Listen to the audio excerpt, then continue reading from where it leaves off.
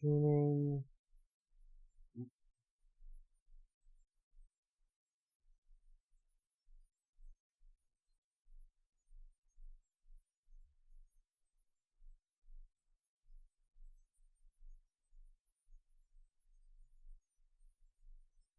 Right, there we go. Share and get the link. Give me a minute.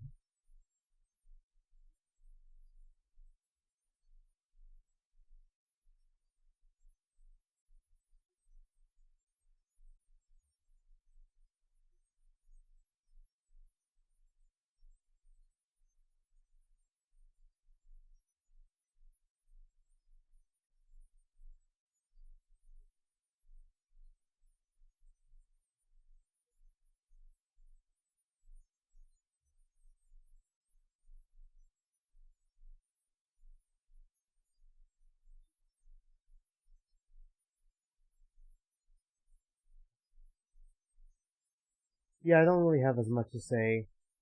If you've seen my stream yesterday, you'll know that I played the Ubel demo, and I find that game good.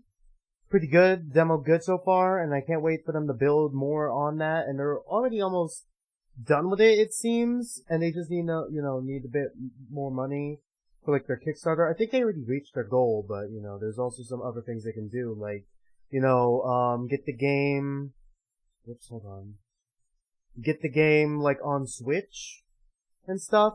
So, if you look in the description below, you'll see the Kickstarter link for Ubel. I kept that there. I'm gonna be keeping it there until the Kickstarter closes. Just gonna let you guys know.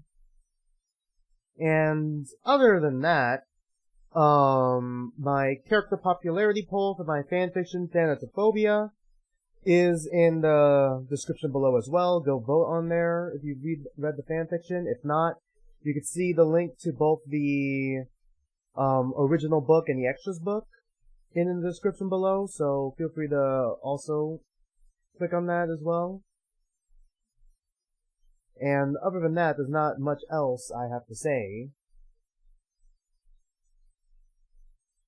Other than, like, one more thing, actually. Usually I stream on Sundays. I always stream on Sundays, alright? I always try to make it consistent. I usually let you guys know on, like, my Wattpad or, like, any other app, like Amino and stuff. Like, when I'm not gonna be streaming, cause, I'm gonna be taking a break, or if I'm just not feeling right, But, I have been also trying to expand a bit, maybe stream a little bit on Saturdays as well. So, I'm going to be streaming next Saturday, if I, have the time. I'm either gonna be continuing with, Ace Attorney, or I'm gonna re-download Dust and Elysian Tale, and then complete that, because I never got to complete the game. I only played it once, and we only got through the prologue. So I want to, continue that and continue playing that as well. Just, I just wanted to get that information out there. Other than that, let's actually, open Head as Code and continue playing. God, I forgot how to do the voices.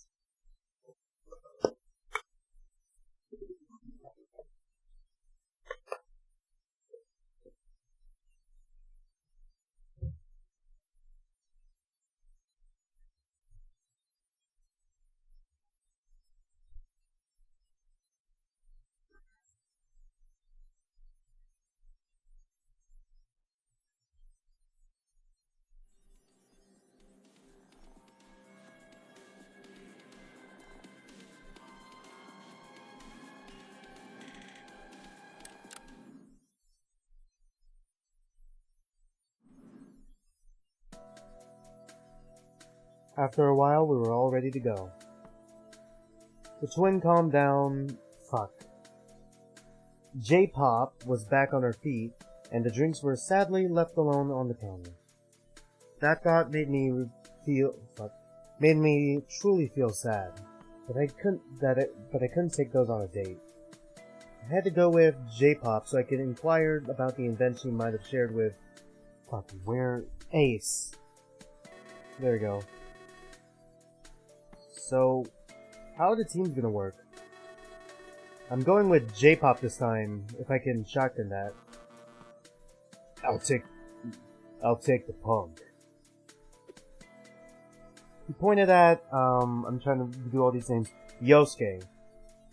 Strange. I thought he might have opposed my idea, but perhaps he didn't want to team up with J-pop again. But to go to the length to where he willingly picked Yosuke, perhaps something I'd said shook him to his core. Yeah, I also got like this little codename thing that I took from, like, you know, the Zero Escape series, because these characters are using codenames as well. So I'm gonna be using codenames for these characters that I make up as well. What? Stop looking at me like that. It'll be fine since you want to go with your girlfriend over there. She's not... Never mind. J-pop giggled at his ascertainment of the situation. Apparently she found that line very funny. Great. My chances with her were probably at around 0. That's okay, I guess. Hold on, how did I do it? Spinach! That's okay, I guess. He didn't look enthused about it. Our teams ultimately weren't very different than the... first round's groups. Nothing was in place to force us to mix up, so the twins went together again. Do we have our teams? If that's the case, let us go at once. Obviously, what the fuck do I call you again? Obviously Snake would go with E-Girl, other than me. He was the only one who could communicate with her. I could have simply handled the bag to someone else, though. Or handed, I guess. I think that was an error, I'm not sure. But I did want her to investigate her situation again later. For now, we all walked down the stairs in pairs. Maybe it was just my imagination, but I noticed J-pop had a bit more pep in her step than earlier. Was she just happy to finally group up with me? Maybe I had more of a chance than I imagined before. I, too, was happy, because that was the only person I really figured I could go on a real date with. E-Girl was nice, but difficult to deal with. Don't fucking word it like that, dude. It's difficult to communicate with. Aw, boo, we got a straight protagonist? Boo. Boring. He really is just white bread trash beta cock motherfucker. Yosuke and the other guys were out of the question since I didn't swing that way. And the twins? That's illegal! Yeah, that's justifiable. Literally only one possible love interest for this character. Never in a million years. You hear that, Chris Hansen? Never in a million years. Don't fucking arrest me. I shook my head to clear up my thoughts. Once again, they were obfuscated by the name of this stupid game. Obfuscated. Fuck you, alright? There is no fucking way that this motherfucker using these big ass words when he just graduated college, alright? And he works at a fucking pizza shop? Fucking bullshit. Obfuscated. I mean, I know how to pronounce it. It's just... fucking... Ooh, I'm sorry. The dating game was named this way because we went in pairs. I understood that. But why that name in the first place? It was embarrassing. It was almost as embarrassing as admitting to J-pop all that I thought of her. I glanced at her again. Come to think of it, she was a little different now, beyond her peppier step. She's a pretty nice person, but in here, she took the lead a lot, and she was unafraid of the confrontation. Those were traits that she did show before, but not to this extent. Either she changed during these years, or J-pop being away from me stopped me from extending my cowardice to her. The train arrived in the middle of my daydream, and we all stepped in for a destination unknown.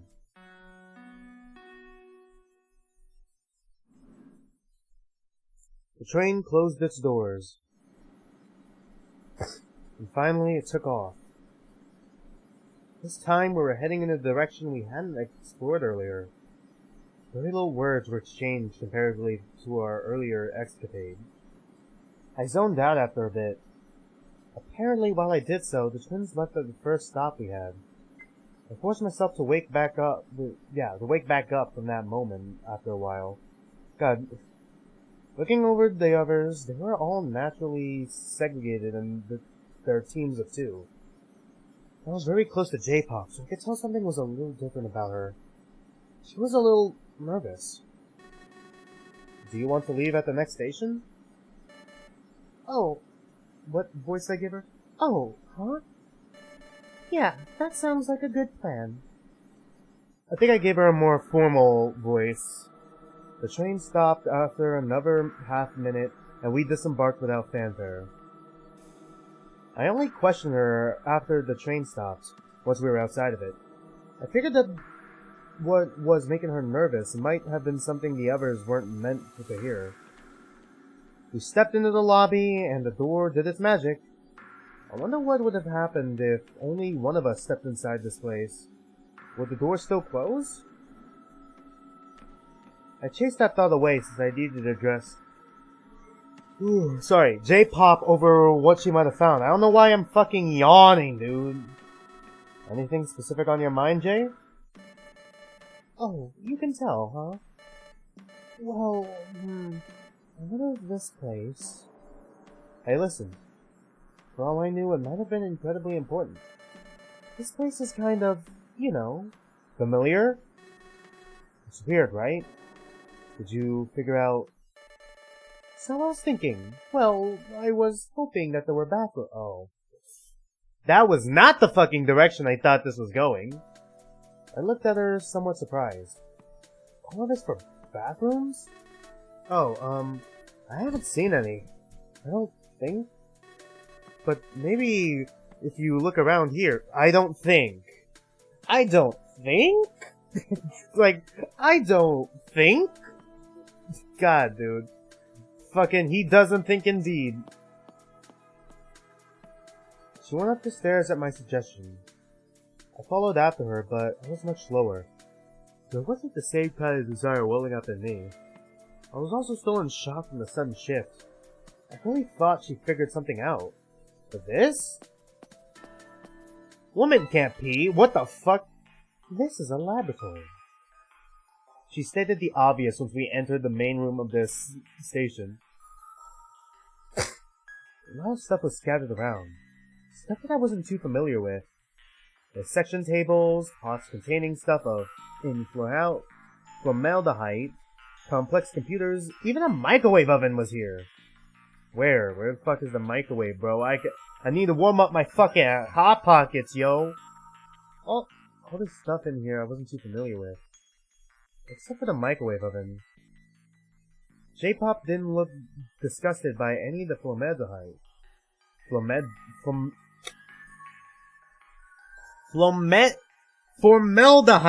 Come on, man! It's not that hard to pronounce. Fucking formaldehyde. Formaldehyde. Alright, there we go. But I couldn't stare at them any longer than a few seconds, and only if necessary.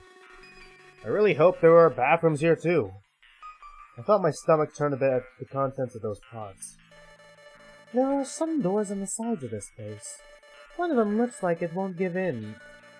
Won't give. Even if you ram a car into it, huh? Look how solid it is. Where does the other one lead to?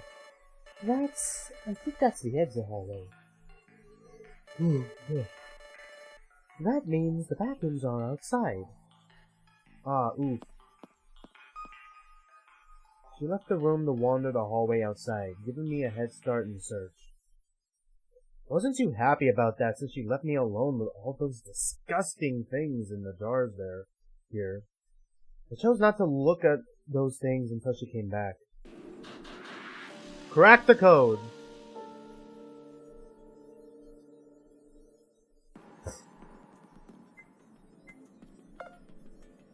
That's the door J-Pop took when she went into the bathrooms earlier.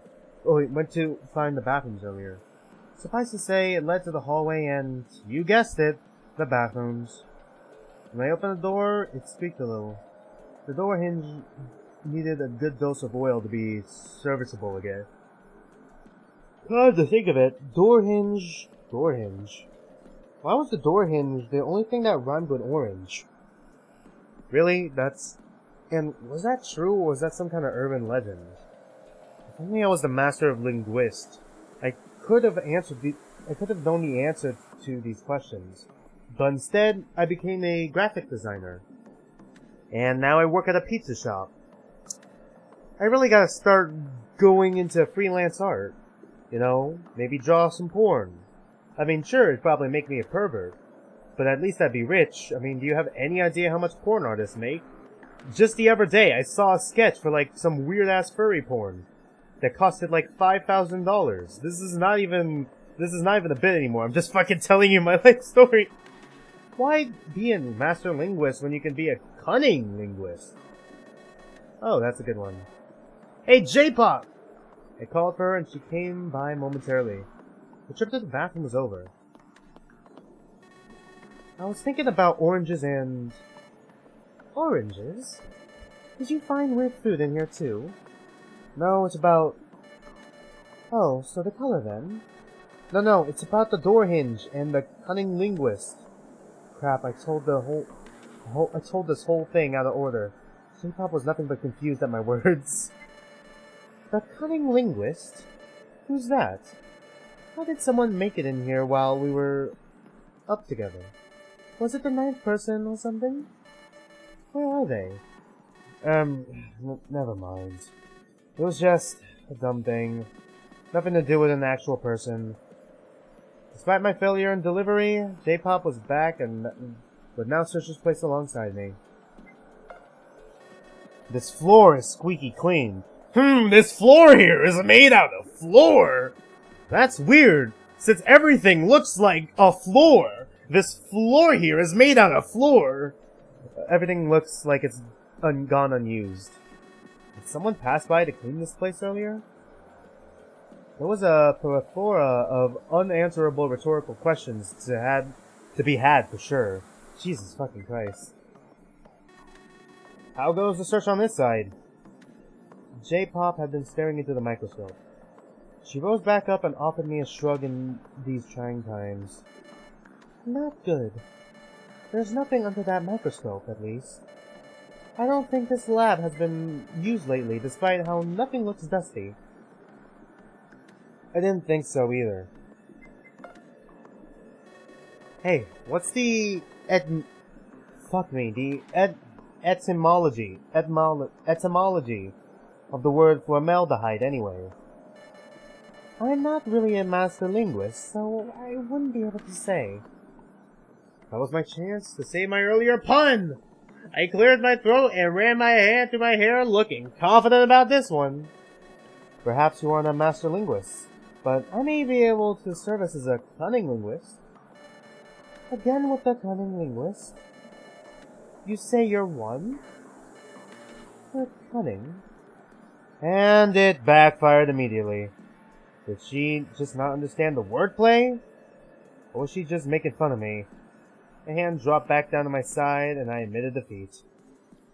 One of these days, J-Pop. One of these days you will suck my don't want to date with me. This thing won't turn on. It's not plugged in. I cursed.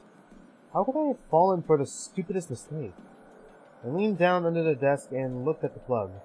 Just as J-Pop said, it wasn't plugged in. Did you see the outlet anywhere? One over here. She called from the corridor. I had to twist my arm a bit to throw the plug that way, but J-Pop managed to catch it. She went to insert it swiftly, but I caught her arm before she pushed it in. You're way too eager to put that thing in, Jay. Oh, hush, you'll be fine. It's okay even if it goes all the way in one go, right? I don't think so. Such a thing requires finesse. You have to tease it a little. Are we really doing this, Simon? Fucking beta cuck, come on! I just fucking finished Zero Escape.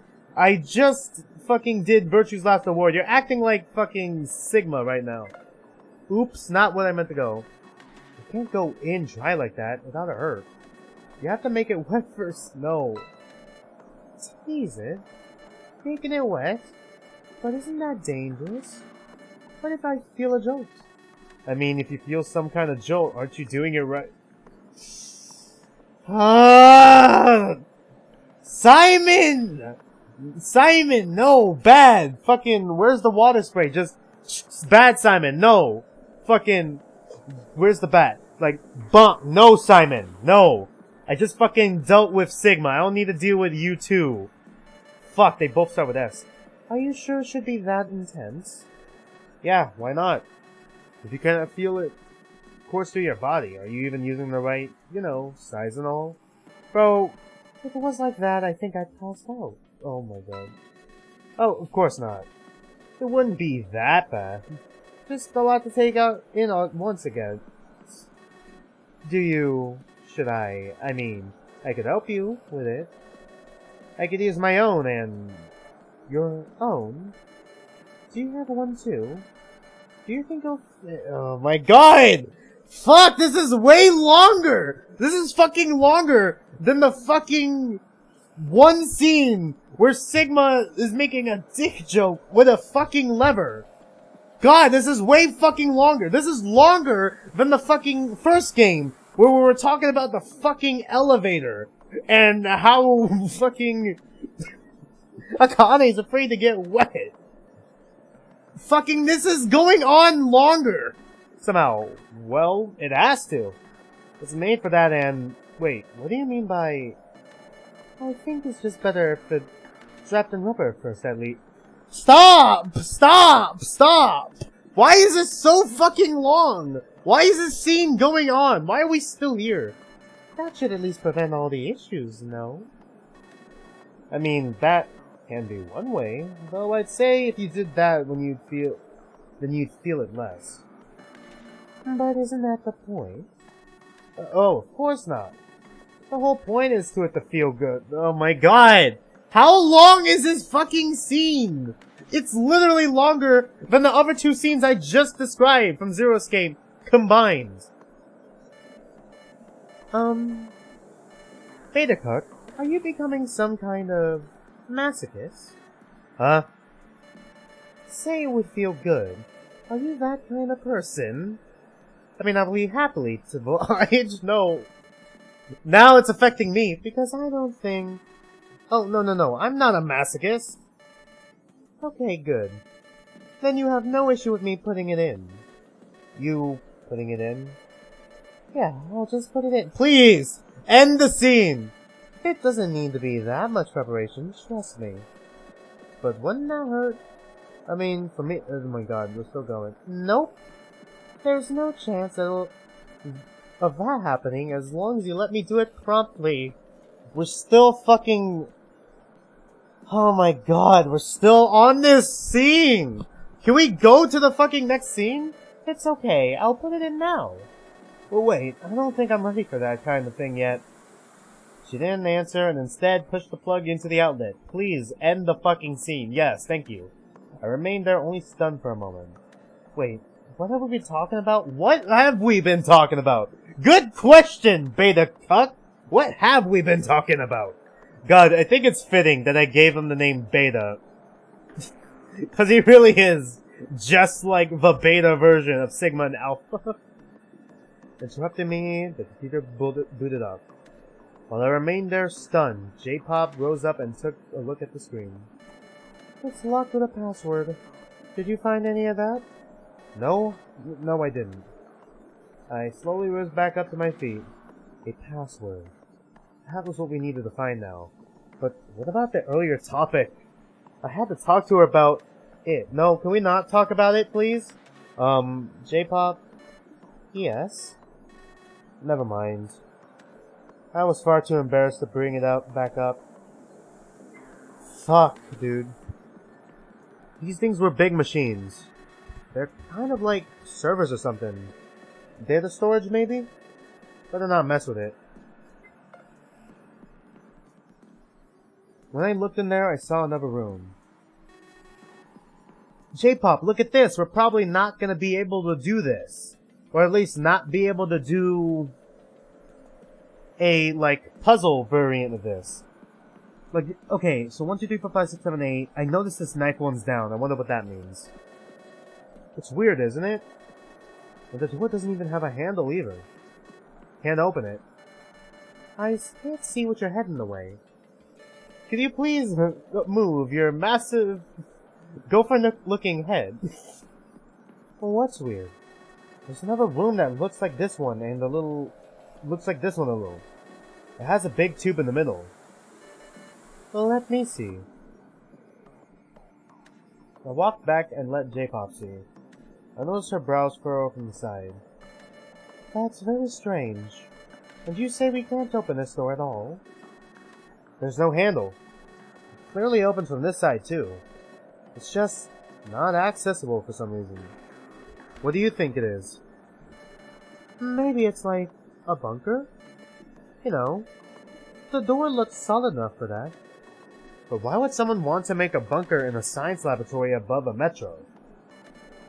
If I had the answer to these questions, I think I wouldn't be here still. She made a good point. I backed off from the door, entirely following that exchange. It still nagged at me, though. I didn't know what its purpose was, or what was behind it. Look at all this stuff! J-Pop, what do you think all this is for? These are cooking utensils. Huh? Do you want me to bake a cake? I don't fucking remember the song, but you know the Lazy Town song? Just fucking... I can't fucking remember the lyrics right now. Just insert joke here. I didn't answer for several moments, too horrified to put my wits together. I think I'm good. That's so fucking cool! Useless to search, but cool anyway. It's a lever. A lever. That was one big-ass switch. In other words, a lever. That's one big-ass switch. AKA a lever. Yeah, that is one big-ass switch, as opposed to being two big-ass switches. Fuck. Damn. Better not touch it. Pull the lever, Kronk! Wrong lever! It seems like it's connecting to two things already. If we took it off, we might... Jasmine flipped it down without even paying attention to what I was suggesting not to do. I frowned and crossed my arms accusingly after replacing it how it was before. She shrugged at me. Nothing happened, it's fine. But one big-ass switch could cause one big-ass explosion if you don't do it right. Do you just press all the buttons you see when you enter a room? Yes. Damn, okay, base. See? Even you wouldn't... Huh? She left my surroundings, probably to go push more buttons and flip more switches. Damn it, J-Pop! Alright, what's here? I rummaged through the contents of this table. Magazines, a microscope, some science stuff, more science things, and science objects of all kinds. Science, science, science. I probably should have gone with, like, Yosuke or something, because I'm pretty sure he's a science nerd. And over there was another science item, too. So much science. Among the science, I saw something a little bit more familiar. It was a USB stick. Finally, something I recognize and can use. As for its purpose, I had no idea. At least, I had it now. Let's just not talk to J-Pop the whole time. I tried entering QWERTY as the password, but it didn't work. And neither did password or Hunter 2. Since I was all out of options, as those were the only ones that existed, I decided to plug in the USB stick. Why not just fucking start with that? That's what I would have opened with. What? Did you try Smiley's birthday too? Do you know the date? Otherwise, we'll have 365 different possible outcomes. 356 if we count leap years. She didn't know it, and neither did I.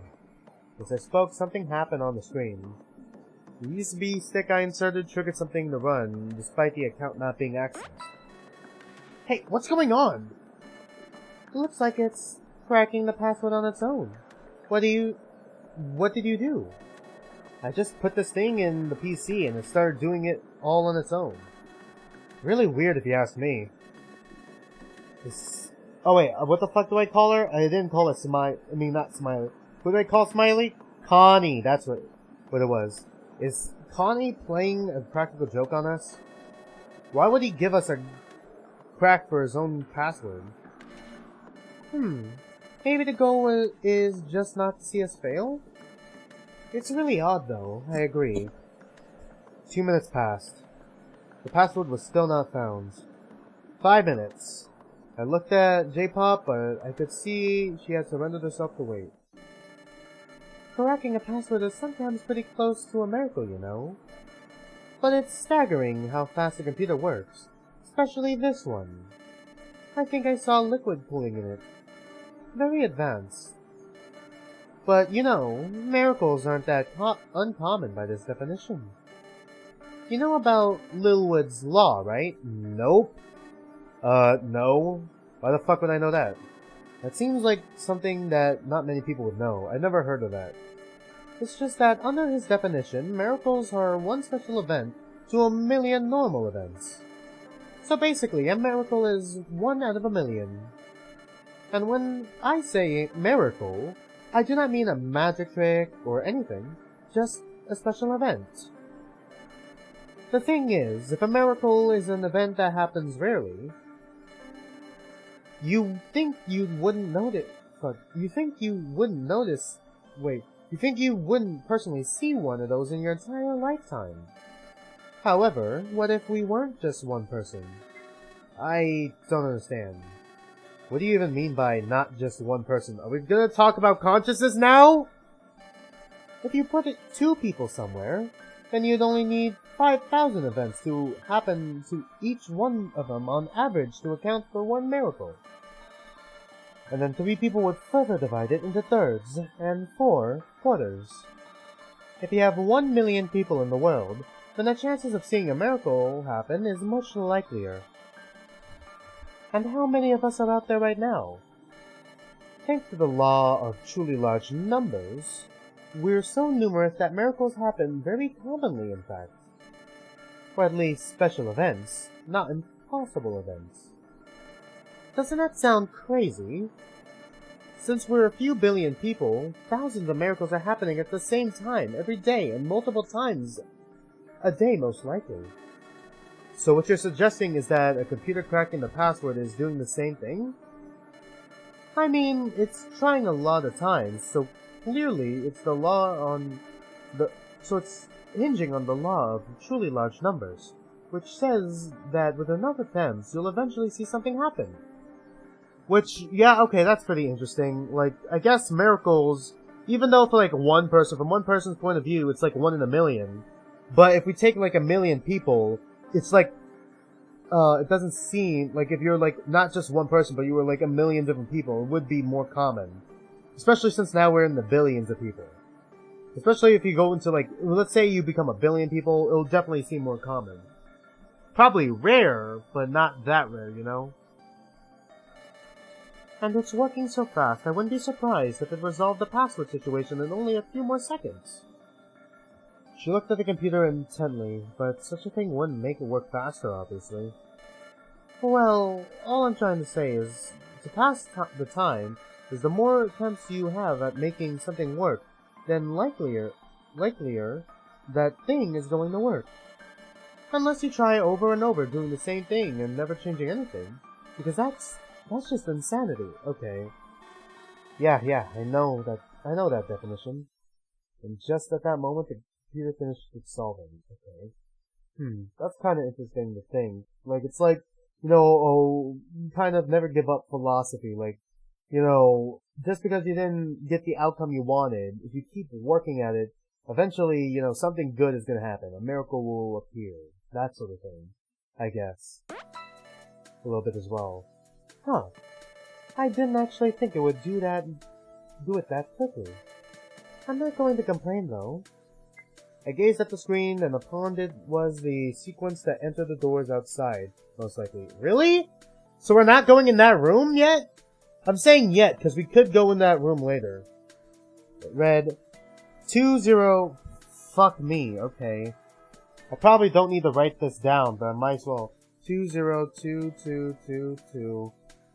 My pencil is not working. I need to get a different pencil. Hold on. Give me a minute. I need to get a better pencil than this. Hasn't even fully been like a hot hour. Oh, that shit's crazy. Maybe we're gonna unlock the flowchart this week. I don't know.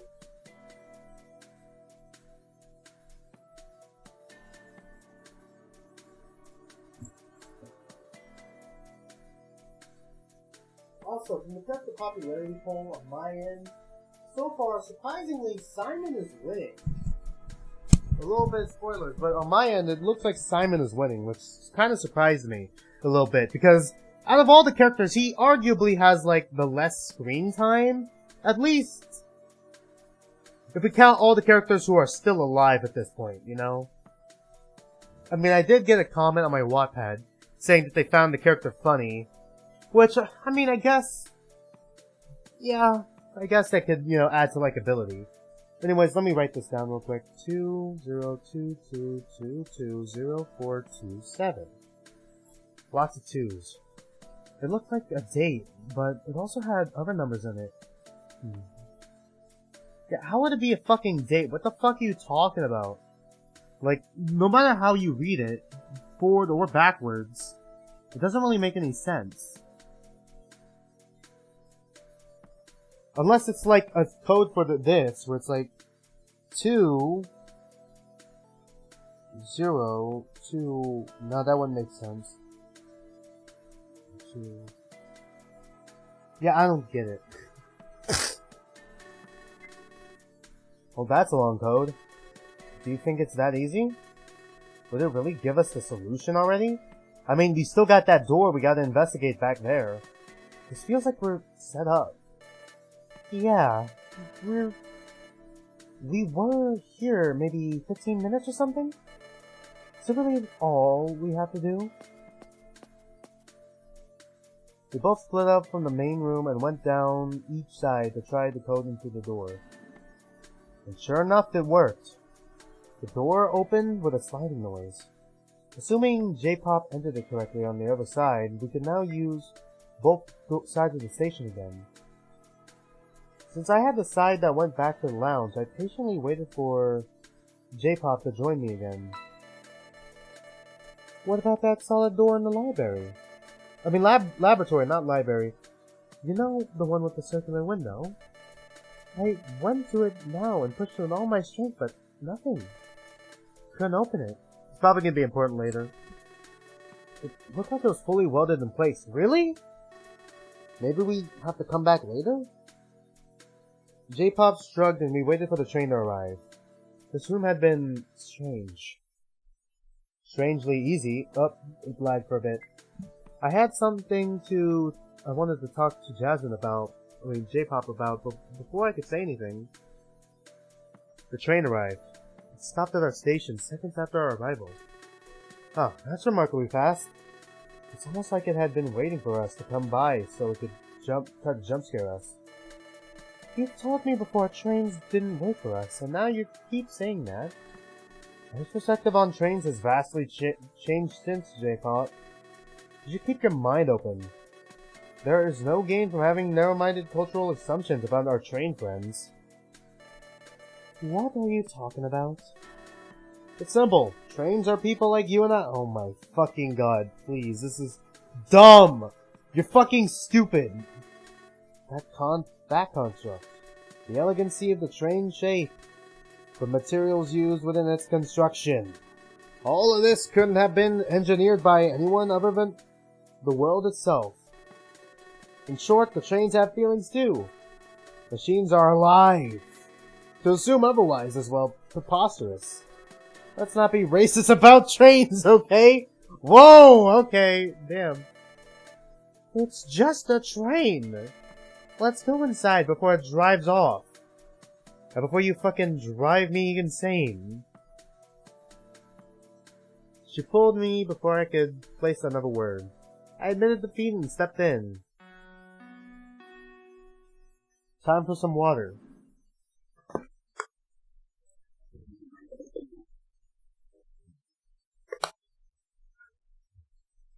The doors closed behind us as a voice called out to us. It was an old voice. Huh? Oh, Plashane Station secured. Secured? No, not that voice. Another voice had been drowned out. What fucking happened? Who's the old voice? Oh my god, did we just miss the 9th person? Oh, it's just that guy. There you are. It seems we have taken the same train after all. I was taken back by his sudden appearance. What were the chances we would take the same train again? Eagle was along with him, although she was sitting on a chair further in the compartment. Do not worry. I'm simply perceptive. It was not so difficult to make it back out relatively quickly, even with a partner such as Eagle, who doesn't even have a full skill set. A few seconds later, the train stopped at the station which housed the twins. Neither of them was waiting for the train, so it didn't take long for its doors to open.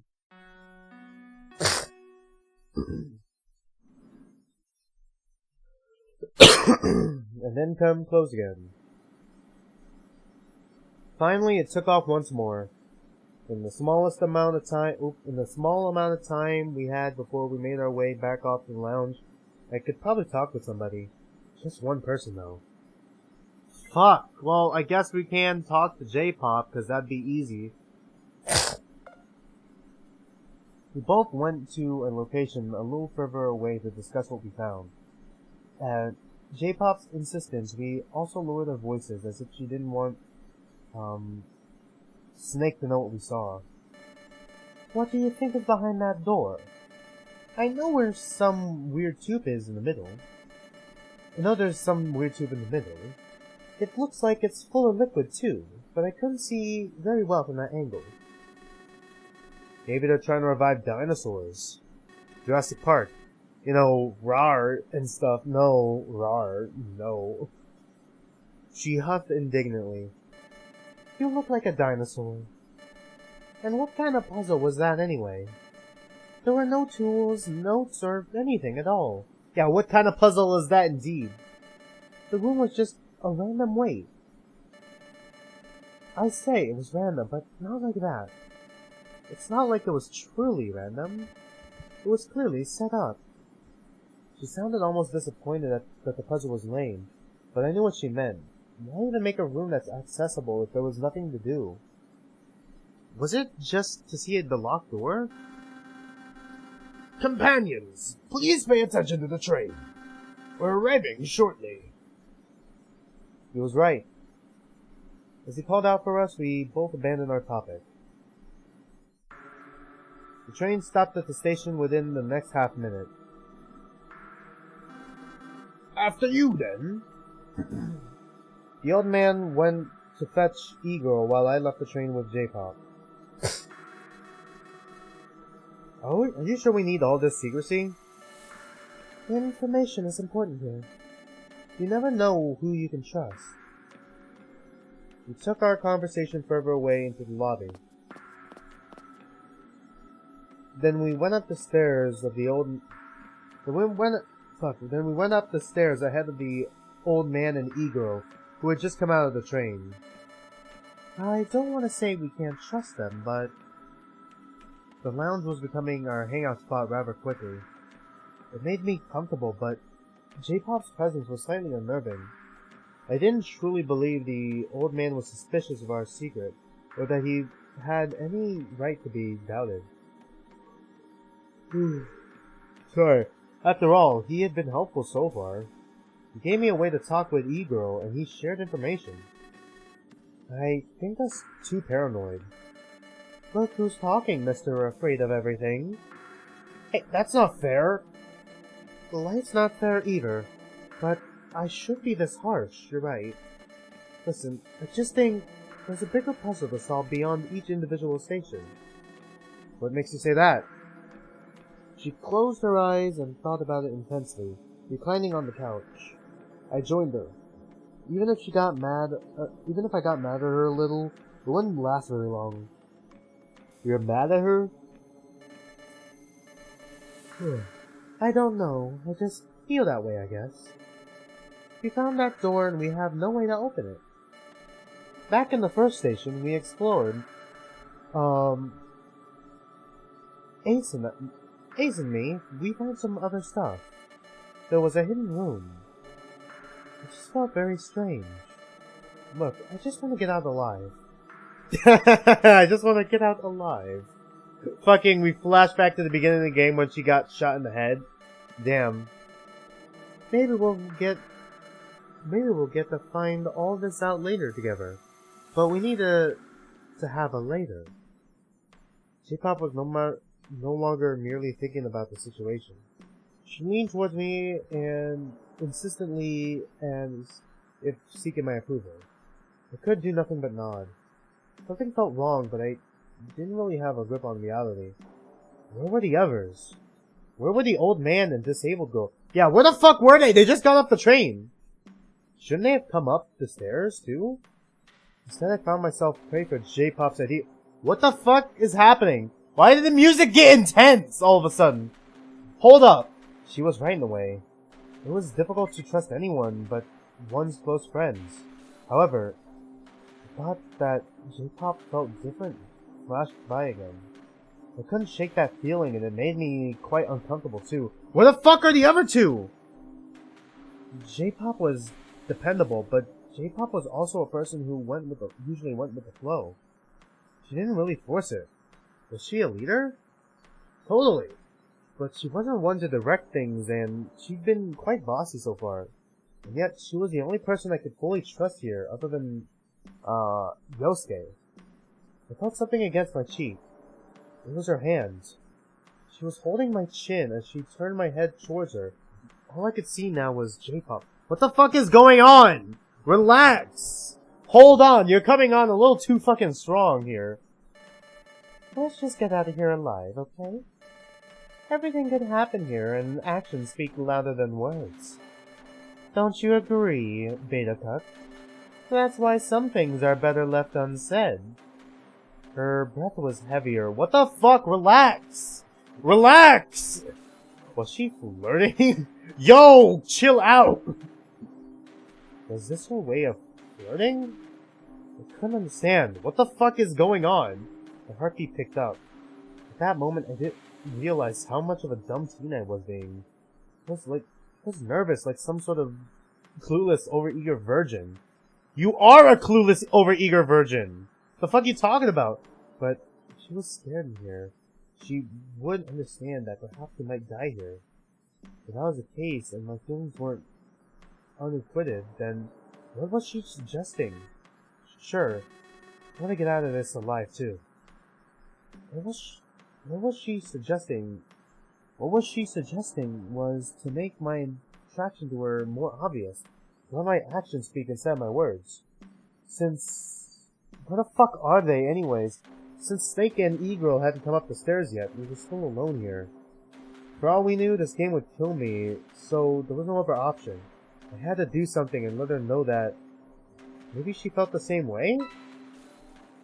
As the moment in which our heads were close to each other stretched further and further, I started thinking about the train again. We've been taking it before.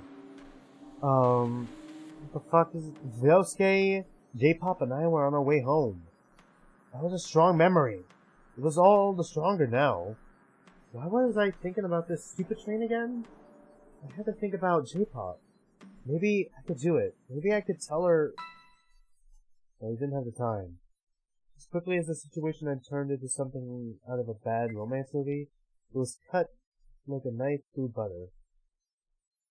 Dazed, I pulled away, almost embarrassed, stood back on the couch. In the room, two figures had walked in. They were Snake and E-Girl. Fuck, I was worried for a second. Jesus, what the fuck took you guys so long? Following after them were two more that came in. Ace and... trying to remember his name, Yosuke. They were both fine.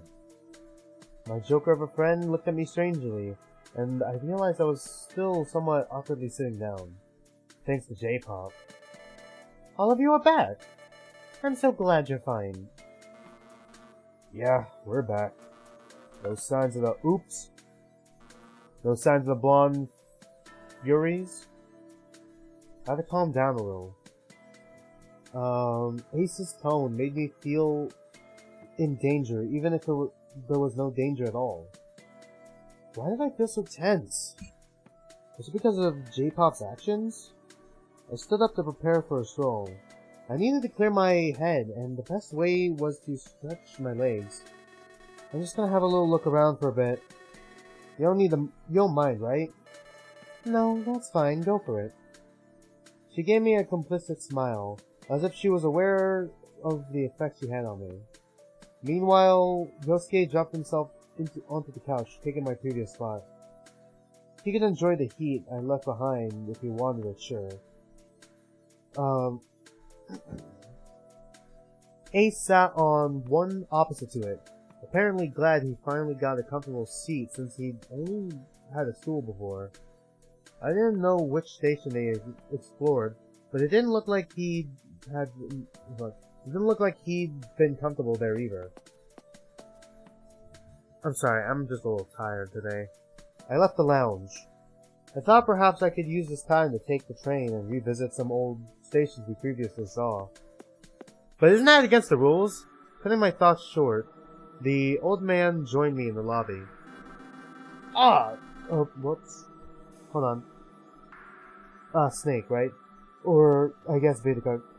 Beta-Cup. My legs can use a stroll as well. Shall we go? Do you want to head to the station or something? I squinted a little, incapable of hiding my suspicion. This was very ill-timed. I did want to be alone doing this, so nobody else would think I was exploring the new station. Why was Snake here? Was he hiding something too? This was a little dangerous all of a sudden. Perhaps J-pop was right. Or maybe J-pop's paranoia was spreading to me. Usually, I was the scaredy cat, not J-pop. This thought pattern should have been what I came up with, not something she suggested. I sighed to myself. The moment one started doubting everything, they wouldn't be able to trust anything. The old man arched a brow, unable to read my mind. Well, did I go with him or stay here? The choice was between going alone with him or staying where everyone else was. One seemed more dangerous than the other. J-pop's behavior weighed heavily on my mind too. There was something a little wrong with her. If I just stayed, perhaps something bad might happen too. Something bad might happen, such as getting into a real relationship. What? I was so afraid of commitment. I scratched the side of my head in my indecision. I shook off J-pop's warning after making up my mind. Whatever this old man did, I could handle. I was fit, 24 years old, and I wasn't a coward, damn it! Until I was, at least. I wanted to know a little more about him either way. Perhaps this would give me an idea for a possible link between him and E-Girl and the rest of us. They were dressed in such a strange fashion, and they clearly knew each other. Alright, sure, let's go. Where to? He smiled at me. Agreeing to his proposition was putting him in a good mood. He answered while we walked to the station proper. I suggest we leave for the station you've explored before. Do you believe that would be a good course of action? I mentally cursed. If I disagreed with him, it would look like I was hiding something, and if I agreed, then he'd find out that Jasmine wanted to keep from the others. Him figuring it out at this point was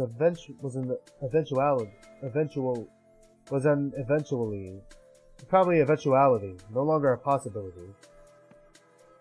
Even if I chose to stay, he could go there on his own, and that was why it probably was better if I went with him. I don't understand why J-Pop was so paranoid. This man was cunning. More cunning than I thought. Fine, let's head over to the science laboratory. Oh, cunning linguist. Is that the whole joke before? The whole bit before for this guy? What exactly was in the room you explored with E-Girl again? It was an infirmary, but there was nothing consequential in there except for something which I will share with you, since you're being so agreeable. Okay, he was sweating. But it will have to wait until we get to the station. The train is here, so let's go. We all entered the train. Or the both of us entered the train. As usual, a little chime announcing the train's departure rang and the doors closed. I wonder if the ones still in the lounge are here. That thing was pretty loud. Roshan Station secured. In the train, we had 2 stations to wait for us, so I could ask him some things if I wanted.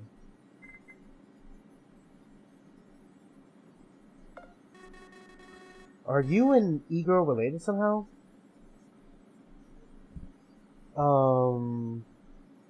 Snake was searching for his words. That was somewhat rare in an occurrence for him. I suppose you could say we are merely acquaintances. Circumstantial acquaintances at that. We didn't really choose to know each other. The simplest way to explain would be, I work for a company that produces a headset and mask she wears. Two of those objects are very complex. That same company has made pens you have in your possession too. My department specializes in reproduction, meaning recreation, printing, or many kinds of printing. That is why those pens are the way they are. Oh, so is this company trying to reproduce and recreate missing limbs and stuff? Especially important limbs, ears for hearing and eyes for the blind and stuff. Trying to cure blindness and, deafness. I'm not sure how to feel about that. Unfortunately, I'm not allowed to divulge what the purpose of that headset is. Trade secrets. He put a finger in front of his lips as if calling for silence. I see. The train came to a stop at the station. This wasn't our stop, but we were getting there soon. After a few seconds, the doors opened. After another few seconds, they closed. We remained as silent as the train did its routine.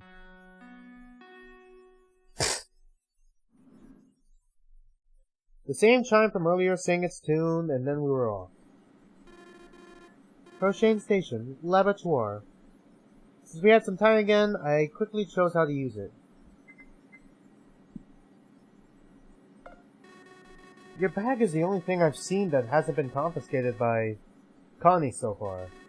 My phone, my wallet, everything's gone, and it's the same for, Yosuke. What exactly is in there if it's not too rude? Oh, nothing special. All there is in there are my usual necessities. If I had to assume, I was left with this bag to better help the communication between people here. Without it, I would have remained the only person who could talk with E-Girl. Though it would have been much simpler if he had taken it away. I'm sure the fact that I have more possessions hadn't escaped the eye of many others in the group. It is such a shame. Perhaps they'll choose to trust me less as a result. He sighed and gave me a sad smile, which made him look even older. I didn't really know what to think of his bag, to be entirely honest. One thing I knew, I didn't like that he had it. There was something in there he didn't want anyone else to find out about. Okay, so he has a secret in his bag. Finally, the train slowed down, and we came upon the station we'd been looking for. Let's get a move on. It'd be silly to make this walk any longer than necessary, after all. We do have to go back as well. Wouldn't you agree? I agreed, yet I remained uncertain of this man's motives. We both left the train, and just as quickly we went to the lobby. The old man was leading the chase. He was moving rather rapidly, disregarding my pace. It felt as though he'd grown impatient. His manners were less polite than before. I felt it strange how he changed so quickly. We have things to discuss. I figure I may trust you with this kind of thing, but first I must swiftly investigate this place to be certain of my hunch. Once again, we were in the laboratory, and...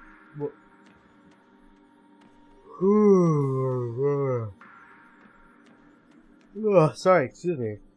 We quickly examined the room. First of all, I will share with you that I work for a very rich company as a researcher. You could say that the company has a goal to better humanity as a whole. Okay, so eugenics? Nah, just kidding, but... Fuck. However, I will be straight with you. The company I am part of is doing some illegal activities. Oh no. Fuck, it actually might be eugenics. Oh fuck. That's surprising. Shouldn't you want to hide this stuff? He didn't stop moving as he spoke. He shook his head. Am I gonna get stabbed? Of course not, because my role is to participate in these experiments, but to, as they say, take out the trash. Ooh. You can think of me as some kind of internal secret police. There are some branches in this organization that are less reliable.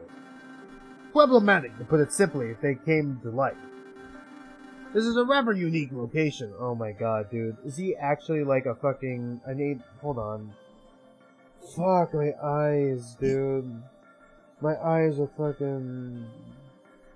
I'm like fighting to keep them open. It's not that the story's boring, I guess I'm just tired.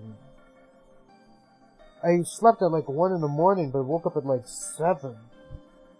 I had like 6 hours of sleep at the max. This is a rather unique location. He motioned at the entire room, but he didn't mean this room. Clearly, this old man meant the entire refurbishing of the metro was part of what he was investigating. When I say unique, I don't truly mean it, because we had another one very similar to this one somewhere else. Wait, another one similar to like this place? He opened some drawers, looking at their contents. I looked over his shoulder and noticed that there was a knife rack. Oh, great. One of the knives was missing. Someone took a knife? Not long ago, there was a fantastical explosion which removed that other location completely. This wasn't in the plans at first, but that was a result to remove that problematic place. You mean the subway in New York? Oh my god, this guy's a terrorist! Is he the terrorist? Oh my fucking god, we're gonna get murdered. I am unable to say anything else about it. Breach of contract. At any rate, I am here to bring Connie to justice, and I require assistance. Oh. Oh no, okay, so he might be military police something? Or like a, I don't know. When we capture him, you will be hailed as a hero. He offered a smile. I could tell that he was genuinely looking for help, but was that because he was unsure about his own chances of success? This was a deal in which I had nothing to lose, though. Okay, but I'll need to know more. I admire your inquiries, but I will be unable to provide you with more details. It's on a need-to-know basis, unfortunately. Well, I feel like I need to know. Otherwise... He leaned in a little more. This whole time he'd been talking very low, and I only noticed just now. Connie may catch wind of what I'm doing. He pulled back to where he had been before. Now I came here because I had a hunch about something that may relate to another object that I have found earlier. Of course, at first I didn't think you and J-Pop would truly be hiding something from me. The old man took a glance toward the strong door. Trev, he found it. I mean, not that it was that difficult to do, but since it had been pretty plainly in the open. Fuck. For us to succeed, you are forbidden to keep this kind of knowledge from me. Fuck, dude, he's giving me the red eyes. He's opened his eyes. That means he's getting serious. That is because of this. He reached into his bag and pulled out what looked like a strange remote. It had been over 26 buttons on its surface, each labeled with a letter. Near the top was a small screen showing a few asterisks. The man pushed a few more buttons and pointed the remote at the door without a handle. The beep coming from it signaled an error, and the screen cleared itself. I don't know how many attempts we have with this, but I toyed with it earlier. I thought to perhaps enter some digits. Turns out this remote takes 5 of them. Unfortunately, he sighed as his lack of knowledge weighed as would the world upon his shoulders. I do not know the password. I believe this room is far more important than you might have previously thought. This is our primary search now. Wait, aren't we looking for the 9th person? Yes, but let's just say that is no longer our priority. Have you found them? I was slightly mistaken. It is not really a 9th person. What do you mean? I have great cause to believe that this remote is the object we're supposed to find. The 9th person probably is... Probably is who? The man nodded towards the strong door. In there? Oh my god, well, we did hear an old voice or something. The best hiding place is a room people can't access. If I had to guess, this tool can be used to open any and all doors you may come across. Look at this door, for example. Look at this graph. No. I'm a little tired, I can't do bits. He reached for the wall and let his hand slowly come down its smooth surface.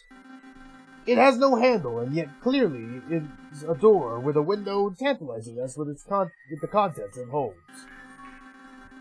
This would have no purpose to be shown if it wasn't something important. It may as well be where Connie is as well, watching on all these monitors orchestrating our every move. I mentally calculated the amount of attempts one would need to brute force the remote's code. It would be something like 26 to the power of 5. If what he said was true, and we had limited attempts, doing that would be impossible. And of course, of course, as I am sure you are eager to leave, we cannot simply go right now. If you even managed to make your way out of here, maybe that too would have been part of Connie's plan. Perhaps he intends on framing my organization, which is a beneficial entity, as a malevolent institution that needs to be caught and shut down. But what about the terrorist attack thing? In reality, he's the criminal. Or are you the criminal? Do you understand? I guess, but if we can leave, then I will. Is that fine for my terms? Didn't look too pleased with that, but he abdicated quickly. Very well. I guess those are the best terms I will get out of you. Rest assured, as soon as we find a way in, I will let you go and you will be free. He handed me the remote. I took it with slight surprise. This is my gift for you right now. If you find anything that will let you use this remote by investigating other stations, you will do well to let me know. I will leave it with you so that you may check for yourself. I already have memorized that remote and what it looks like. What this remote looks like. What its function seems to be, and the engravings on the back. As I held it, I realized there were little dots on the back. However, nothing of it meant anything to me. What are those for? Need to know basics. Fuck, dude. It's fucking, Braille, but only he can translate it. If it happens that it is important for me to share with you, I will. I didn't like how he insisted on keeping me in the dark, but also wanted me to cooperate. Like keeping secrets and also wanted me to reveal my secrets. This was increasingly becoming a one-way deal. But wait, if this is where Connie is, why would he give us the way to reach him? I honestly don't know. Maybe he wants to be caught.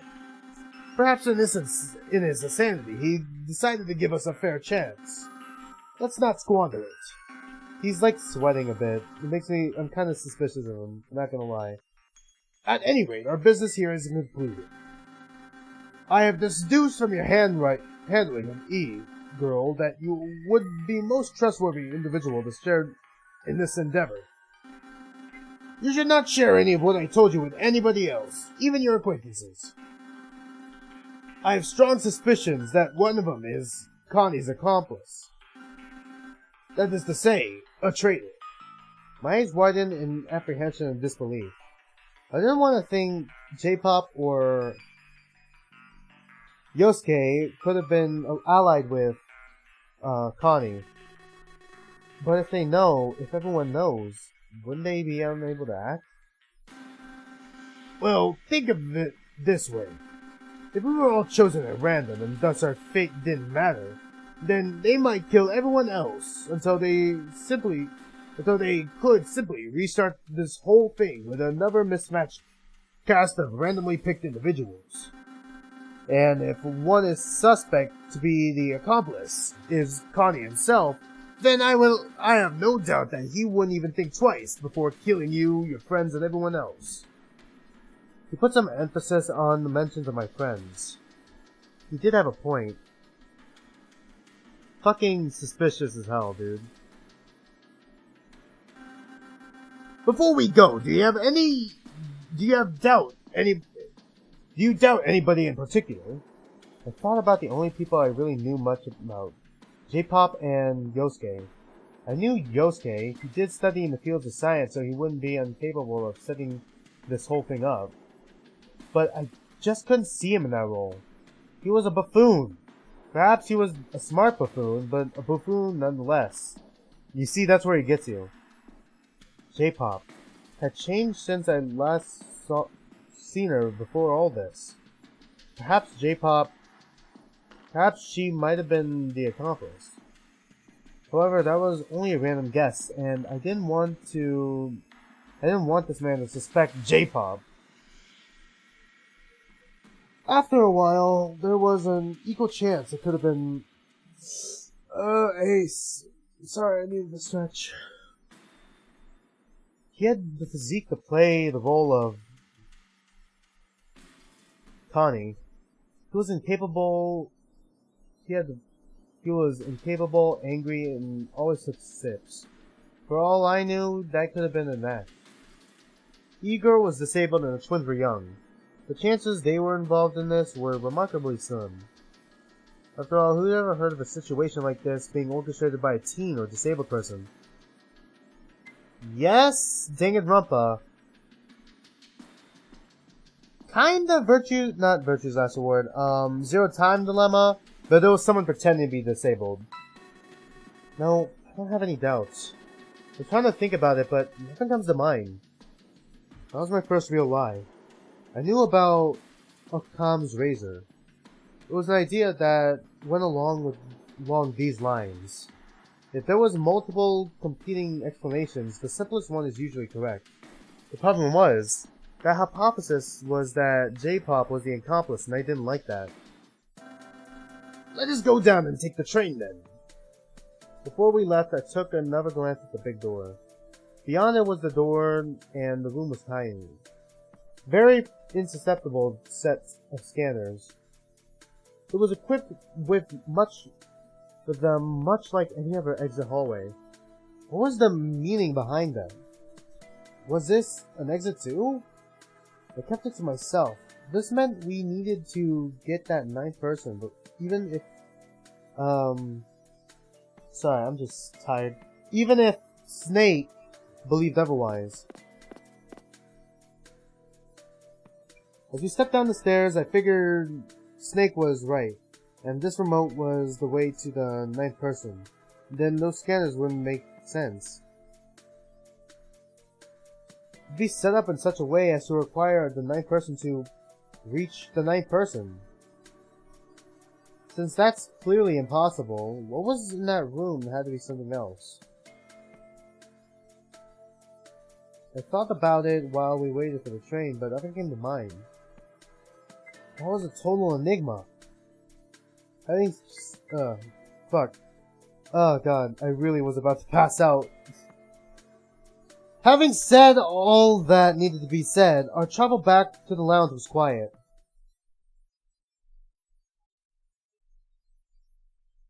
Fuck, I really was falling asleep and I bit my tongue. Shit. We came back to the lounge where everyone else was waiting. J-Pop greeted us first. You were gone for quite a while. Many of us wondered if we should just go ahead and keep exploring, since it looked as if you were gone to do that. I didn't mind being chided by J-Pop this time, but it was slightly embarrassing. Despite that, I remembered what, Snake told me. We shouldn't share our information. We took a long stroll. What can I say? How about we take a small pause and then head out afterwards? Sounds good to me. Or by me, I guess. Hansel, I think that's the more emotional one, right? Yeah. Ouch. Junko fucking Mishima. Like, okay, that's fine, but not too long. There's little to do here. There's little to do here anymore. And unlike you two, we've been holed up in here the whole time. This was just my investigation, disguised as an offer to take a bit of a longer break. I needed to keep watch for anything that could point me in the direction of the accomplice, if they even existed. If they even existed, fuck.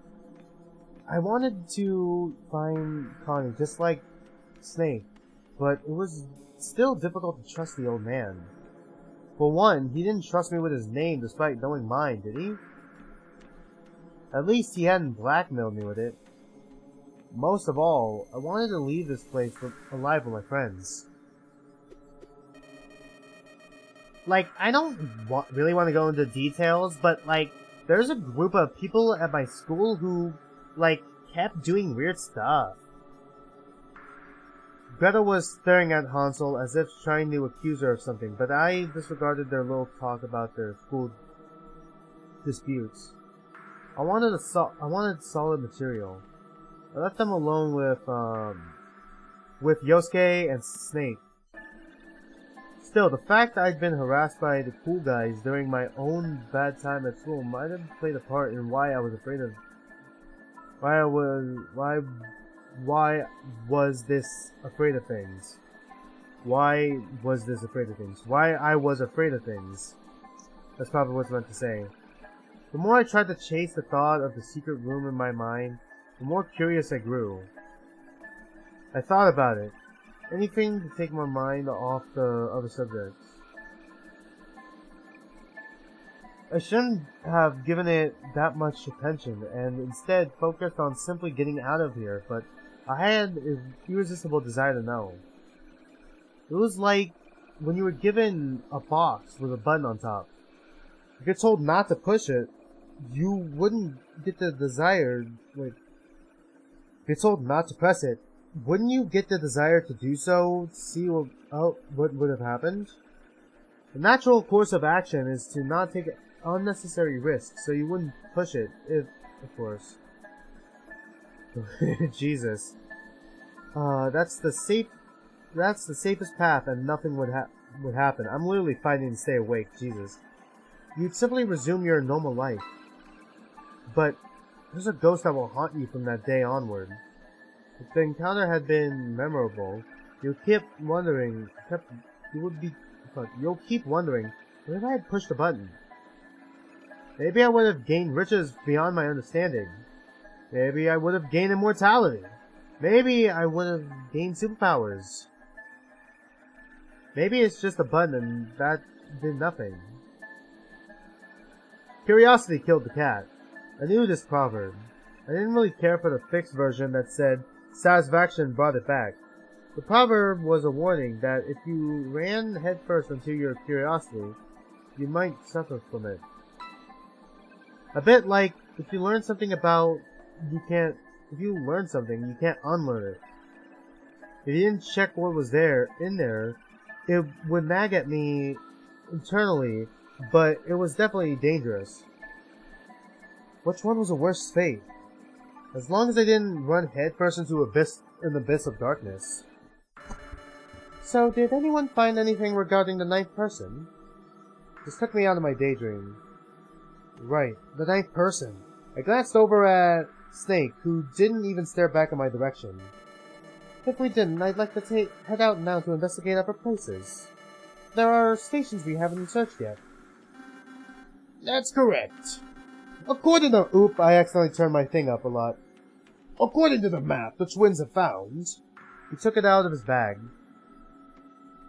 Most likely he'd taken possession of it as when he spoke with the twins. Fuck, hold on, I need to stretch my ears real quick. It seems Snake had a more success in his investigation than I had. All eyes on him, he continued. There are a number of stations left to check. Namely, in the western direction, we have 3 stations. The pool, the rec room, which I assume stands for recreation, and the reactor. Like, that sounds dangerous. Indeed. In the other direction, east, then northward, we have 2 more stations. The church and the theater. The theater. In total, that makes 5, which even if we split up and cover them all, would be one to be seen. I thought something was wrong with this map. There were a lot more stations than this in the metro. Did Connie just run out of themes? And each location was themed around a single thing. Then maybe that was the case. Perhaps his influence only extended to this much. It's possible, if we are looking for that 9th person, they may have tasked our avoidance, meaning they may be on the move as well. That's assuming some Connie spoke to them too, I think. Well, no. Think about it. If they're Connie, they'll want to avoid capture. If they're an accomplice to Connie, they would want to avoid us as well. The only scenario where the 9th person would want to be found would be if it was one among us, and we're all here. All 8 of us. So the plan would be to have us all move around? Close. I think we should go westward with 3 teams while the 4th one goes through the stations on the other side. If they keep watch on the furthest way, then the 9th person wouldn't be able to avoid them. Any objections? Nobody spoke. I didn't know what, Ego thought of his plan, but he assumed before I could ask her. I frowned a little. He was moving a little too quickly. I thought he might have wanted to personally inspect everyone else to make sure they weren't Connie or his accomplice. Very good then. Let us form teams. Fuck, I'm super... I wanted to go explore a new room, so I figured he'd take Ego, leaving me to go with someone else. The teams on guard duty would most likely involve Ego, because there would be no puzzle room to solve. However, he requested to go with Hansel, to which Gretel vehemently opposed. I'd vote my sister, if that's not an issue. Understandable, but there is an issue. I've come to the conclusion that we would be better off pairing with others we're less familiar with. It might give us insight we would have never gotten otherwise. He flashed a reassuring smile. The twin ended up agreeing. Fine. I think that we're all in this together, and want to leave, we'll need every little bit of knowledge we can get. Like, as long as I don't have to go with the pink witch. J-Pop shrugged at everyone else under that nickname. While Gretel, Ace, Yosuke, and J-Pop deliberated on who would pair up together, Snake approached me and suggested something interesting. I believe you should go with E-Girl. I know you may want to explore another station, but please keep an eye on her and go through the ones we already explored. She would be very helpful in the puzzle room, and that way you can make sure nobody forgot to find something, either voluntarily or not. By the time I nodded, the deliberations coming from the other four were over. So I'll go with Jay then. The Jay property then. I got something to ask you. Nothing big, but it might as well be big. Trying to find out what links us all here to? Something like that. Now shut up. A bit of heat rushed to my head as if I was getting angry. Partially, it was also envy. I didn't want to go with J-pop, but I understood the weight of what I knew. I'm okay with it. And that way, Gretel can go with Yosuke. The two others looked at each other. Yosuke looked extremely awkward. Despite his usual, most likely fake confidence, he was really bad at meeting new people, especially if they weren't in his age range. Then it's settled. Let us make way for the train. Although I suppose our fourth group might want to go the other way, yes? Why is that? Beta-Cuck and E-Girl have been elected for guard duty while we explored those 3 stations. I clenched my teeth. That was what you decided, you duplicitous old man. Oh, well, in the end, I wasn't too angry, but I understood him a little better. He really liked spinning his words in his favor. As long as you don't stick to the train for too long, or else it'll take you somewhere you can't come back from. Once our 3 teams are done, we'll go back to fetch you. Yeah, hopefully that's fine. Let's go already. Like, the earlier we go, the earlier we get out. All of them left after brief farewells, leaving the 2 of us alone. In a way, I wasn't too mad about going out with E-Girl, though wording it that way was embarrassing on some level. I explained the situation to her since Snake neglected doing it. It took many papers, and it was a long and laborious. In the middle of it, I heard the train come and go downstairs. Finally, I was finished telling her everything. As I had heard no train pass by, the 9th person wouldn't be getting by us yet. Still, I remembered what Snake had told me. The 9th person may very well be stationary too. I didn't truly believe they were mobile, so I was probably going to explore a station regardless. What voice did I give you? I do not remember what voice I gave you. Imagine if she can see and hear through the visor and the thing, and we've just been, like, doing all this for nothing.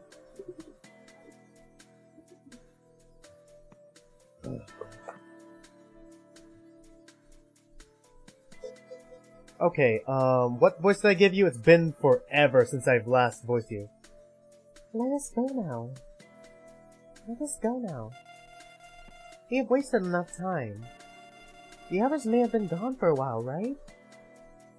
Even if she couldn't see me, I nodded. Force of habit. I took her to the other side of the station down into the lobby. Beyond it was the station.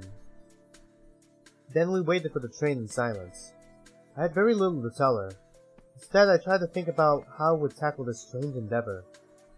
I wanted to try and unlock the door, but with limited chances, it wouldn't go so well. Me exploring that station was also a waste of time, so I ignored it on our trajectory. Instead, we were going to explore... Crap, I forgot what the next one was. The official name was something or another, but what was there again, according to the maps? The old man had them, and I forgot what it was. When the train arrived, I stepped in it with E-Girl. This entire trip would be a little boring. I didn't really have anything to tell E-Girl at the moment, and nothing much happened.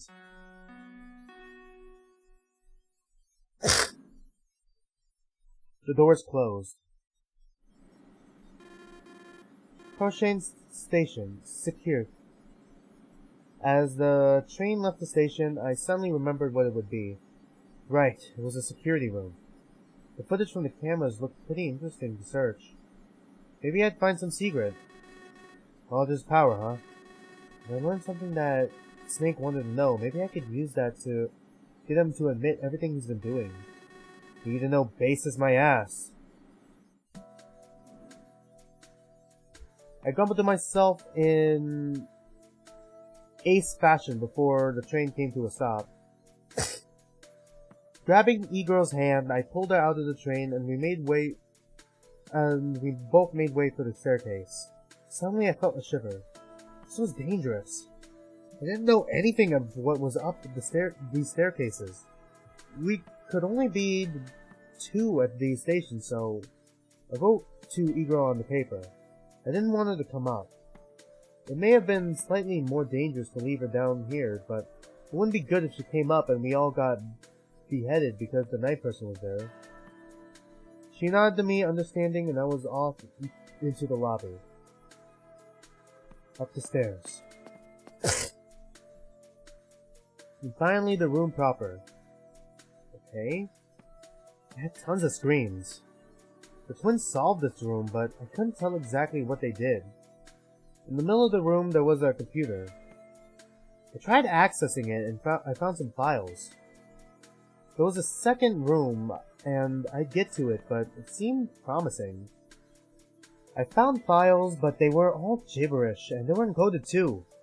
I couldn't watch any of them, even if they were clearly video footage.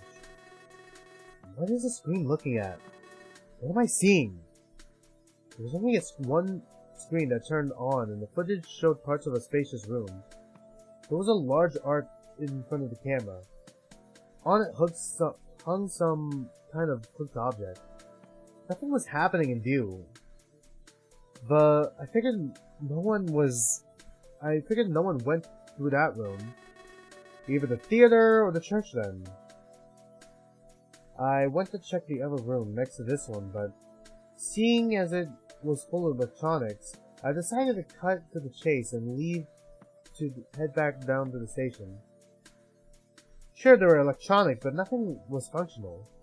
When solved, that room probably shut down on its own.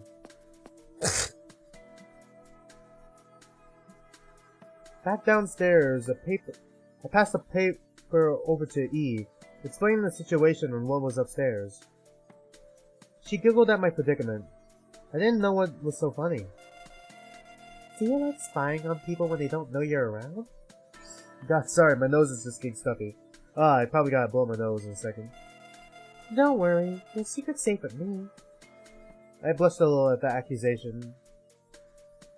Was this the time for teasing? What was up with these women doing this to me in all this time? First J-pop, now E-girl? God damn. I took her hand and pulled her over to the train as we arrived. Oh, are we done here? No more spying? If this had been fuck, Yosuke, I would have punched his shoulder. Damn. Fucking Yosuke. Apparently, Yosuke and E-girl would get along just fine if, Yosuke learned how to talk to her. What's the name of the main character? Simon. Which is very close to Sigma. And then we had I'm gonna blow my nose in a second. But, then we had like a long, uncomfortable scene earlier in the game that really gave the vibe of like, remember when we were playing Zero Escape? And then there was like, in the first game, there was the elevator scene with Akane, and how she was afraid of getting wet, and fucking Junpei was like mixed up and thinking it was a different kind of wet. And then there was that one scene with Sigma and the lever, and he was trying to get Clover to pull it, and eventually, like, it got so awkward that, Luna had to jump in and is like, you know what, someone had to pull the lever, alright? This was taking forever. Like, it was somehow both longer than that scene. That scene with us and Jasmine and the electrical socket and plugging in the goddamn laptop was somehow longer and even more uncomfortable than both those scenes combined. Now, if you'll excuse me, I'm going to blow my nose real quick. Jesus. Good Lord.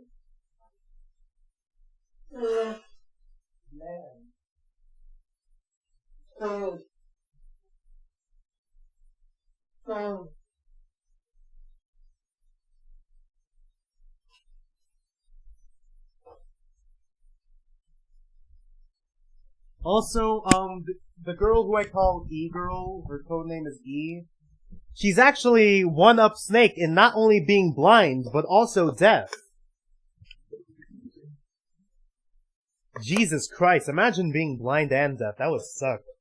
I'm sure there was like, I want to say a famous person who was blind and deaf. I don't think it was Helen Keller. It was someone else. I don't remember.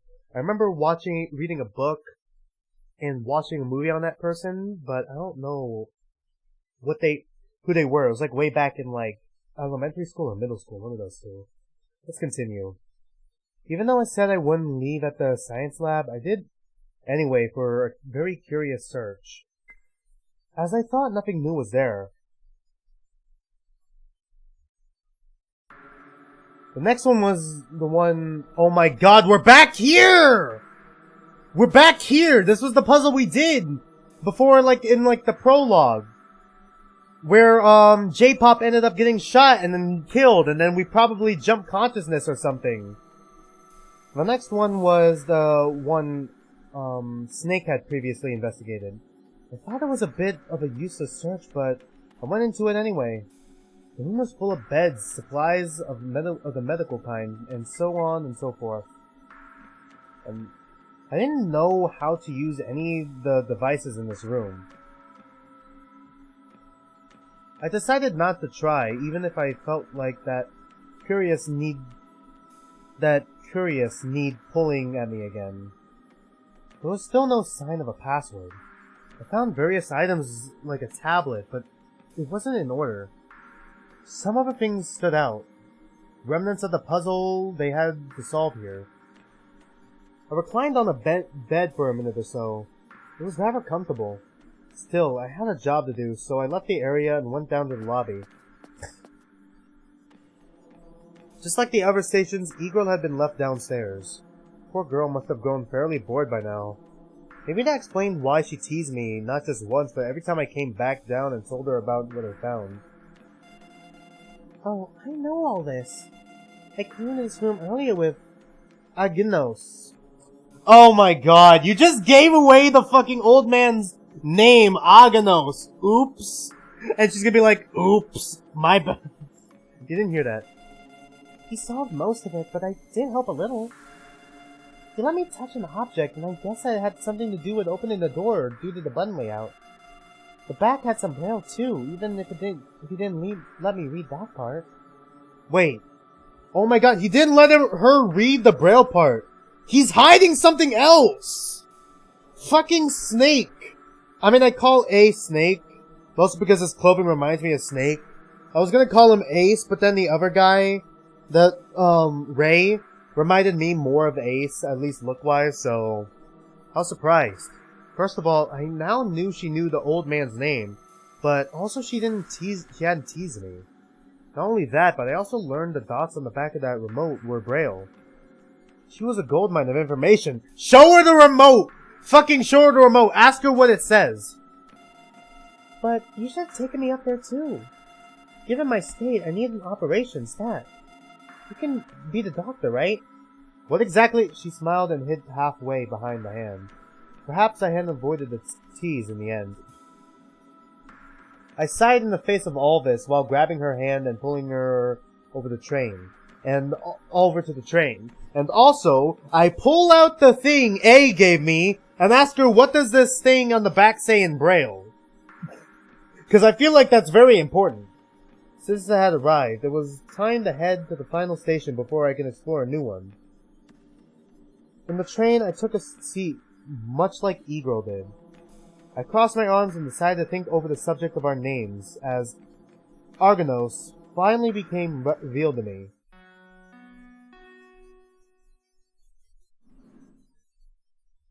Come to think of it, I thought J-Pop was the only one who came up with the nicknames. At the time, it sort of made sense. I could understand the point, but now it didn't make any sense. Crochane Station, Gymnase. Why would she want to hide her name? Or my name. They weren't really rare names. It wouldn't really identify us except for Argonos. That was a pretty weird name. J-Pop had made them up at his suggestion. Or her suggestion. I guess that was a mistranslation. I don't know. Is this translated from French or, is this actually a game made in America and it's just a little awkward with its writing? Because this is like the developer's first time out. It wasn't like how I knew E-Girl, Gretel, and Hansel's names either. Maybe it was also a problem for one of them. I was curious, but I didn't feel right about asking the first. I didn't feel right about asking the first of that lineup. I had the opportunity, but neither of the courage or the willingness to be rude. Also, could you read what the fuck this thing says on the back? Because you can understand Braille. I didn't want to ruin her companionship. Can you please read what this says on the back? Simon, grow a fucking pair, please. Since she was comfortable. Not really nice. Not really annoying. Just comfortable. That was the best way to describe how I felt with her around. She was very soothing and calm and, I don't know, she was interesting. How many hours had it been since I arrived here? It must have been a few at least. That sandwich I found and consumed was fairly far in the past now. Come to think of it, I blindly trusted that sandwich, didn't I? What if it had been poisoned? I shuddered at the thought while I waited for the train to arrive at the last of the 4 stations we were to re-explore. Unfortunately, I spent a little too long thinking about it. Fuck! No! Ah! We forgot to fucking get out! No! Ah! Shit! In my daydream and my eagerness to reach the next station, I didn't realize it had already stopped there. By the time I did, the speaker spoke again. Prochaine station, Église. Crap! If the 9th person was at that gym station, then they would have avoided my notice. What were the chances of him being there anyway? What were the chances of there being a mobile person at all? The train stopped momentarily. I disembarked with E, and then I explained to her how this wasn't an old station but a new one, using a piece of paper which came from a dwindling supply in my bag. Oh, that sounds good for me still. Sorry about all the trouble having to lug me around like a useless person. I hope I will be more of service soon. Come to think of it, I couldn't really tell her age, but she looked remarkably young. I did believe she was the slightly older adult, so maybe she was still in her late 20s. I wondered what she did. Did she study? Did she have a job? I wanted to ask her, but in the immediate, I couldn't do it. We needed to hurry up if we wanted to solve this room quickly. I'll ask her after we're done here. We entered the lobby. The door closed behind us as usual. Thank God this wasn't one that someone else was busy with, or else we would have been decapitated. What greeted us when we arrived up there was strange. I knew what the speakers had said on the way here. What did they say? They talked about a church. Oh. I guess that's what it meant. However, none of my wildest dreams I have figured out. It's a fucking cult church! That it was literally a church! I haven't been in a church for a long, long time. And this is a big place. I looked up, the ceiling was very, very high. Where's the coffin? Maybe the 9th person's in the coffin, I don't know. A part of me wanted to stick around to appreciate the architecture, but we were pressed for time. Huh? A church? How weird. I don't know how much use I can be. If you find anything, let me know. Yeah, maybe you could fucking... You read what the fuck this says back here. God damn, could we please just fucking take out the thing that we got from Snake out of our pocket and just show her? And just like let her read the braille on the back and let her tell us what it says? Cause I feel like that's important and Argos might be hiding something, important from us. He's acting suspicious as fuck. Using a sheet of paper, I shared with her my first impression. E-Girl sat on a bench following her words and I was free to look around the place. Crack the code.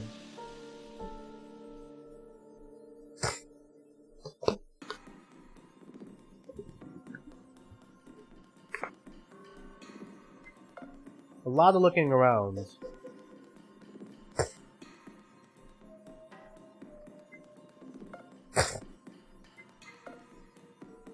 The architecture of this place was incredible. Placing my hands against the surface of a pillar, I could tell that this was the real deal. But which church was this?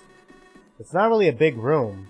Even if it's tall and wide, it's not as tall and as wide as churches you might find in the city. I wonder if this means I'm not over the ground here either. I remembered what I thought about in the library. The windows there were non-existent, but this place had a few of them in the back, and a few more along the walls between the pillars. Was that the same here? Were we confined here too? The same idea came upon me. If I broke those windows, maybe I could escape. However, I didn't want to anger any sort of religious deity. As if there would be any to smite me. Grabbing a pot, I flung it right at the window. The window resisted, so I tried again. And again, and again, and again. No matter how many times I tried, whenever I threw the pot at the window, it only resulted in a loud noise without anything breaking. Go figure it wouldn't be this easy. I tried banging on the windows too. I precariously stood on one of the side altars and... Come on, stained glass windows aren't this solid, are they? Fucking go for a corner. Corner is the best place to break a window. They feel like metal. Maybe they were. Maybe there were sheets of metal painted to look like stained glass windows. It would explain the noise I heard every time I banged my fist against it. E-girl was sitting on one of the benches. That's right. She looked a little lonely. Maybe I should talk to her? And finally ask her about what she does in life? If I can somehow tie that together to what I already know, then what? What would that accomplish? Knowing the link between us? What would that tell me? I realized I didn't really have a reason to uncover this, but I had to cling onto any piece of information that could help me understand Connie's motive. I call Smiley Connie because it reminds me of because their outfit, if you look in the first game and look at the thumbnail, really reminds me of the cult outfit that Akane sometimes wears. And it reminds me of it just reminds me of just, Zero Escape overall. You can tell that this game is Zero Escape inspired. But weren't grabbed without reason, right? Could talk to her, yes. As I walked by Egro, she sensed me and grabbed my arm. Hey, Beta Cup, could you humor me? I want to talk about something I just thought about. I decided to sit upon the bench next to her and allow her that much. You probably never heard of it, but it's called the boy or girl paradox. What? There are two families, the Jones and the Smiths. Their family name doesn't really matter. It's just for difference. The two families have two kids. The Jones really wanted boys. They wanted to beat the odds and get two boys. The first kid they got was, in fact, a boy. They rejoiced, and then they had a second kid to see if they could have the family they envisioned. Now the question is, what are the probabilities of the second younger one is a boy? I didn't know what to make of that question. I wrote 50% on the paper and headed it over, puzzled by the so-called paradox. She gave it back to me after beaming a smile. Yes, that's correct. It's 50%. Now the thing is, the Smiths actually have two kids already. They also wanted boys, but sadly enough, one of them turned out to be a girl. Oh, it's not sad for the girl though. All of them got over it, and she's treasured as if she'd been a boy, mind you. Happy family. But the idea is that one of the two children is a girl. Now, what are the probabilities of both children are girls? I was confused. I gave E 50% on paper, figuring I didn't need to write anything else. It'd be more like 25%, actually. Right? That's correct. Oh, well, I guess I mean, if you do it like sequentially, it would be like 25% because there's 4 kids. Am I overthinking this or am I wrong? I guess that's the paradox, right? But it's also wrong at the same time. Oh, how though? How so? She continued explaining after she given me a short moment to express myself. Anybody would be surprised at that revelation. See, in the first case, the first kid's gender was already established. In the second case, even a kid could have been a girl. That means there are always 4 possibilities. Yeah, 25%. Like I said, both children are girls, both children are boys. The first one is a girl and the second is a boy, or the first one is a boy and the second one is a girl. Imagine it like a set of zeros and ones. There are numbers 00, 01, 10, and 11, like binary. That way, if you know the first one is 0, you can have 00 or 01. If you don't know which one is a 1, if you don't know which one is a 1 though, your options are 01, 10, and 11. Even though in both cases you know one of the numbers, it's not enough because each of them have their spot. That's why it's a paradox. It's both 50% and 33% at the same time. Oh, so like the Sleeping Beauty paradox, right? Do you understand? What do you think would happen if the Smiths had 100 children instead of 2? If I asked you, what are the probabilities of all 100 children being girls if 99 of them are girls? According to this paradox, it would be either 50% or something incredibly low at the same time. Wouldn't that be a way to turn a low percent chance into a 50-50? I thought about it for a bit, but all it did was make my head hurt. It didn't make any sense. I asked her why she thought about all this. As I stood up and made my way out of the road bench, I heard her answer. I was thinking about Connie's motive. It's strange that we're being let loose without any sort of guardrail. We can choose our teams. We can mostly go anywhere. What if the odds of their plan succeeding are so minuscule that they're banking on something like this? What if this way, what they want to do is almost guaranteed to succeed because they're making our goals unclear? The wording mattered, so maybe it does for us too. What's this thing called again? It's not a lectern. The clergy uses a special my god. How the fuck do you pronounce this? I've never seen anyone use this word before. Escalestical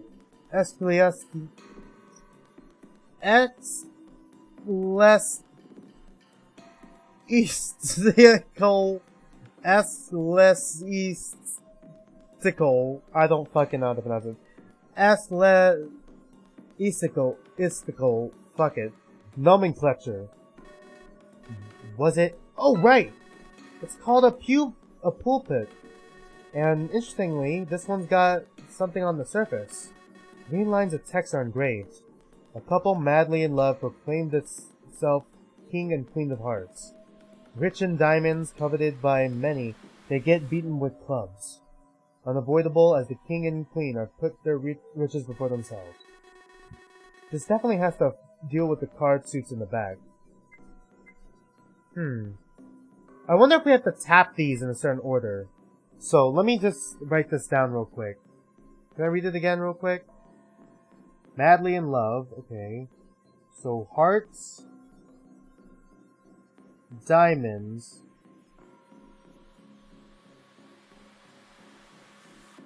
clubs. King and queen of hearts, rich in diamonds, beaten with clubs. Unavoidable king and queen, riches both for themselves. The king and queen, together to make a pair. The writing clearly makes a point to mention riches too. Does this refer to the diamonds? This was the arc I saw earlier in the security room. Just like I noticed, something was hanging off the curvature. It was some kind of hooked object. That's way too high. I hope we don't need to bring it down because I will never be able to reach up there. Even J-Pop can't reach it, and she's really tall. Maybe if we were several people, we could all hold each other in the tower and... Nah, no way. We'd crumble like a Tower of Babel. It's a Tower of Babel. Considering the blind and deaf girl next to me, I thought it was an appropriate reference since we couldn't communicate well together. That's incense. If it was out of the jar of incense, it would be called the jar of outsense. Hey! Okay. Despite it not being funny, I decided to write the joke down onto a piece of paper. I sent it over to E-Girl, who took a bit of time to read it. Outsense? What is... Oh. There was a small pause when she finally realized the stupid pun. Her crystalline laughter echoed for several seconds. Blessed be her voice. Ah, she liked it! She liked the joke! This thing has a name. Is it an altar? Forgot if it had a more specific name. I looked at it for a little bit. Normally these things had cloth on them to keep their surface clean. I brushed my hand on the surface. No dust. This must never been used yet. It was also kept completely clean. Alright, now what's this? This symbol again. Surely it must represent something important. What the hell is this though? What the hell is it though? I saw it on Connie's clasp, right? Is this some kind of weird religious cross? Interestingly enough, if you follow the line from the bottom and ricocheted along the symbol like it was hitting the walls or something, you get one long, uninterrupted line.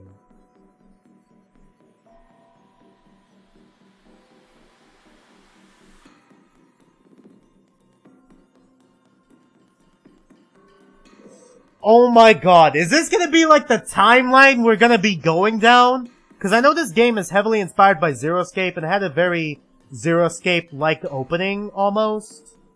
So it's like, it reminds me, like, is it gonna be like, oh, we're gonna go down these different paths, but in reality, it's just gonna be like one straight line, like in Virtue's Last Reward. Dude, that'd be crazy!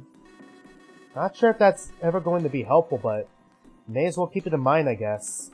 My god, dude, that's gonna be crazy when it's revealed. I immediately forgot about it. Bro. Instead, I brought my attention to the stained glass lineup around it. There's a small button at the bottom of each window. Technically, they're not windows, I guess, but I digress. I pressed the spades one. Nothing happens. Maybe there's a sequence. Okay, so... Hearts? I pressed the button under the... Okay, yeah.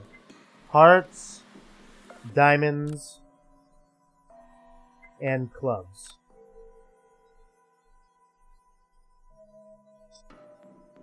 And then ace? Spades.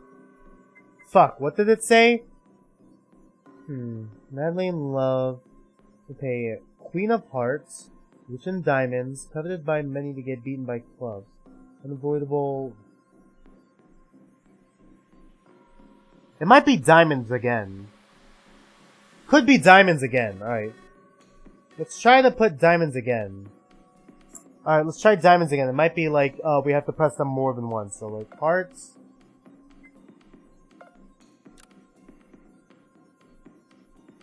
Diamonds.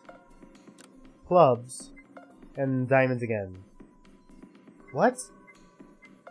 Hold on. Diamonds. Clubs. And diamonds again. The fuck? Is this not working? A couple madly in love returns. Okay. Hearts, diamonds, clubs. Diamonds again. They make a pair.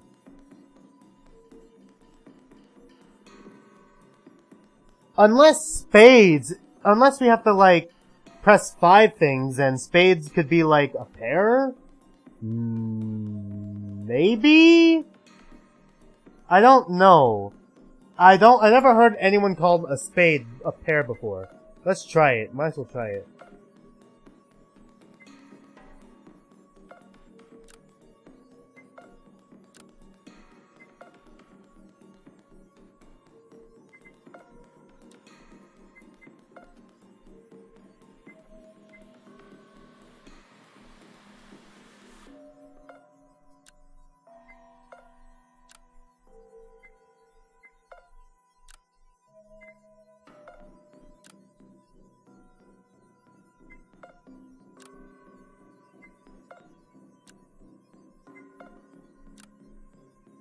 The fuck? Am I not doing it right? Like... Hold on, I need to Google this, because I feel like I'm getting robbed. Like... Hold on.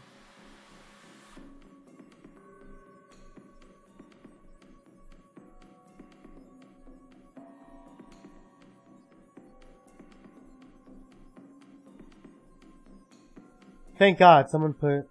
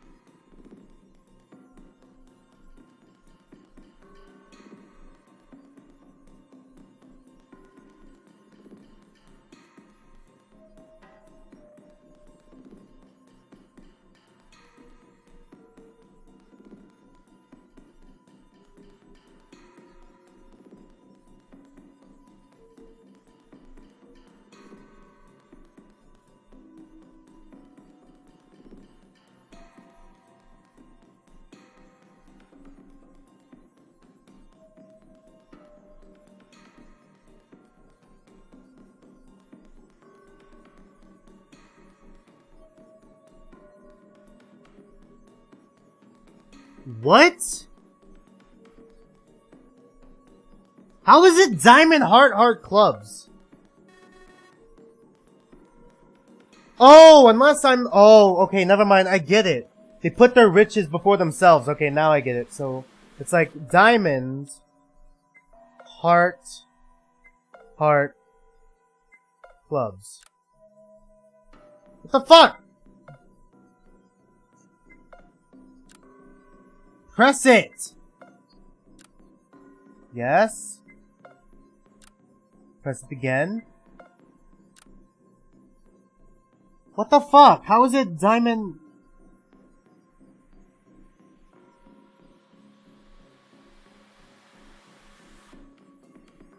Diamond Heart Club.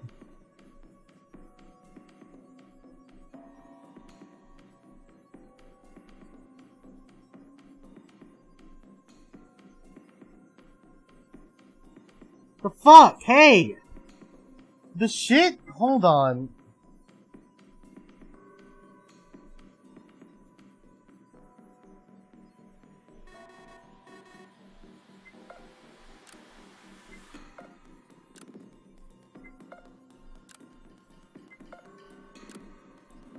Finally! Fuck, it took me like 5 times to do it. I had to fucking look at the hint and then start over. This stupid fucking... Jesus. I turned around. The altar had opened its side nearest to me. Finally, fuck. I walked up behind the altar and opened it in the back. There was a lot of machinery underneath.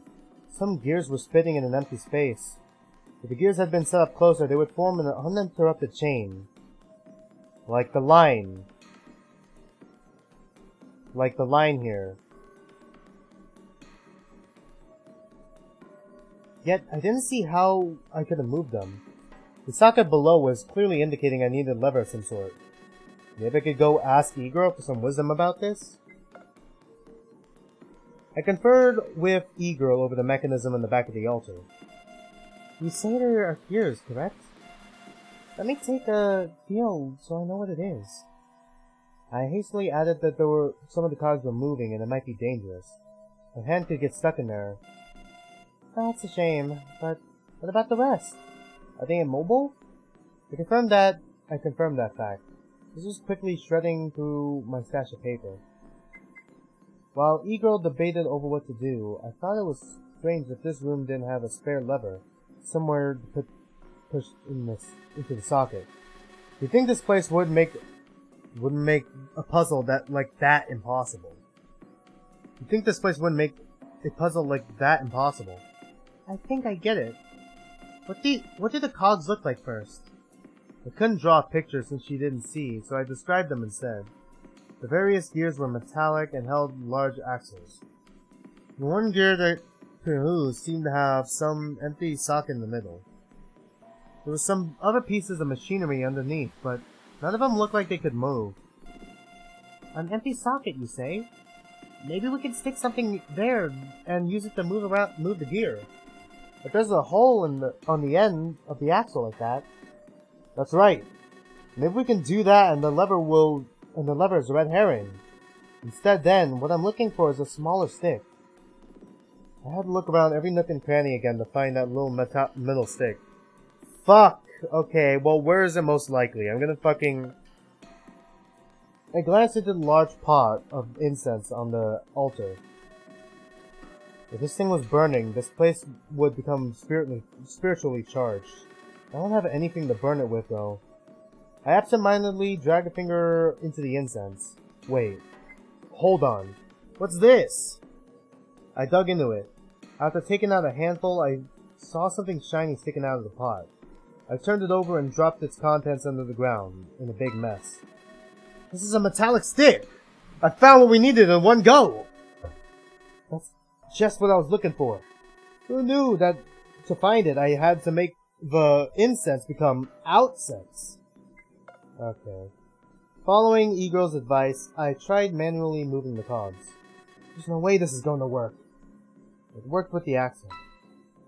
The cogs connected and careful not to get my hands stuck in there, I removed myself from the premises. A panel opened on the side of the altar in the back. It had been silent, so if it hadn't moved closer beforehand, I wouldn't have noticed. I wouldn't have noticed it, Jesus. The mechanism of this place is well maintained. In the panel there was yet another piece of technology, a small terminal of sorts. On the back display was a bunch of numbers. 8, 6, 2, 4, 1, 3, 7, and 5. I guess this is our code to escape. Might as well write that down real quick. 6, 2, 4, 1, 3, 7, 5. I walked back down the stairs to the benches, deciding to fetch E-Girl. Before we left, though, I remembered something I wanted to investigate with the possible link everyone shared. I needed to ask her something certain of my hunch. I wrote my question on a sheet of paper. What do I do? Prior to my recent loss of vision and hearing, I studied at the University of Montreal. Oh, come on! You studied at the University of Montreal too? I was surprised by that fact. Once again, I found something adding to the theory involving the university. Yosuke, Ace, her, and I all shared that school. Not just any university. That one in particular. My disabilities were recent development. Before that, I was a student in a field that applied to nomadics. I have no idea what that is. It's a very secretive field of researching. It's kind of hard to explain, but it's about what thought is and what constitutes thought. So almost like philosophy. I took extended courses in personality studies and neurology as well. It's all very complex. Anyway, that's what I did before my incident, though. I never really got to do much on the applied side of that field. It was mostly theory. Even at the university, you had to take unrelated courses to fill up your curriculum. Yeah, that's how university is. I assumed her inability to do the practical part stemmed from this dumb practice. But then again, I didn't take her for someone who'd want to mess with thoughts and what thoughts were. I took a brief moment to think about what Yosuke studied in. It was also a scientific field, but I just couldn't remember what it was. It too was something strange like that. Oh my god! What if... Okay, hear me out. What if... Like, once again, I'm suspicious that Yosuke... It's like J-pop or Yosuke are gonna be like the mastermind, I'm assuming. What if, Yosuke was like studying in a field that has to do with memory? The sudden flash of inspiration hit me. That's right! What do I call them? Snake was a researcher too! The old man shared a tangential link with those two. He was a researcher, which sounds scientific, and there was E-Girl and, Snake, who was both studying in that stuff. All of this left me without a link for J-pop and the twins. Perhaps I was the link between J-pop and science. So, it went something like,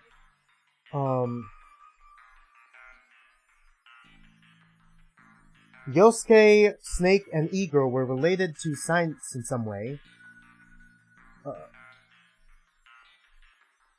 Yosuke, E-Girl, Ace, and I were related by the fact that we belonged in the university. J-Pop and I were related because we knew each other. That left the twins. I only needed to ask the twins if they shared any sort of link with J-Pop. I would have to wait until we were all in the same place, so the lounge was my next destination. For now, I took E-Girl's hand to pull her into the lobby. We're done here? Amazing! It was remarkably fast, Beta Cut. To be able to finish so quickly. I'd like to think I'd need quite a while before I finished, but anyway. Jesus fucking Christ. God, he really is worse than Sigma. He's worse than Sigma! I was thankful she couldn't hear me as we took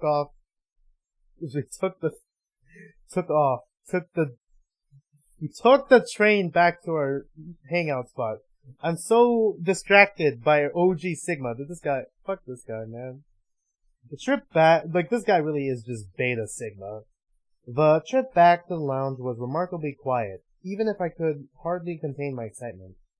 Argonos would have no choice but to let me know everything once I shared my discovery with him. I stepped out of the train with E-Girl, confident this would be our way out. Unfortunately, the noise I just heard robbed me of all my options. Who just got shot? Again? A sense of dread slowly spread throughout my body. Fuck, who just got shot? Was that a gunshot? It was a glacial feeling. The question wasn't if it was a gunshot or not. The question was who shot and who got shot. Who was shot and who got shot. Who was shot and who got shot. Don't you mean who shot someone and who got shot? Not who was shot and who got shot? That's the same thing. In my usual way, I started imagining the worst. I imagined Yosuke lying on the ground bleeding to death. I imagined J-Pop against the wall, immobile and dying. What if Argonos got shot? All possibilities of learning the truth about him would evaporate. I clenched my teeth. It was too early to say. Instead, I yanked E-Girl to the metallic wall. I was hearing some footsteps from above. What? What is it? She asked. She spoke. She made a noise.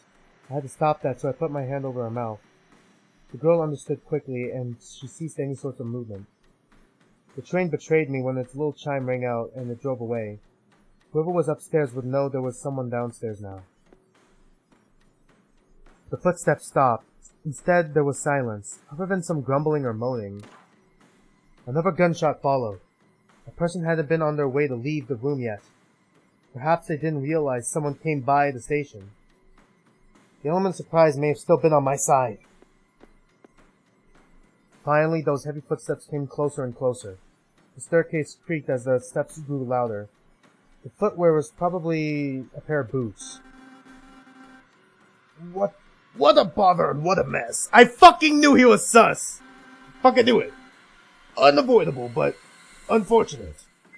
I recognized that voice, those boots. They both belonged to Argonos. That sense of dread from earlier grew tenfold. If he was the one with a gun, then that meant the others. I couldn't panic here. If he found me here, he might not like me learning he'd shot in cold blood. I held my breath and counted the steps. 1, 2, 3, 4. Finally, I sensed them in the lobby. Even a rat in the corner would strike back if it had no choice. I was the rat, and he was cornering me. As the train was no longer here to flee the scene. Fucker! He had a gun in his fucking bag the whole time. As soon as I saw him step through the doorframe, I let go of E and grabbed his wrist. Right afterwards, I slammed his arm against the wall, twisting it upward, while he gave a moan of pain. What are you doing, you idiot? Either I got lucky or he wasn't strong as I thought he was. Perhaps it was merely our age difference at play. Sadly, my luck wouldn't hold out. While he dropped the gun on the ground, he had something else too. He punched me in the face. I lost my balance and the world spun around me. as I fell to the ground, pulling him down alongside me. However, with surprising agility, he stood back up to his feet and dusted himself off. Are you afraid to the gun? I'm simply ensuring that whoever is behind this game is removed from it. As there was no conclusive evidence, I'm removing everyone who isn't me. Fuck you, Argonos! That is not the fucking best option! Grab him! I wasn't a very good fighter, but he was still an old man, so I took my chance. I lunged at his legs and quickly shot him down to the ground again. This time he was dazed by the hit. I reached over and grabbed the revolver. I wasn't used to firearms, so I couldn't do something as substantial with this right now, but I could keep it out of his grasp. While he rubbed aside and took longer to get back up, I grabbed E-Girl's hand and pulled her into the lobby. Fuck! I knew the old guy was suspicious! I fucking knew it! He's probably not Connie, but he's probably like the ace of this game, which is ironic because I named him Snake, and I named the other guy Ace. Damn. It didn't take long for us to both make it up the stairs. I couldn't explain to her what was happening. I had no time for any of this. At least we picked up the gun! At least we weren't fucking stupid and left the gun behind. All I knew is that I needed to clear out our names of this business. Once Argonos would realize that we weren't, Connie or his accomplice, then he would have no reason to pursue us. I had momentarily forgotten about what would be upstairs. I glanced into the lounge, which was perhaps a grave mistake. The grim sight greeting me was nauseating. There were spots of blood everywhere. Many bodies. Not just one, but 2, 3, no, there were 4. All of them had been shot square in the head. That's not good! My god, damn it! With 4 deaths, I assumed the revolver had used 4 of its 6 shots.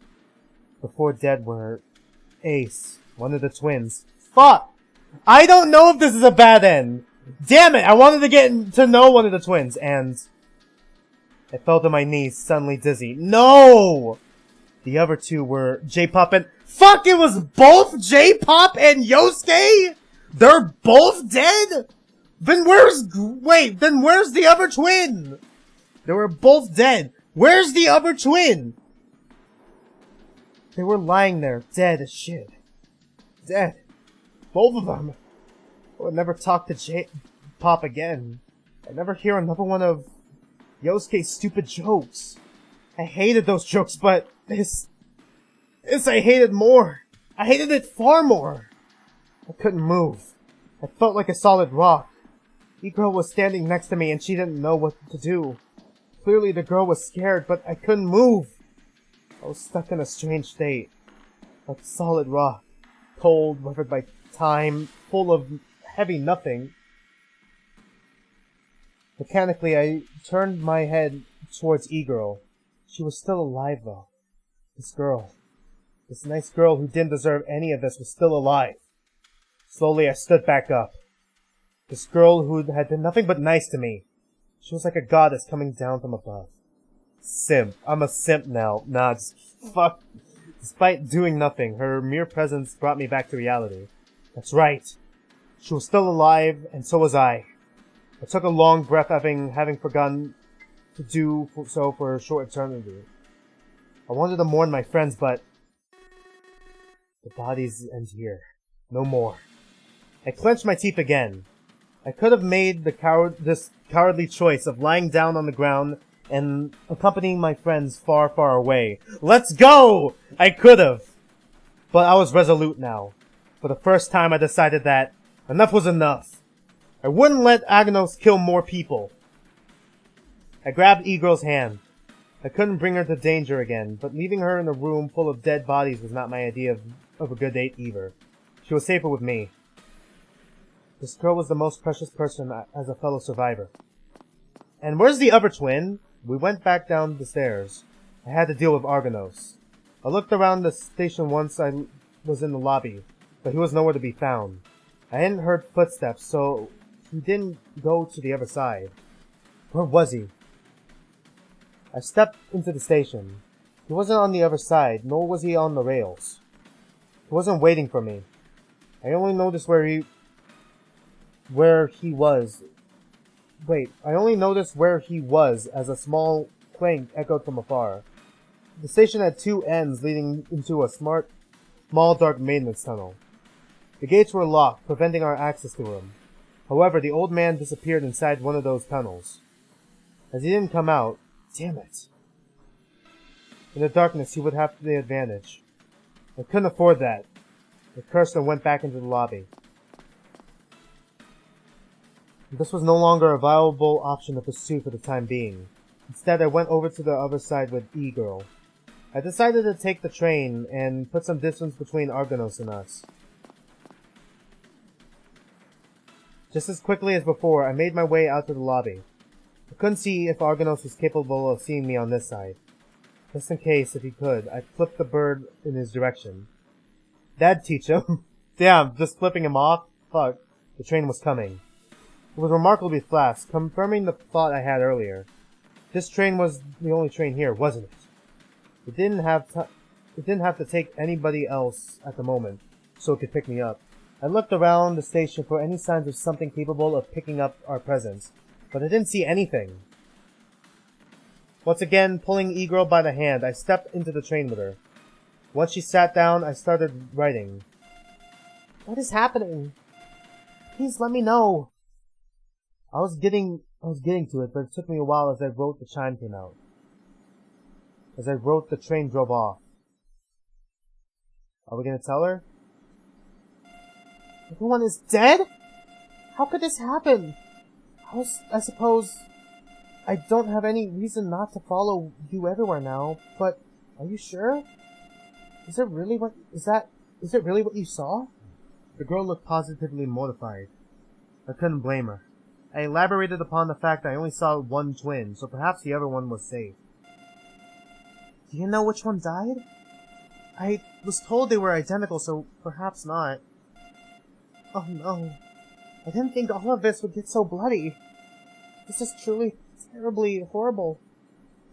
While I'd been writing, I mounted up another part of my plan. The station I would go to was the fourth one from the lounge. The one I forgot to explore earlier with E-Girl. That station would hopefully give me some answers. We need to find a way to leave this hell as fast as possible. She was right. This was hell. I couldn't stop thinking about the bodies, dead and cold on the floor, which was equally as cold. I had to stop thinking about it. Wait, is she deaf? How is she understanding what Simon is saying? She isn't. We're actually using like a, Braille pen, and we're writing it down on a piece of paper and she's reading it on Braille. And according to her, her blindness and deafness is like was from a recent accident. So, she could speak relatively clearly due to that, maybe? That's what I'm assuming. Ironically enough, funnily enough, Argonos was the one who gave us that Braille pen.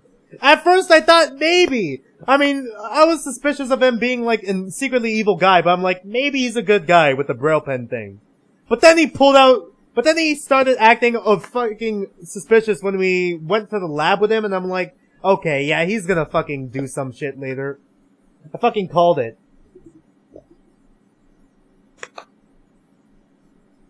I had to stop thinking about it.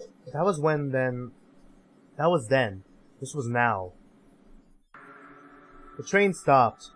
I couldn't let anything destroy my resolve. I only had one chance at this. If I died, it would all be over, and E-Girl would be dead as well.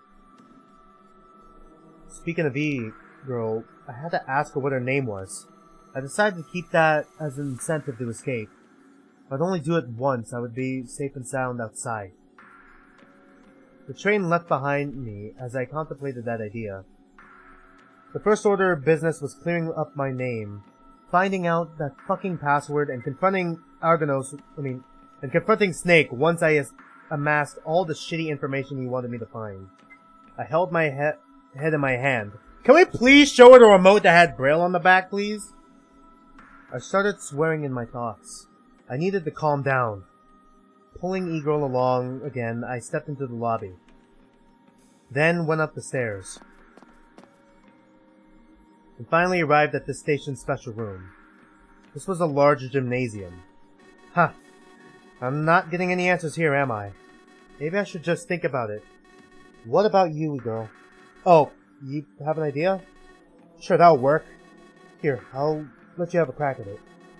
Feel free to use those eyes to see the problem and your ears to hear what I'm saying. Oh, I forgot. You can't see anything and you can't hear anything. Oops, my bad. Fuck, I'm going insane! I didn't mean to turn her disabilities into a mockery. I was just stressed out. I mean, like, the girl who I had a crush on before J-pop, my childhood friend, is dead, and my college friend is also dead. Like, fuck, dude. I just saw 4 dead bodies, and one of them is like a teenage girl. We don't know where the other twin is either. It's like, it's a fucking mess. I was frustrated at the situation, not at her. She was difficult to deal with. If only she could see and hear. Or at the very least, one or the other. I communicated with her some of my ideas, asking her if she had some. Well, if you want to clear our names of suspicion, the best way to find would be to find Connie and apprehend them, but that seems impossible. But first, let's think about Connie a little. From what you said, if we're pulling from the pool of those who are still alive, Connie is anyone between Snake, myself, you, or the other twin. Otherwise, Connie is already dead.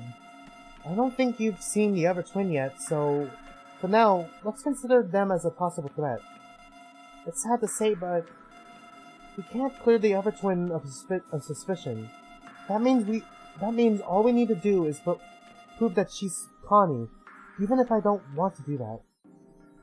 Something didn't feel right with E-Girl's words. I hadn't seen the other twin at all, that was true, but I thought about the team compositions we had. J-pop had gone with... Yeah, J-pop had gone with, Fuck. J-pop had gone with Ace. Sorry, I had to look up the codename I gave him. Gretel had gone with, Yosuke. And Argonos had gone with Hansel. Yeah, I mean, the numbers don't really add up. Like, it's more likely that it's possible that Argonos could have killed Hansel in whatever puzzle room they had, and then the person we saw in the lobby was Gretel. Thinking about it that way, the bodies turned up were, J-pop, Ace, and Yosuke. There was also a twin, but it was either Gretel or Hansel. Argonos had gone with Hansel, so it's possible he would have killed her too. But then, where was Gretel? No! Hansel probably was killed in their puzzle room, and then he went and... Like, what I'm thinking is that he probably killed Hansel in their puzzle room, and then he went to the lobby where everyone else was at the time, and then killed them. And then when we arrived, we just arrived to where he was killing everyone else. Where's G? No, this didn't add up. If Argonos killed Hansel, then he could have killed so many times. So many times. He could have done it in the room they explored. He could have done it on the station outside that room. In the lobby, too. That meant the twin was probably Gretel, who had gone with Yosuke. If all the teams came back, then why didn't we see Hansel? Why we didn't see Hansel was simple. Argonos killed her, but not at the lounge. And I didn't have the time to investigate that. I shared my idea with E-Girl. You think so? If she's already dead, then we can't manage to prove she's Connie. And this means we're the last ones alive. You said we were at the station, right? She took a small pause, unsure what she should say about what she... Unsure of what she should say about it, but eventually she made her question clearer. If this station had already been explored, couldn't we just leave? Each of them has an exit, correct? I didn't understand the question. She should have been aware of the rules. Argonos shared those details with her, right? The cold shiver ran up my spine at the realization. Maybe the hand-to-hand communication was just for show. Maybe she had absolutely no idea what the rules really were, or perhaps he purposefully avoided telling her. As if he had intended her to die at some point due to a mistake like that. Damn it! I can't even tell you because there's barely any paper left! Fuck! Reusing any of them was actually impossible due to the way the pens worked on the paper. I tried using it with one earlier, but the paper just tore up under the pressure. That wasn't good. I have to be careful of what info I share with her. God damn it! I guess I don't have a choice. I'll have to do it quickly. Curiously look over this room. I stood up and went to search the room. Argonos wasn't stupid, and he had a goal. Also, I thought that he probably wanted to live too, so he wouldn't blindly run up the stairs if he happened to get here. My presence upstairs with Igro, in a way, a deterrent. He was aware of the rules and how we couldn't step in the lobby or beyond with more than 2 people at once. On the other side of the room was a prison leading to a few lockers. I searched that quickly, but nothing jumped at me. Back on this side, there was a safe. It was already unlocked when I checked.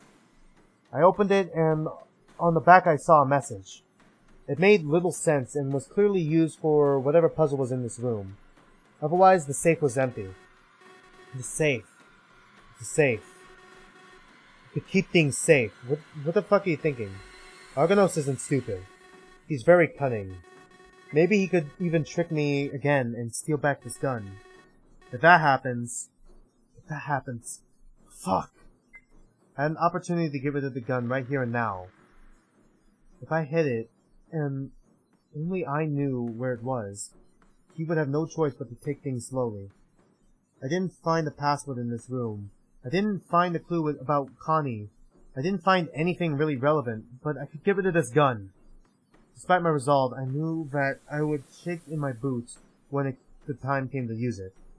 This was dangerous for me, not for anyone else. I didn't even know how to operate it. Time was ticking down too. Argonos would find us sooner or later. I already weighed my options. I could confront Argonos with the gun or leave the gun here and investigate a way to leave otherwise. The third option was also the mega door. I could try to unlock with the remote, but I still don't know the password for it. If only I had hints about the password, but until I did so, my options were limited. Damn it, can we just ask her to read what the fuck the remote says on the back? Apparently there's Braille on there. What was I thinking exactly? I had every piece of the puzzle in my hands. The remote, the gun, and Igor were all at my side. If I let go of any of them, I'd suffer when the time would come for the confrontation. Before I moved against Argonos, I needed some kind of plan. First, I need to understand what he really intended to do, but I also needed to avoid him while doing it. I wrote to Igor with one of my last papers. 2 remained after this. So, we're going to explore a new station? Is that really necessary at this point? If what you said was true, it doesn't sound that safe. I squeezed her hand tighter in mine to reassure her. Unlike what she might have been thinking, this preparation was to be sure we'd be safe and not in any danger. We stepped out into the room and went downstairs to take a train. While it took its time to get to us, I was thinking about what to do. The best course of action was to go all the way to the other side, as far away from Argonos as I could get to. We entered the train and we resumed our little subway cycle. The train closed its doors. God, dude, I need some water. I'm getting thirsty.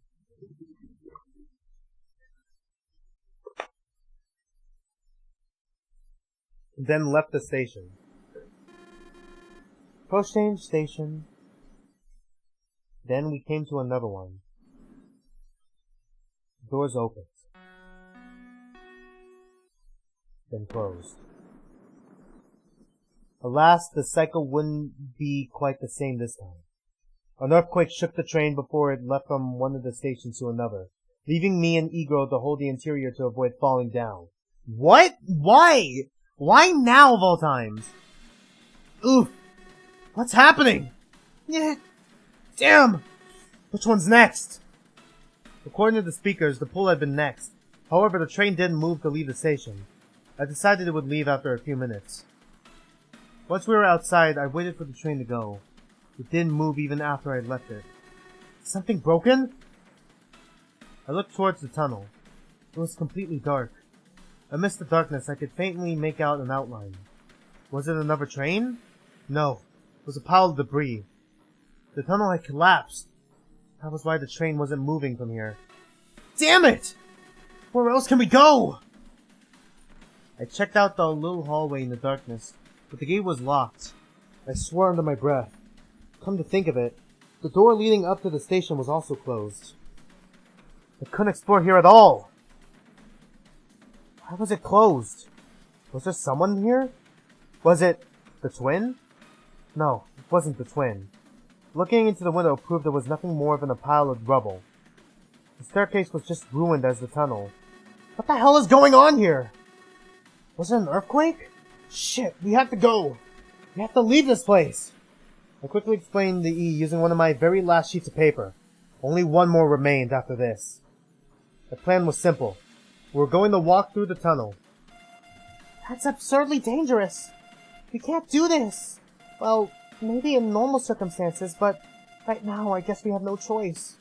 Do you think we'll avoid every train until we get to another station? If one of them, even just one of them came by, we'd died instantly. I knew that, but we had no choice. It was either that or stay here, starve and die, or even worse, get be crushed by falling rubble. This place wasn't secure anymore. With all the pieces in my hand, I felt too confident to stay here and wait like a coward.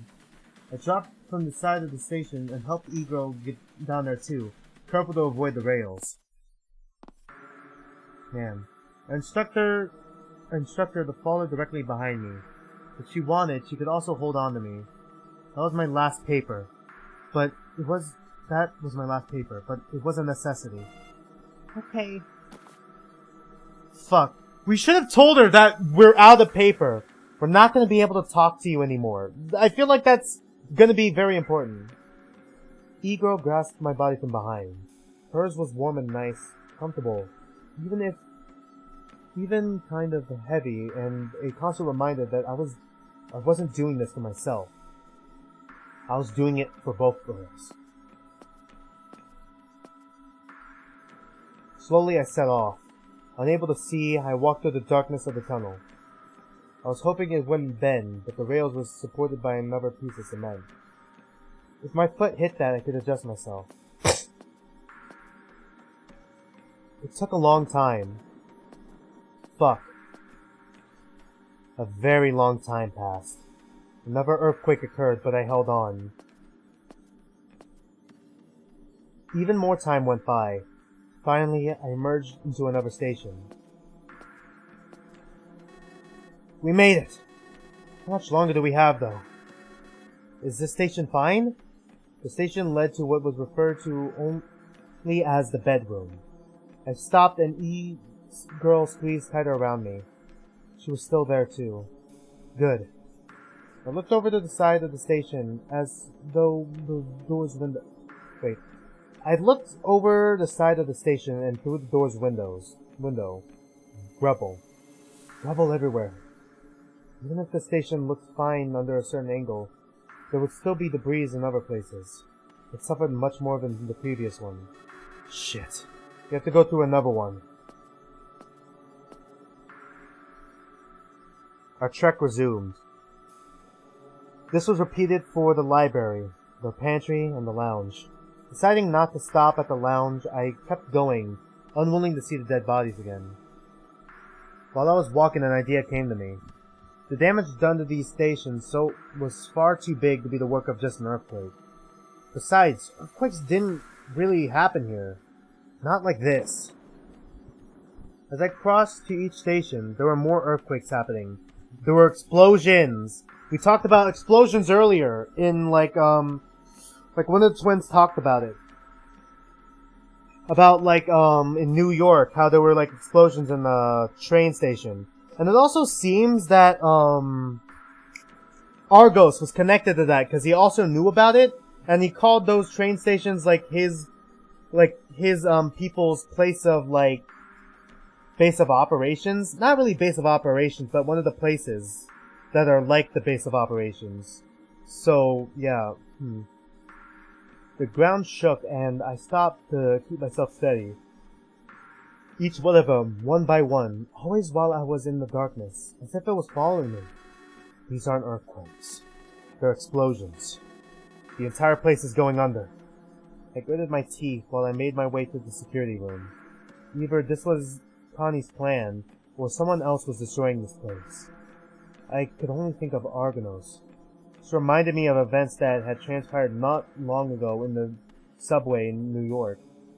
They said that every station had exploded. Was it the same here? According to what the old man told me, he was the one who cleaned house. That was one way of doing it. He was the architect of that destruction, huh?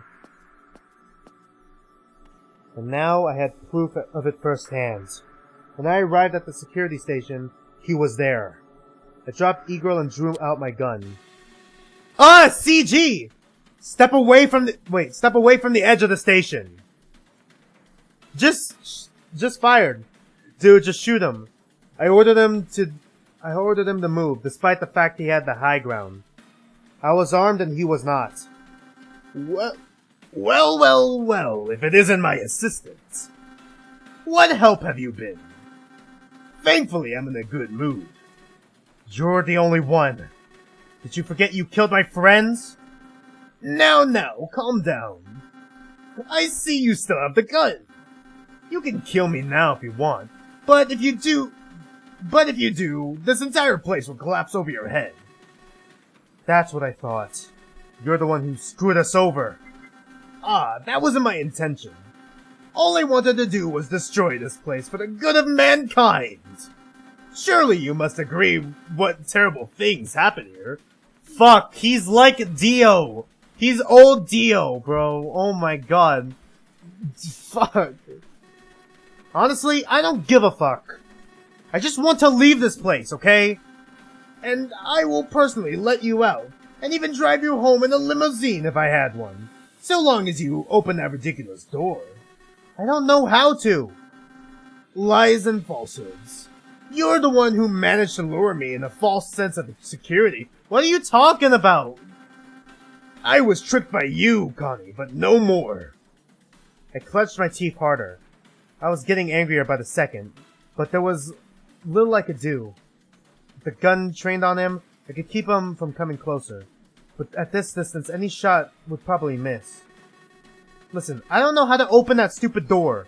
I don't care. Do whatever you want. I'll even give you that damn remote. I'm not Connie. I don't know who the fuck it is. It can't be any of the three of us at this point, so stop accusing me. I reached into the bag with my hand and snagged up the remote while keeping the gun at him. I flung the remote over the edge of the station, sliding it over the smooth ground. It was the only sound interrupting my monologue. You killed my friends! J-Pop and Yosuke. The both of them were here. If I was Connie, why the fuck would I put him here? Why would they be here too? You know, I kinda like J-Pop. No, fuck this. I loved her, you asshole! I loved that fucking girl and you killed her without a single care!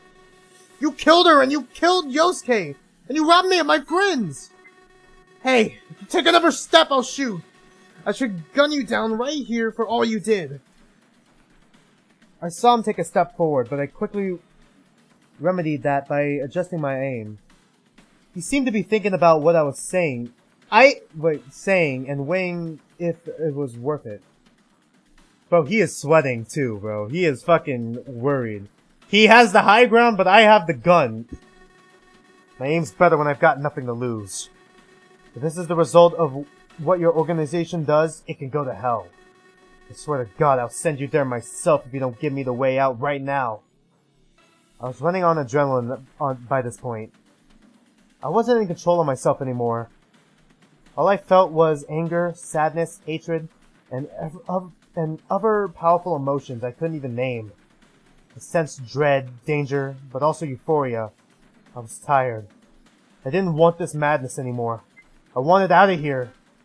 I see. Believe me, I understand your plight. I glared at him as he made fun of my predicament. He held his hands up defensively. Oh no, I am being most sincere. I truly understand your pain, but that is a story for another time. Was he in another death game like this? Maybe. Maybe that's why he's acting like this, and he's like in another death game like this. How about never? Also fair. You want to leave, don't you? I will give you specific instructions that will let you do so. It is a little complicated, but I already tested it and the results speak for themselves.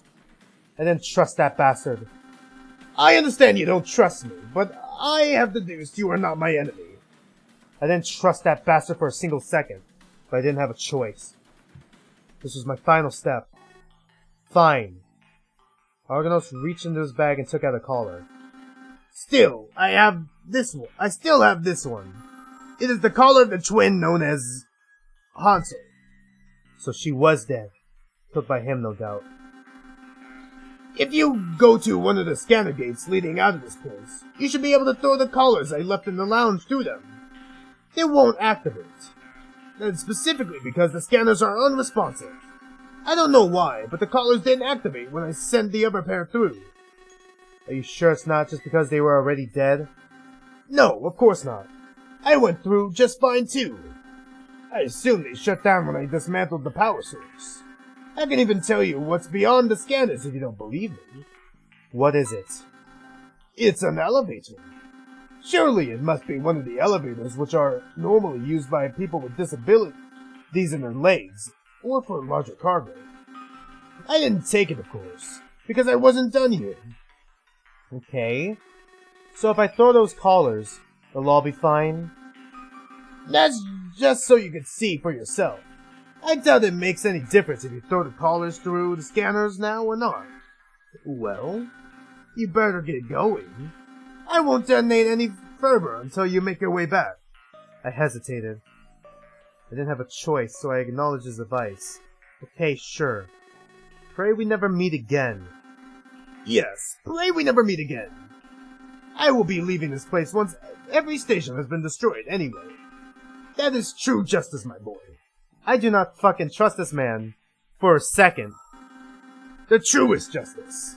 The one who stays alive decides it. Okay, can we just shoot him? Just shoot him after he gives us all this information. By the time he was done talking about delusions of grandeur, I was already back on the trek. I had quite a ways to go through the tunnel before I arrived there. I cast one last glance toward the station, and saw Argonos leave through one of the dark hallways on the sides. The bastard was walking station to station too. If he was doing it, perhaps they were closer than I imagined. When I walked, it didn't seem that far either, giving credence to this idea.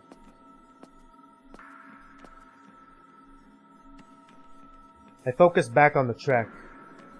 Just like before, while I walked, there was another earthquake. The bastard!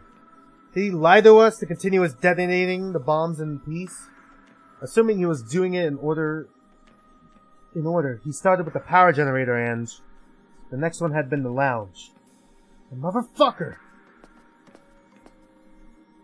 I still made my way there because I didn't trust what he said. Back at the lounge, I helped a hopelessly confused e-girl climb up onto the station platform. I followed with an almighty leap afterwards. So, what's going on? I can't see where I'm going. Are we leaving this place? I wasn't able to let her know what was going up, so I reassured her with a few taps on the shoulder, after which I looked inside the lobby. No debris. As the way cleared, I went up the stairs to confront the grim sight again. I pondered on Argonos for a moment. Perhaps he was Connie. How would he know about the stations? How would he have gained a gun otherwise, too? Maybe he was just toying with me. Finally, at the stairs, I saw it all again. Yosuke, J-Pop, Gretel, and Ace were all on the ground, dead. With Argonos admitting that he had Hanzo's collar, all 5 were definitely dead. I clenched my teeth and my fist in pure anger, which disappeared immediately afterwards. I didn't want to leave their bodies here, but I could hardly carry them out. Checking their bodies, I saw Yosuke's and... I saw Yosuke's and Ace's collars were gone. What Argonos said wasn't a lie. You really used them, huh? Just the way out is open. Ugh. Am I okay with this? Am I okay with letting your killer go rampant, J-Pop? Yosuke, what do you think? Got another dumb joke? Probably say, killer? But I hardly know her! Or something to that effect.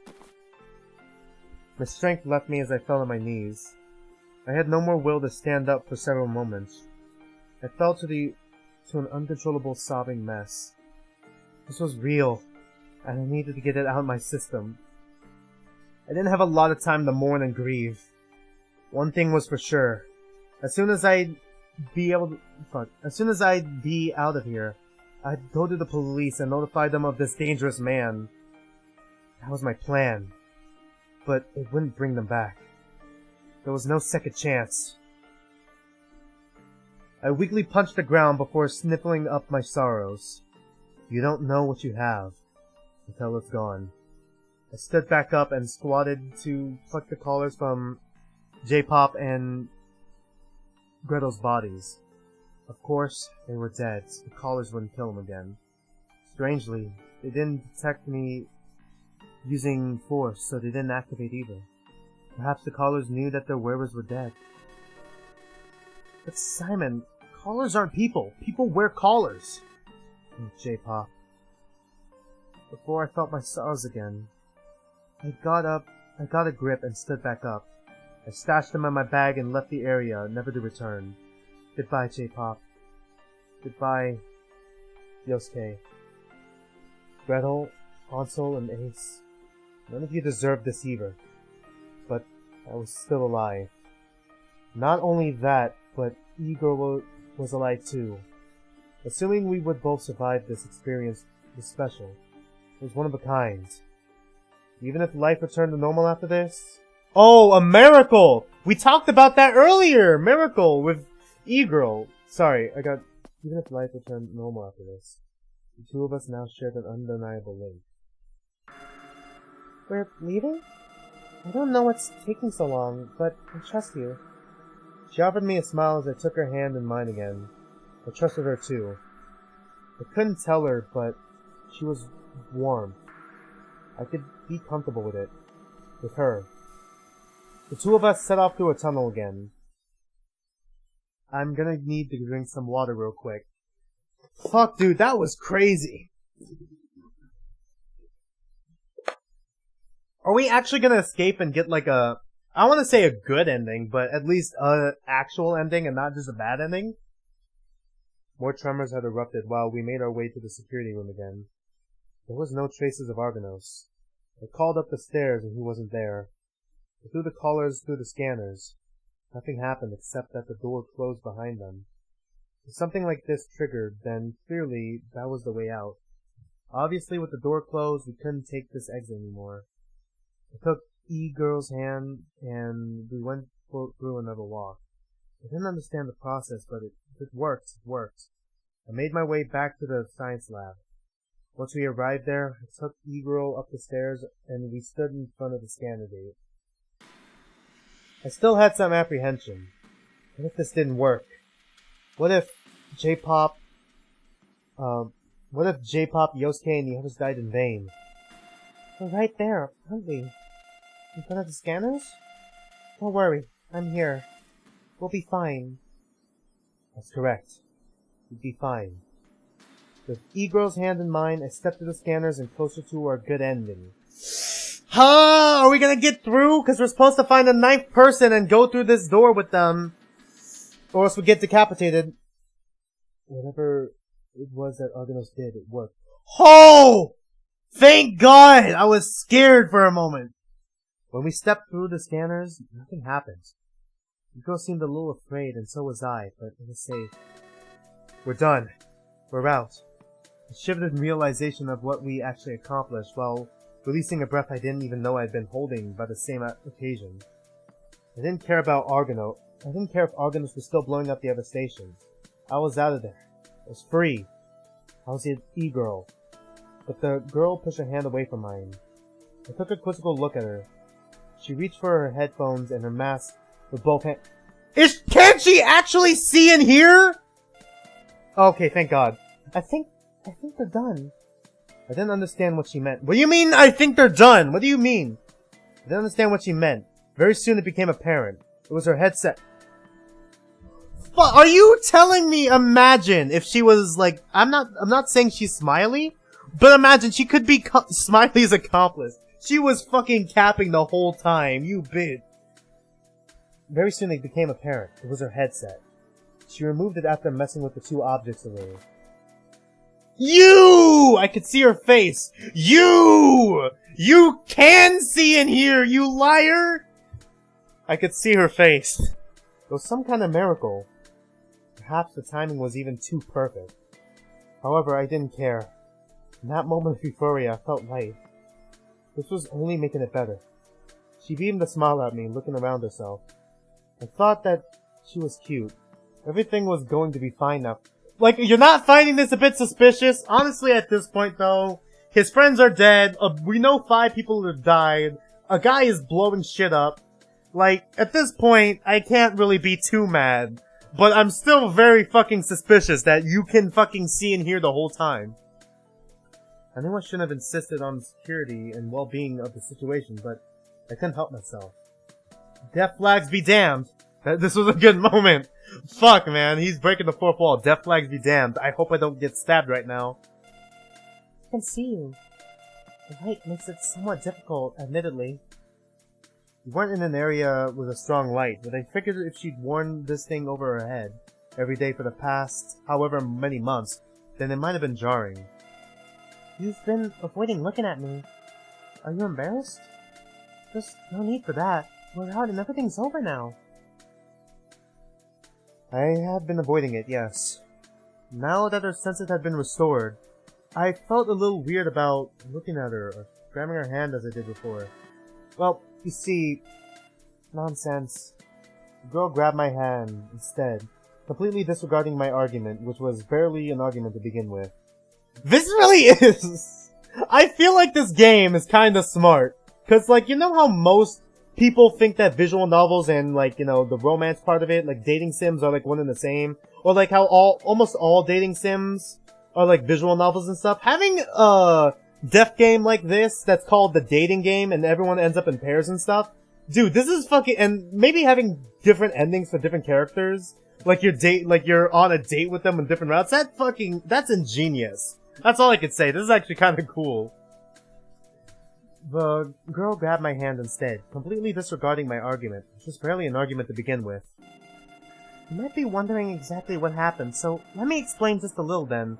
Yay, exposition! Is that what E stands for? Exposition? Maybe you'll be more confident afterwards. Basically, my headset was on to repair my senses. Oh yeah, Argonos talked about how he helped develop, like, the face thing. Like, he was part of a company that developed the face mask and headphones that she was wearing that helps reproduce, you know, senses and stuff. Which is pretty interesting.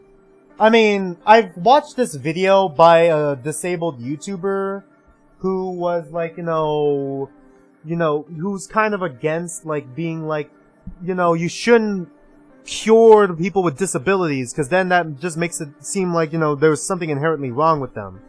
You know? Like, or, you know, worse yet, healing them and not giving them a choice in the matter. I mean, I guess for her it's a bit different, maybe? I mean, I don't know how to feel about this, though. I mean, knowing that point of view. You know? I don't remember what that YouTuber's name was, but I watched that video, like, I think on Friday, so 2 days ago. It's been, I don't know, I don't remember what the YouTuber's name was. But they do, like, a lot of, like, you know, video essays and stuff on, like, disabled characters and media in general. Probably because, like, they're in a wheelchair. I mean, I believe they have some sort of issue with,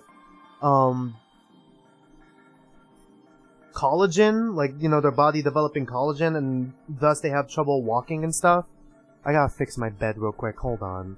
My bed is messed up. There we go.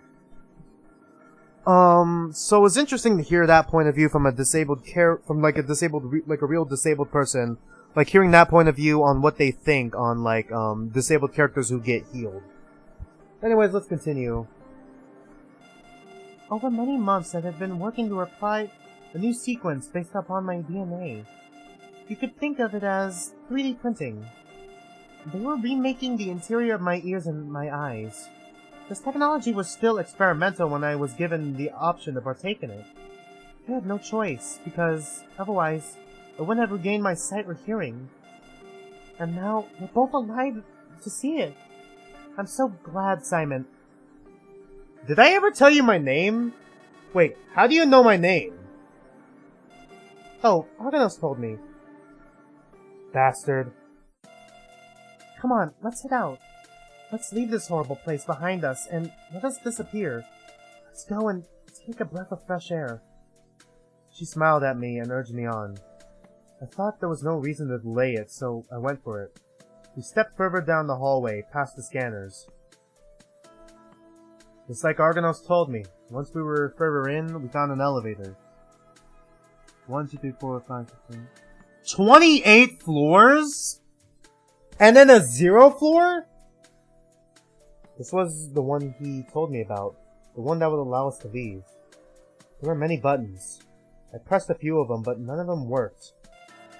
Try the one labeled with a 0. I tried it, but it didn't do anything. Let's try another one? I tried pushing the one with -2 and it worked. The elevator started moving. I expected it to take a few moments, but it went on and on. The elevator moved for what felt like entire minutes. How far underground was this place? I looked at Igor, who was just as puzzled as I was. We're way further under the metro? Normally, it's not this deep underground. After 5 minutes, the elevator was still going up. Finally, it ceased its movements. Despite that, I didn't think we were above ground yet. I'll go take a look. Do you want to come too? No, I'll keep the door open so that it won't move no matter what. She stuck her arm through the open doorway and I nodded, stepping through. I went through the darkness a few moments until I emerged in a strangely familiar room. This is just the scanner room? I'm on the other side now, though. The door is closed on the other side. Maybe it's best not to step through it. What does this mean? Are there many levels of this place with all with a similar contraption?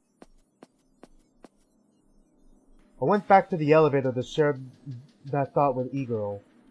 She looked pensive for a moment. It was so strange to see her face after spending hours without it being possible. This doesn't feel right. Look at the buttons. They're all numbered in descending order, except for 0, which is at the bottom. It goes from -1 to -28. I pushed the buttons labeled 0, but once again, the elevator didn't move. Why is it not working? Oh my god, don't tell me we have to go through fucking all 28 of these fucking floors. Fuck off. Maybe I have a hypothesis as to why. First of all, I wish I could know at which floor we'd been before, but it doesn't matter too much to guess. You know how this is established far below the earth? Maybe whoever did this is using a real place as a cover. Imagine that this place was under the subway. You can't actually reach the ground floor because someone has an elevator there already. It's the same elevator, tower, whatever they're called. Then it might detect something at floor 0 already. It's kind of annoying because this means until that elevator gets called to a floor 1 or 2, we can't really get out of here. You said there was something like a door, right? Yeah. There was a scanner hall right at the end of the bend in the tunnel. What was beyond it? There was a closed door. So that means maybe they built this place on several floors. An entire system of trains over 28 floors, deep into the earth. And we just happen to have been on the maybe 18th one? Which means the door was closed because people already escaped from that floor. Maybe they're the ones already up there. No, wait. If they were, then this elevator would be up there. Let's test it anyway. She pushed the button labeled -1. The elevator moved upwards again. Yes, that works! The other floors work, but not floor 0. We just have to wait until the elevator's gone and we'll be home free! Okay. What do we do to pass the time then? I don't know. We could share information. She had a very complicit tone. I replied in kind. What? What? Like if I had heard of any plan to assassinate the president? No, you silly boy. I mean stuff like your favorite color. Oh, that kind of stuff. Like stuff you ask on a date! Okay, but in all seriousness though. 5 people died and 1 person's blowing shit up downstairs? But I got chill. Oh, that kind of stuff. Yeah. Mine's yellow. It's kind of weird. It's kind of a weird color, I guess. A lot of people don't like it because it reminds them of bees or something.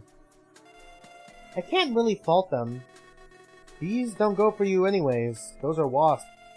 Yeah, well, wasps are also yellow. Yellow and also black. Mine would be blue. Mine would be blue, I think. Or green? Green, huh? Green isn't a creative color, though. Is that a fucking reference? Is that a reference to Don't Hug Me, I'm Scared? Green isn't a creative color, though. Like, have you seen the HUD? Have you seen the HUD? Have you seen that? Your eyes are green! Hey, who's prejudiced now? Truth be told, I didn't really have a favorite color. I liked all of them.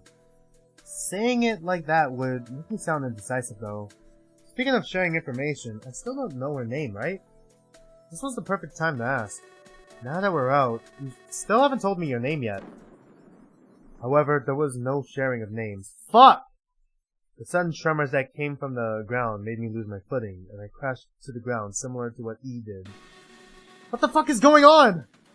I rose back from the ground, holding for dear life, onto the parts of the elevator. Oh no, it's Argonos! Got to the science lab and he's blowing up the elevator! Watch out! It's happening again! I tripped when the next tremor occurred. Then I rolled out of the elevator since its doors hadn't closed. I must have hurt my ankle, because I couldn't rise back up again. Yeah! E-girl, are you okay? I checked in with her, but my state wasn't anything great either. I realized what stopped me from standing up wasn't just my ankle, but my entire leg. More debris came down. Oh no. The end result was that I couldn't get my lower body up. I reached for E-girl to try and have her help me pull up from the ground, but she'd fallen inside the elevator and she sprained her ankle. Hold on to me! We need to go above ground!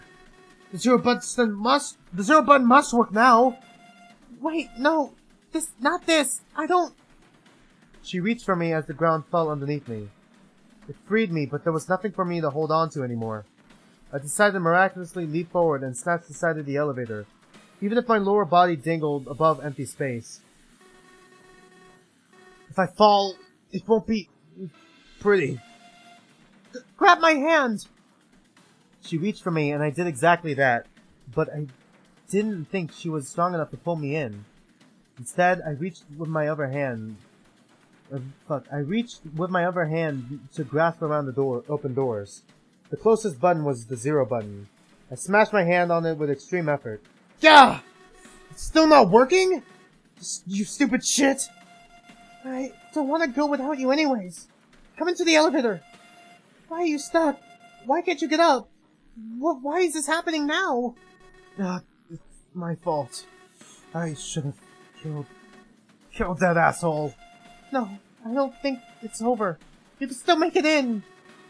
You have to go without me. The floor isn't too far below, I think. But too far below. I think I can make it. And then I'll find you. No, the floor's way too low. Look under you. It's a few stories tall. She was right. If I let go here, I die. Unfortunately, I'd lost most control of my legs by now. Falling materials and rubble had irredeemably broken my legs. I felt my lower half filled with nothing but pain. Most likely, my blood was straining the entire broken hallway. It was most likely leaking down from the side of the elevator shaft on the outside here. My insides were slowly oozing out, mixing with dust and debris. Dust to dust, ashes to ashes. I pulled myself forward with a louder growl. Finally, I reached further inside. Ah! You have to live! I slammed my hand on the only other button I could reach. I couldn't see it, but if I remembered right, the left column was odd numbers. The bottom one was -27 then. No! I released everything, but the doors closed onto my neck. I was suspended against the wall by my neck, and the collar detected force being applied. Soon it beeped. Oh, fuck. I didn't mean for this, but you have to live. Don't worry about it. I'm fine. And then my head rolled into the elevator. The unfortunate result made E scream like a maniac. I couldn't blame her. Due to my mistake, the girl had my severed head next to her, and my neck hasn't even finished cooking yet. The elevator began to descend from the -27th floor, down to the -27th floor. Hopefully the elevator shaft would survive the next blast from the explosives, and hopefully this wouldn't become a coffin with my head and a pure girl within. She had to suffer this horrific vision because of me. But far from what I expected, she grabbed the sides of my head instead and lifted me up until she looked at me directly.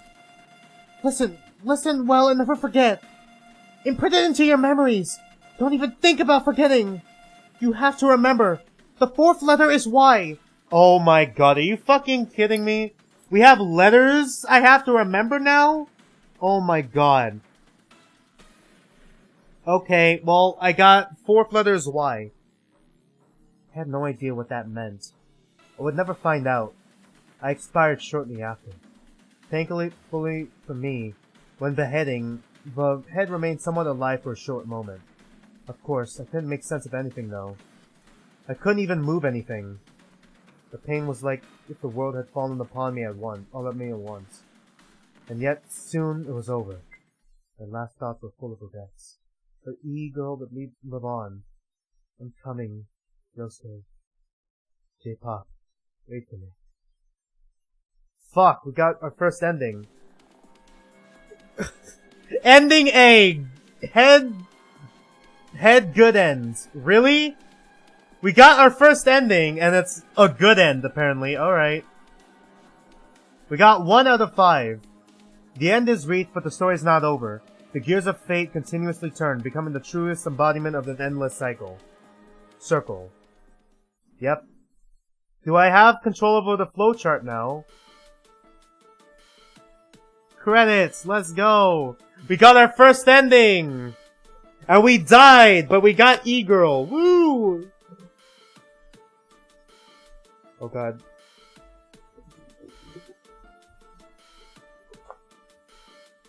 Okay, Miracle Moon, New Sun. Sprite work, Nearsis, I don't know how to pronounce that. CG art by Key Crash. Background art by Fuyushikawa Fin. Montreal map in lexicon from, okay. Music composed by Alex Shia. Space left empty for spoiler reasons. Of course. Yes, that makes sense.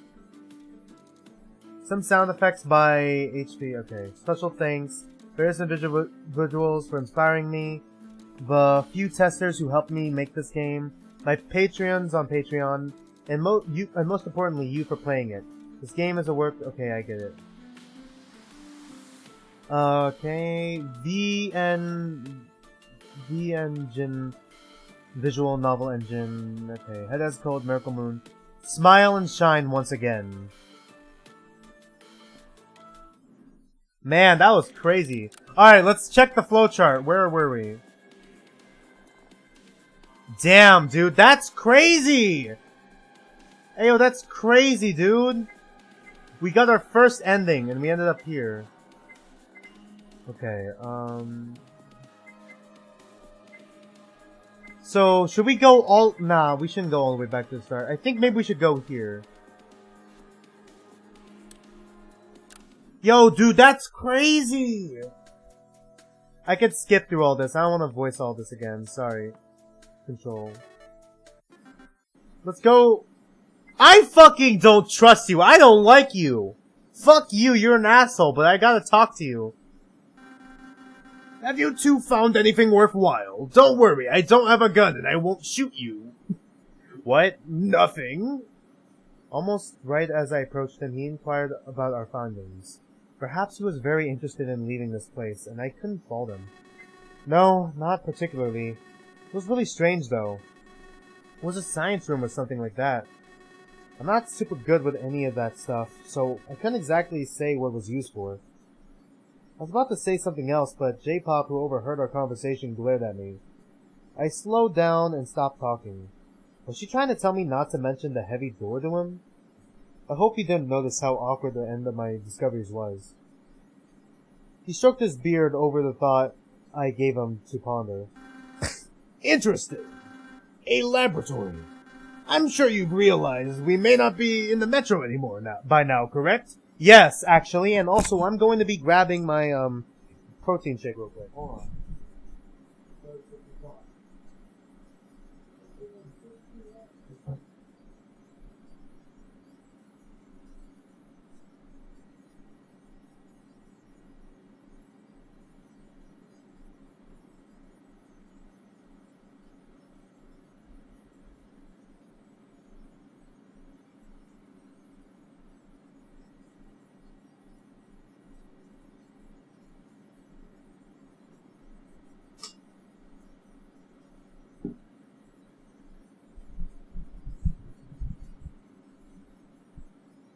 Alright, I'm back.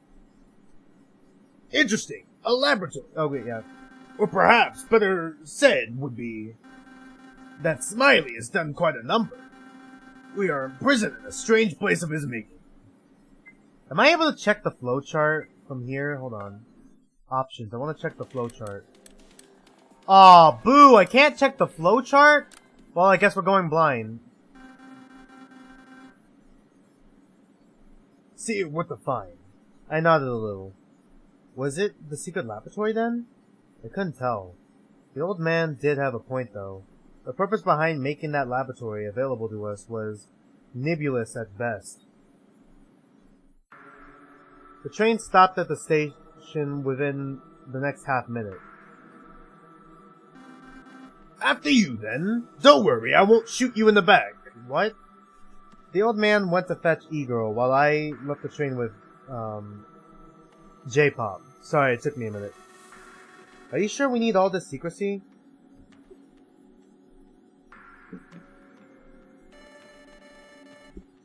Information is Fuck, what voice did I give her again? It's been a while. Especially since you got shot. I need some water.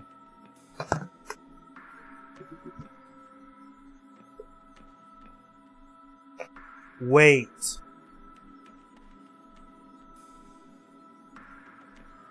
None smile within my mouth. Don't tell me! Don't fucking tell me we need to find all these letters. Dude! There are like 4... Let me count this real quick. There is 1, 2, 3, 4, 5, 6, 7, 8, 9, 10, 11, 12, 13, 14, 15, 16, 17, 18, 19, 20, 21, 22, 23. There are 23 letters in this fucking anagram. Don't tell me that in order to solve this anagram, we need to get all those letters in the right place. Because right now we only got one, which is Y. Information is important here. You never know who you can trust. Yeah, I really don't know who I can trust. We took our conversation further away into the lobby. Then we went up the stairs, ahead of the old man and e-girl, who had just come out of the train. I don't want to say we can't trust them, but the lounge was becoming our hangout spot rather quickly. It made me comfortable, but J-Pop's presence was slightly unnerving. I didn't truly believe the old man was suspicious of our secret, or that he had any right to be doubted. After that, he had been helpful so far. He gave me a way to talk with E-girl, and he shared information. I think that's too paranoid. Look who's talking, Mr. Afraid of Everything. Hey, that's not fair. Life's not fair either, but I shouldn't be this harsh. You're right. Listen, I just think there's a bigger puzzle to solve beyond each individual station. What makes you say that? She closed her eyes and thought about it intensely, reclining on a couch. I joined her. Okay, yeah, we've been through this before. Oop. Gonna fast forward again. Oh, we got options! We actually have options now! We got choices! I'm gonna stay this time. Faced with the choice between heading out with this stranger alone and remaining at the lounge, I choose to stay. Well, couldn't we have a stroll here then? If we have to decide our next team soon, we might be better off remaining here. I did try to disguise my lack of trust by a sensible suggestion, but I could sense that he wasn't buying it. This old man generally acted in our best interest. However, a part of me believed that was a lie. Normally I would have gone with him, but that little voice was too loud for me to ignore. Yeah, don't do it! Don't do it, man! He killed like 5 people if we go the other way! Don't do it! He's a traitor! If I went with him, I thought I'd get roped into something I wouldn't come back from. I suppose that could work then. Very well, let us take a walk around the lounge. As we came back up the stairs, I paid little attention to everyone else. I had to figure out a way to get him to stop following me. Perhaps it would have been simpler to bring him to the others. If we were surrounded by them, he probably wouldn't ask me about whatever it was he planned to do. However, doing that would also potentially put J-Pop in peril. If it had anything to do with the station we just explored, I could have counted myself lucky he went for me and not her. Then again, I didn't really know why I believed what he wanted to ask me was about that stuff we saw in the station. Sorry. It was a little odd. For some reason, I just knew. Yeah! Here we go, we're going to the Zero Escape shit. Our mind's gonna fucking bend, go all topsy-turvy. I also knew going there would lead to unsavory events. Such as 6 people, including me, dying. Nothing good could come out of that outcome. I decided it was better to try and pass some time doing useless stuff. If I looked around for long enough, while acting clueless, maybe he'd get bored and decide to move on.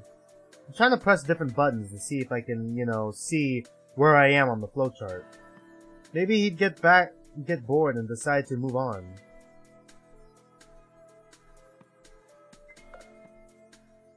That clock was frozen. The hands didn't move. It's always happy hour somewhere, though I guess it isn't really what people call happy hour. I could barely reach the gemstones embedded in the wood. Who put a clock that high in the wall? Maybe it was to dissuade us from messing with it. If one wished to go to the other side of this counter, they had to lift this piece of wood. Alternatively, someone could just crouch and slip through. It wasn't a very effective deterrent against people who wanted to slip in. However, its name eluded me. I was sure this thing had a name. Snake, do you know what this part is called? This is this is... He too was at a loss when confronted with the name of this thing. This is the counterlift thingamajig, yes. So you don't know what it's called? I see. No, I know what it's called. I just can't remember. You didn't know then. Wait, I recall. It's called a flip-up counter. Ah, crud. He did know. Close by were a few mugs and drink dispensers. I tried to turn on the tap, but it just made a strange noise and nothing else happened. For all the luxury this place offered, at first glance, a lot of things sure didn't work or were outright broken here. I wondered why these seats never had anything to lean back against. I knew this was a stool, but why were there no backs? Was it because drunks who stayed up late leaned forward onto the counter? I thought it couldn't be good on their backs. It really isn't good on my back right now. Ayo. And this room is funky. Lamps were giving off an eerie light. I didn't mess with them, and looking straight at the bulb was like looking directly at the sun. Not fun. It hurt my eyes. The surface of the counter was well cleaned. In fact, it was almost shiny. I looked over at Snake, who noticed my observation of the surface. It looks good, doesn't it? I cleaned it up earlier.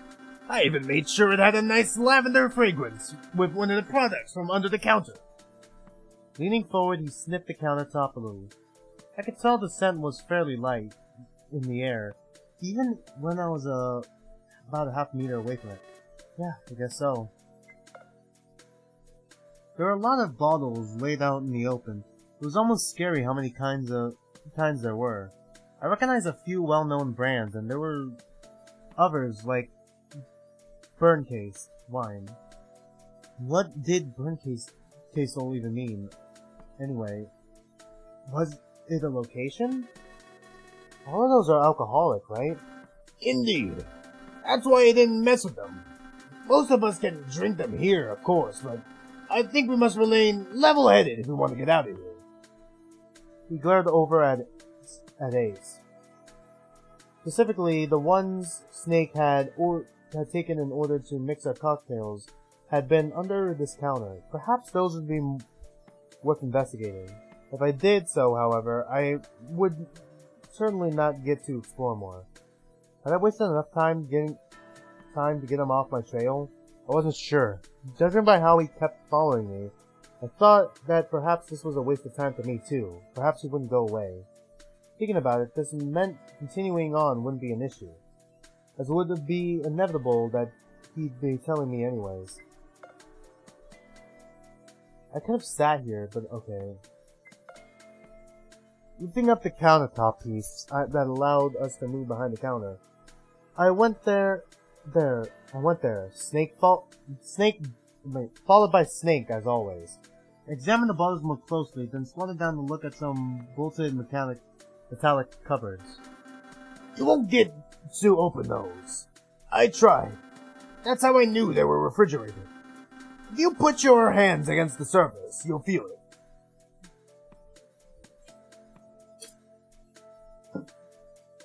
I did as much, and sure enough, the surface was cold. Wait, touching metal that was cold was a very bad idea. The skin could get stuck to the ambient heat, and I pulled away from it. Oh yeah, you needed to have it wet, so it froze and stuck there like a tongue. Or maybe not. I didn't know how it worked. The bolts are too big for us to open. We need to get some serious handy tools for this. Was there anything else you wish to take a look at then? We diverted the topic. I was fine with this. The twins still had in the ride, so I needed to buy a bit more time. I took a glance under the counter next. Ah yes, the other drinks. There are many, aren't there? I actually looked at all of them earlier, and none seemed to be alcoholic down there. Why would he have a bar but have nothing alcoholic? Well, if you want to have some alcoholic drinks, there are some on the counter. However, I wouldn't trust them. They've been kept out of a fridge for what looks like months, perhaps. It's possible the fridges below are just for show and this is all there is. I opened the little cupboard under the counter. The ones that weren't bolted shut.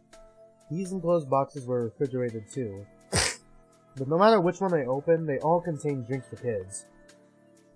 One could argue stuff like soda wasn't for kids, and I'd be in agreement, though. What surprised me was the assortment of drinks. It didn't make any sense.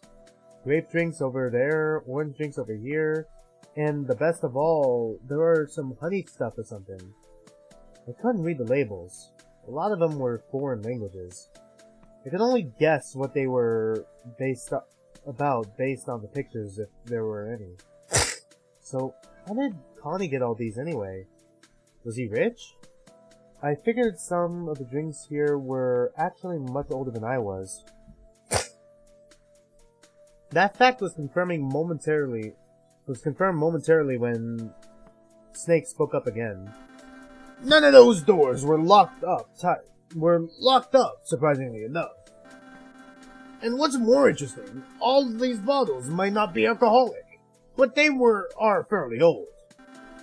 I believe they may be older than I am, which is strange because normally you'd be worried over expiration dates, yes? I was about to reply and agree, but then when I took a look at him, he seemed even whiter than usual. His skin was pale, as if he realized something. Wait, what does this mean? Unfortunately for me, I wouldn't learn what he just thought about. As if the devil himself had chosen this moment to ruin everything. A scream pulled me out of my contemplation. Perhaps what he was looking at was what made him feel such fear. The old man was already observing the situation from above the counter. I rose up too, and the sight came, grim and strange. What?! There was one of the twins on the ground with a knife lodged in her chest. What?! The fuck? Someone's dead already? The fuck is going on? I couldn't tell if this was Gretel or Hansel. Next to the immobile body was J-Pop on the ground, shrouded by the other twin. Whichever this one was, she was wailing against the pink-haired girl, screaming and tearing up a storm. Something was weird. I felt strangely detached from the scene, despite someone having died. The fuck happened?! It was like this. It didn't make sense. The twins hadn't come back yet. How were they here? I'd have known if they had come back. I was waiting for it to happen. Come to think of it, where was Ace? He wasn't there. Ace and... what the fuck? Where the fuck did Ace and Yosuke go? Ace and Yosuke weren't there, in fact. The fuck happened? The entire room was moving. Where's E-Girl? As I watched everything in slow motion, a splitting headache ran through my head. It was freezing me in the spot. Where was Yosuke? Where was Ace? Why are the twins here? In the span of a single moment, I realized that they had been here for a while. Somehow my memory of... what? Somehow my memories of Yosuke and Ace being there was false. The twins had returned first instead. I don't know what voice to give you. I'm assuming it could be... cause like Hansel cause Hansel was the one who had issues with, what's her name? With, J-Pop. So I'm assuming Hansel's dead. You killed my sister! Why? Why did you... why? Why? Why do you keep saying she's an imposter? She's sus! What are you talking about? She's sus. My sister isn't sus! No! I'm ruining the moment. My sister isn't an imposter. Okay, I fucking called it right. Okay. Okay, thank God. Hansel isn't an imposter! I finally put together that this twin was Gretel.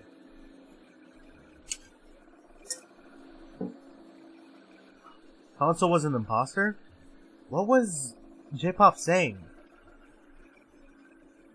Snake was on the move, too, but whatever he did, I don't know as I sink under the counter. Please don't fight here. We have to sort out the situation, no matter how dire. Let go of me. She assassinated her. I was holding my head in pain as the others tried to handle the situation.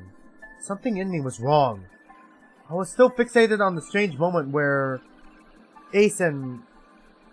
Yeah, here comes the mind-meltingness. When Ace and Yosuke were replaced by the twins. Yeah! What the fuck is this? I finally forced myself up. I had to do something. I ran around the counter to do something. Anything! And for that matter, where did J-Pop even get this knife? The small flashback enlightened me. Right. She disappeared when we went to the laboratory, didn't she? Did she grab the knife back then? Oh yeah, the missing knife! She must have had it! Why? Was it for this? Had she planned to kill Hansel already? As I moved in, I saw the situation. The old man was holding Gretel under both her arms. She was having issues keeping on the warpath, but was having issues keeping her off the warpath. And J-Pop was still on the floor trying to stand up. If I did nothing, the hostilities will grow anew. I moved forward and tried to grab my friend to stop her from fighting the twin. Yet, as I reached for her, J-Pop dodged my hand and instead elbowed me in the face. Ow! J-Pop! Considering the situation, I didn't care about the nicknames anymore.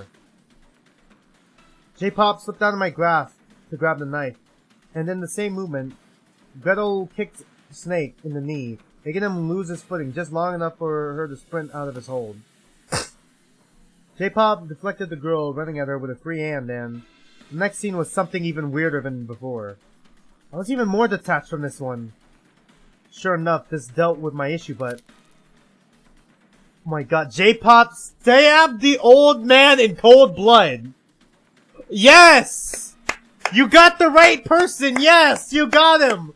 Let's go! Let's go! I'm cool with this! I'm okay with this! All he did was let out a weak noise before collapsing to the ground. Some bloody red typhoon was rapidly rushing out of his body. The imposters! You're all sus! No. All of them will get it. Every imposter here has to die!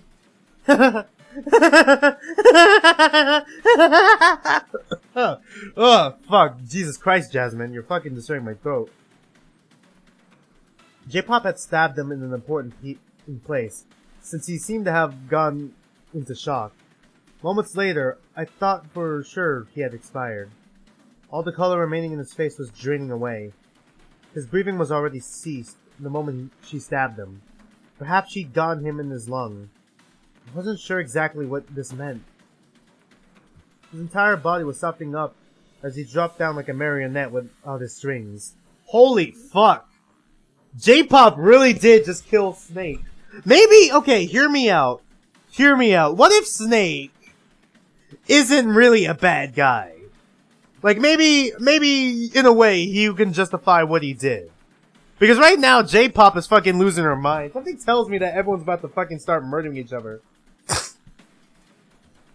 As I watched powerless, Gretel's cry was a mix of noise of the body falling to the ground.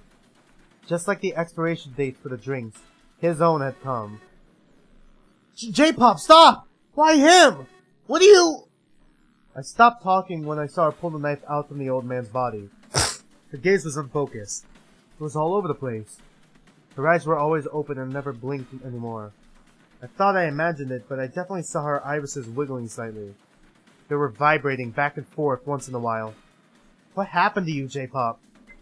My inertia ended the moment she turned her head away from the old man to look elsewhere. Where? No! No! Not her! We gotta stop her! No! Not E-Girl! Nearby, E-Girl was standing up, having no fucking clue what's going on whatsoever. She clearly felt something was amiss. However, she also couldn't tell what exactly was happening, She was standing in the corner like a lamp. She has no fucking clue what's going on, and she's about to get fucking stabbed. And J-Pop had her sights on her. No! Gretel! Get the fuck up! We need to stop her! Despite all that J-Pop was doing, I couldn't bring myself to hate her. I didn't know what was happening to her. It was like a demon possessed her. We need to fucking smack her right now. We need to knock her out. Please, not E-Girl. She's literally done nothing to deserve this. I just need to destroy that demon. If I destroyed that demon, J-Pop would come back to me. Her eyes. I could tell they weren't fine. She was fine. I need to free her from that demon. In the split moment of my choice, I saw two things. One, Gretel was utterly useless. She was horrified, and in her state, she was much more focused on her twin's dead body. 2. J-Pop was lunging forward. I only had a single moment to act. I could either slam J-Pop to knock her out cold, or pull E-Girl out of her trajectory. I was about midway between both. The small hesitation was because I didn't know if I'd hurt J-Pop doing it. Fuck you, simp! We need to stop her from killing someone else! She's already killed 2! At the same time, I couldn't stand idly by when E-Girl was in danger. Save. Oh, no, not auto. This is definitely a moment to save. Did it save? Hold on. Let me try save and go. Okay, it did save, alright. Alright, time to tackle Jasmine! I chose to knock J-Pop away with a powerful slam on my shoulder. She was instantly knocked out when she collided against the wall. Perhaps I'd gone a little too hard. It hurt to do this to my friend, but I had no choice. It was either knocking her out or risking her damaging someone else. Or even herself. Even more than a simple knockout. Something in her caused her to go out of her mind. At last she dropped the knife on the way down, as she crumpled onto the floor in a heap of jasmine. The weapon was covered with a red, drying bloodbath. I panted heavily, calming down after that altercation. It had drawn a lot out of me just to do this much. Meanwhile, Gretel was still watching, unable to move. It was perhaps a better way to say she was no longer willing to move. Crazy. Oh my god, like imagine! Okay, hear me out.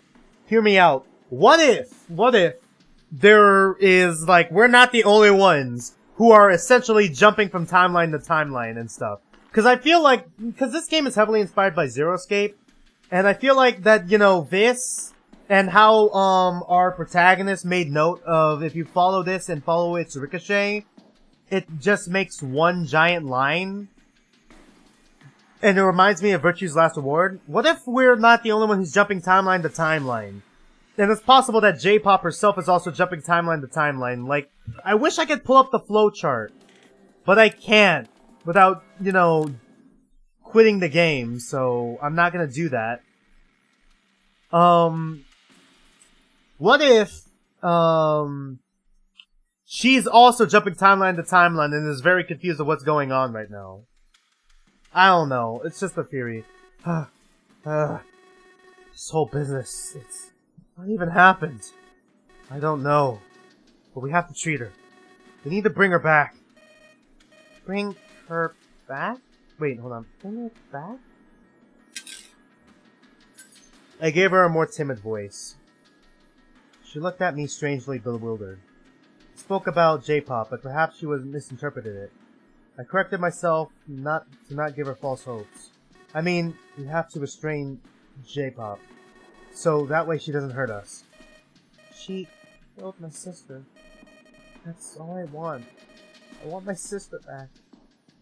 She clenched her teeth. The sadness in her voice was impossible to mistake. I approached her to console her, but she glared at me.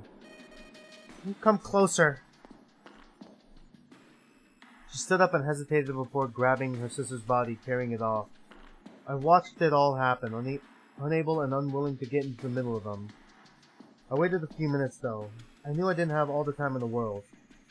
J-Pop was knocked out, but she'd come awake sooner or later. Just like she starts moving, like waking up, like, what's going on? And then we just fucking stomp her head and it's like knock her out again.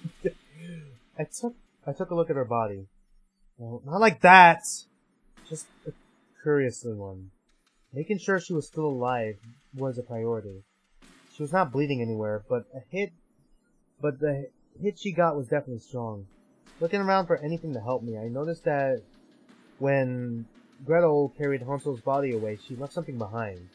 The other twin once carried a map on her, and now it's on the floor.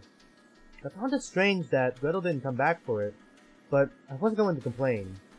I took it and looked it over.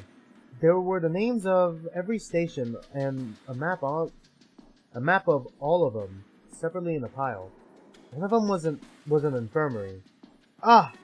I can use this to keep J-Pop bound and treat her if needed. Didn't Snake say that he came back from the infirmary earlier? That means it's solved and vacant! I also had to take care of the knife. This kind of thing was too dangerous to leave lying around or give it to anyone. I needed to get rid of it in a way that would make it impossible for anyone to get to it anymore. First, I needed to clean it. I loathed doing this, but I used Snake's body to do so. I wiped it off with a piece of his clothing. Yeah, I didn't have any other way. This place surprisingly didn't have a sink, and the water cooler was just for show. It was empty. I had a passing thought for Gretel while I was cleaning the knife. She was the only one apart from J-Pop and me who knew what transpired here. And she was on the loose. The twin would definitely be different the next time we met. Once she'd processed everything, it would change her. Something like that could break someone. Perhaps she was already broken. It was partially my fault. Okay, first order of business done. Now let's leave the knife somewhere no one will find it. I put it in my outfit and lifted J-Pop from the ground and carried her down the stairs. Yeah. I needed to take the train with her to head to the infirmary. Oof! She was heavy. Way heavier than I thought she'd be. I wasn't someone who was especially fit, just average, and so carrying a body like her slowed me down considerably. She could have eaten less strawberry cakes at least. I knew she loved it, but this was a bit much. Damn, okay. I made sure the twins weren't downstairs before I stepped out of the little lobby. The train must have passed. I don't know which direction she took. Perhaps she went the same way? That wouldn't be good. I spoke aloud to organize my thoughts. I needed to find a place where no one would take the knife anymore. That's it! The rails! No one would cross them for it. Especially if I threw it into the darkness. No one could see it! Such a good idea. Throws knife and accidentally stabs someone in the dark like, "Gah!" Fuck, I killed someone. I lowered J-Pop to the ground slowly. Then I went to the little dark hallway. Just before entering it, I looked into the tunnel. I couldn't see a thing beyond this room. Perfect. It was pitch black.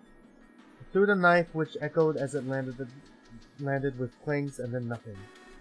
It's gone now. No one will make use of it again. It was as if I spoke to reassure J-Pop, but she was still out cold.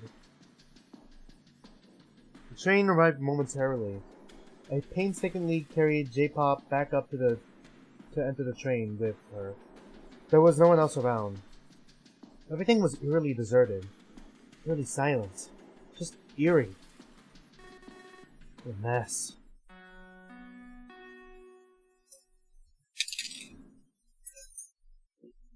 I set J-Pop in a seat. She looked like a disarticulated marionette. I made sure to position her in a way to have the momentum work in with her posture.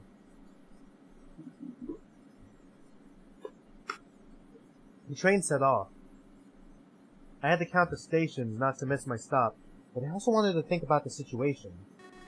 So, let's make sense of all this fuckery. It felt like Ace stopped wearing so much. We all came back from our stations except for the twins. Yosuke, Ace, J-Pop, Snake, E-Girl, and myself were there. Wait, fuck. E-Girl was there. I completely forgot about her! I slapped my face. Bro, we left E-Girl alone. Fucking... we left E-Girl, the girl who's blind, deaf and blind right now, alone in the lobby with the dead old man. Fuck, dude. Like, she's probably still standing there, fucking confused. Like, just like, huh. Well, even though we're in a death game, this is, pretty pleasant, nice and peaceful. While there's a fucking dead body there, and like, she probably has no fucking clue that someone just tried to fucking kill her. Holy shit. Shit. The moment I didn't realize I left her there since she was so quiet. Go back for her later, I thought. Whatever, right now let's just focus on this. I'm not seeing, fuck. I'm not seeing Yosuke or Ace anywhere at the moment. That's so weird. Not at any of these stations either. It's like they just vanished. The twins weren't in the lounge. Yosuke and Ace were there. Then, when I came back upstairs, my memory's kind of fuzzy about it. Were the twins there? I don't know. Ah! I ruffled my hair rapidly, making a mess of it. The more I thought about it, Yosuke and Ace, the harder my head hurt. It was like reality didn't want me to think about it. Did I mistakenly see them? Was I hallucinating? Were my eyes playing tricks on me? I shook my head to clear it up. Thankfully, the train stopped at the station I wanted to go to. It had stopped a few times prior, but I didn't pay attention to those, only mentally counted them. I grabbed J-Pop and quickly hoisted her over my shoulder. Ugh! I had to get used to this, especially if I needed to carry her upstairs. I needed to be quick before the train departed again. Finally, I was on the station. It didn't take long before heading to the lobby. And then right up the stairs. One step at a time, I ascended with great effort, but I managed. Panting on the hallway mark, I remained there for several moments before resuming my trek. Fuck, we're back here. Damn. Oh wait, then that means, Snake was the one who shot, like, back in the beginning of the game, back in the prologue. Back in, like, the very beginning of, like, the first part of this. That means, I mean, most likely, that, Snake was the one who shot J-Pop. Or Jasmine. Shit, dude. That's fucked. Finally, I was at the top. I quickly spied a bed in which I just deposited her. With all the care in the world. Ugh. It would have been easier with someone else, but it would be kinda hard right now. My entire group is somewhat dysfunctional. A mess. I repeated the words I said before taking the train. For some reason, it helped me cope with it. Okay, what now? I got rid of the knife so that I was safe. I wanted answers, but I also wanted her to be alright first, so I could even get those answers. I went to the sink. Some paper towels in hand, I wet the lot and folded it onto her forehead. At least this would alleviate the pain I caused her by knocking her out. Nothing to do but wait then. After a while, I remembered what Connie said, and I quickly fixed my predicament.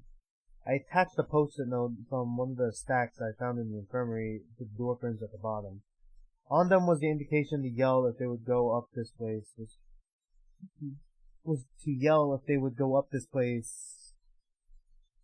As this place was occupied by 2 people already. At least this will prevent some kind of shitty tragedy. While I had been waiting, I'd investigated the area, but I found nothing of use. J-Pop was taking a long time to come back to her senses, so I decided to examine her again. I took her temperature, but everything seemed normal. It was when I pulled my hand away, I noticed something weird. First of all, it was important to establish the fact J-Pop dyed her hair. It was not actually naturally pink. Oh, did, hair dye not come off? Her eyebrows were her real hair color, brown. Normally she puts stars in it too, just to look cute. Or maybe she Or maybe that habit was when she... Fuck. Or maybe that was a habit she had when she'd been younger and had no longer had it. Whatever. What I'm seeing didn't make any sense. I noticed her hair could have fall. What? I noticed her hair could have sort of... Fuck. I noticed her hair could sort of fall. With her hands, I cautiously reached the top to the scalp and pulled. What? Was that? Is it a wig? I can remove her hair? It could be a wig. Underneath was more hair. Did she switch to wearing a wig instead of dyeing it? What was the point of this? This doesn't make any sense. Did you try dyeing your hair with another color? What happened after you left to attend the... what happened after I left you to attend the University of Montreal? Fucking knew I should have stayed. Squeezed my hands and fists, angry at the world. I was also angry at myself. Underneath her pink wig, her hair was blonde colored. What? It wasn't brown. It wasn't pink. It was blonde. The strands couldn't lie. What the fuck happened to you, J-Pop? You dyed your hair blonde? A question much like the previous one was rhetorical.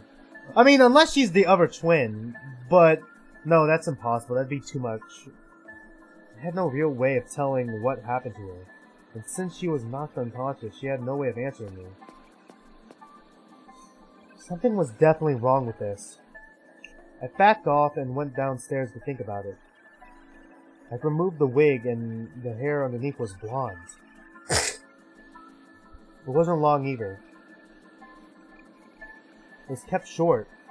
Maybe that was so she could fit under the wig better? Wait, her hair was short and blonde. Why though? Why is her hair blonde? Why is it short? Whose hair? Whoa, Jesus fuck. Ah! I jumped back in surprise as Gretel came out of nowhere. She'd arrived at the station while I'd been upstairs, and she was surprised me by coming out of the little dark hallway with a gate. Jasmine's hair is blonde. Oh, fuck, my nose is stuffy again. No! Jasmine's hair is blonde. I don't know why. It's not supposed to be blonde. Oh, sorry. I wasn't sensitive. Are you okay? Yeah, I'll be fine. She didn't sound fine at all. Something about her felt incredibly strange. She wasn't looking at me while talking. Instead, she was looking around the station. It's a pretty spacious place here, huh? Are you about to murder me? Maybe it is. So, what did you do with your twin sister? Did you bring her somewhere? Kinda. Something was definitely wrong with Gretel now. God damn it, is everyone here fucking crazy except E-Girl? And maybe, like, Yosuke and... roughly Ace? I mean, I'm suspecting Marco is probably the mastermind behind all this. Something was definitely wrong with Gretel now. As she paced around a little, I pondered on what I should do. The small lapse of attention would prove to be a mistake. As soon as I showed any signs of detachment, G shoved me backward. What? I'm sorry. I'm so sorry, sis. I did it. Just for you. I could be with you. I heard those words as my world fell upside down. I fell into the space between the stations. Your sister's yeah! What? As soon as I spoke, I knew it was over. I landed right onto the tracks, and a strong electric current instantly killed me among the waves of pain. And then, darkness greeted me like an old friend. Well, I guess we got a bad ending. God damn it! Yeah, ending 1. We got one of the 2 bad endings. Let's go. Or electrified endings. Let's go. Yes, okay, I get it. I don't need to fucking... Might as well let the credits roll while I blow my nose. Oh, it fast forwards to the credits? Let's go! That's fucking dope. Damn, we got 2 endings? Let's go. I'm gonna blow my nose real quick and see my shaker and then we're gonna continue. Man, that's crazy.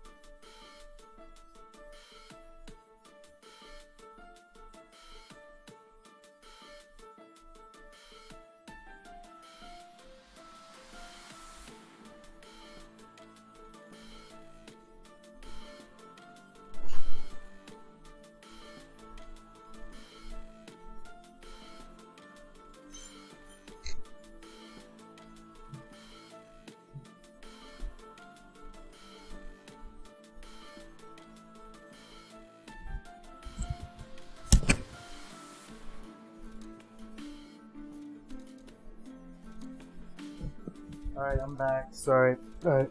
Smile and shine once again. Fuck you! You're a bitch! Okay, can I fucking move up, please? Okay.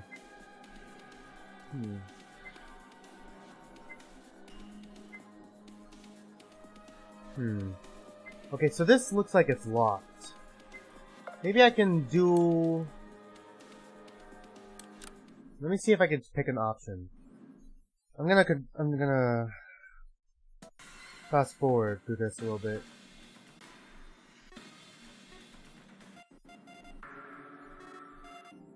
Until we have an option here.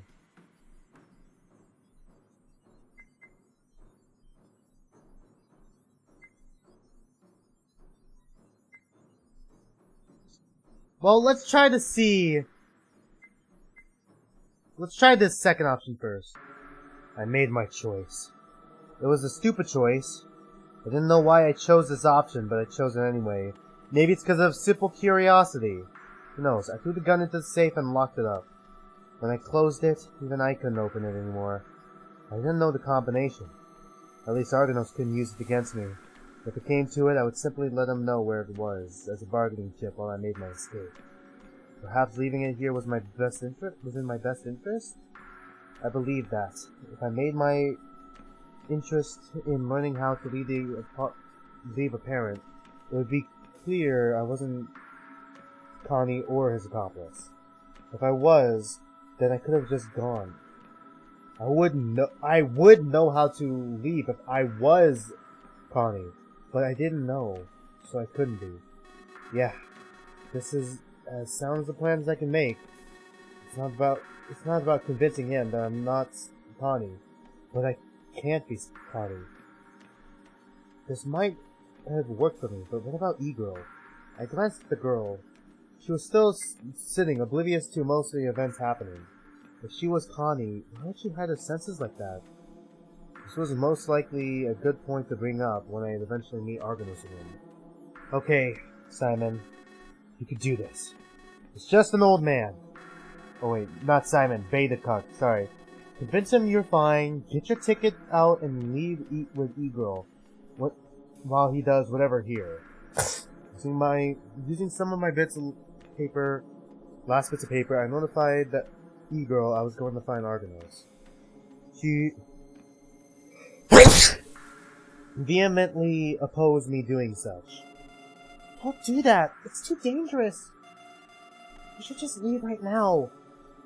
I used another one of my last sheets of paper to explain to her that we couldn't leave. There were scanner gates, and they would detect if we didn't find the ninth person. Oh, it does sound dangerous, but is it worth taking a chance? I'll follow you anyway. She resigned herself to my choice, and we both left the area. Our destination was the science lab, where he would no doubt turn up eventually. My cowardly nature was rearing its head. As I waited on the station of the science room, my knees quivered slightly. He was taking his time, and all this wait did put me on edge. It was minutes later that I realized I had been waiting in vain. He wasn't coming with the train. He was at the station already. He was upstairs! Some footsteps made it clear. He'd been immobile for a while, most likely trying to open the door but failing. Without the remote, which I still held, he most likely stood no chance. I used my last paper to tell E to stay put. If I went upstairs to confront him, she wouldn't be in danger. But if it happened,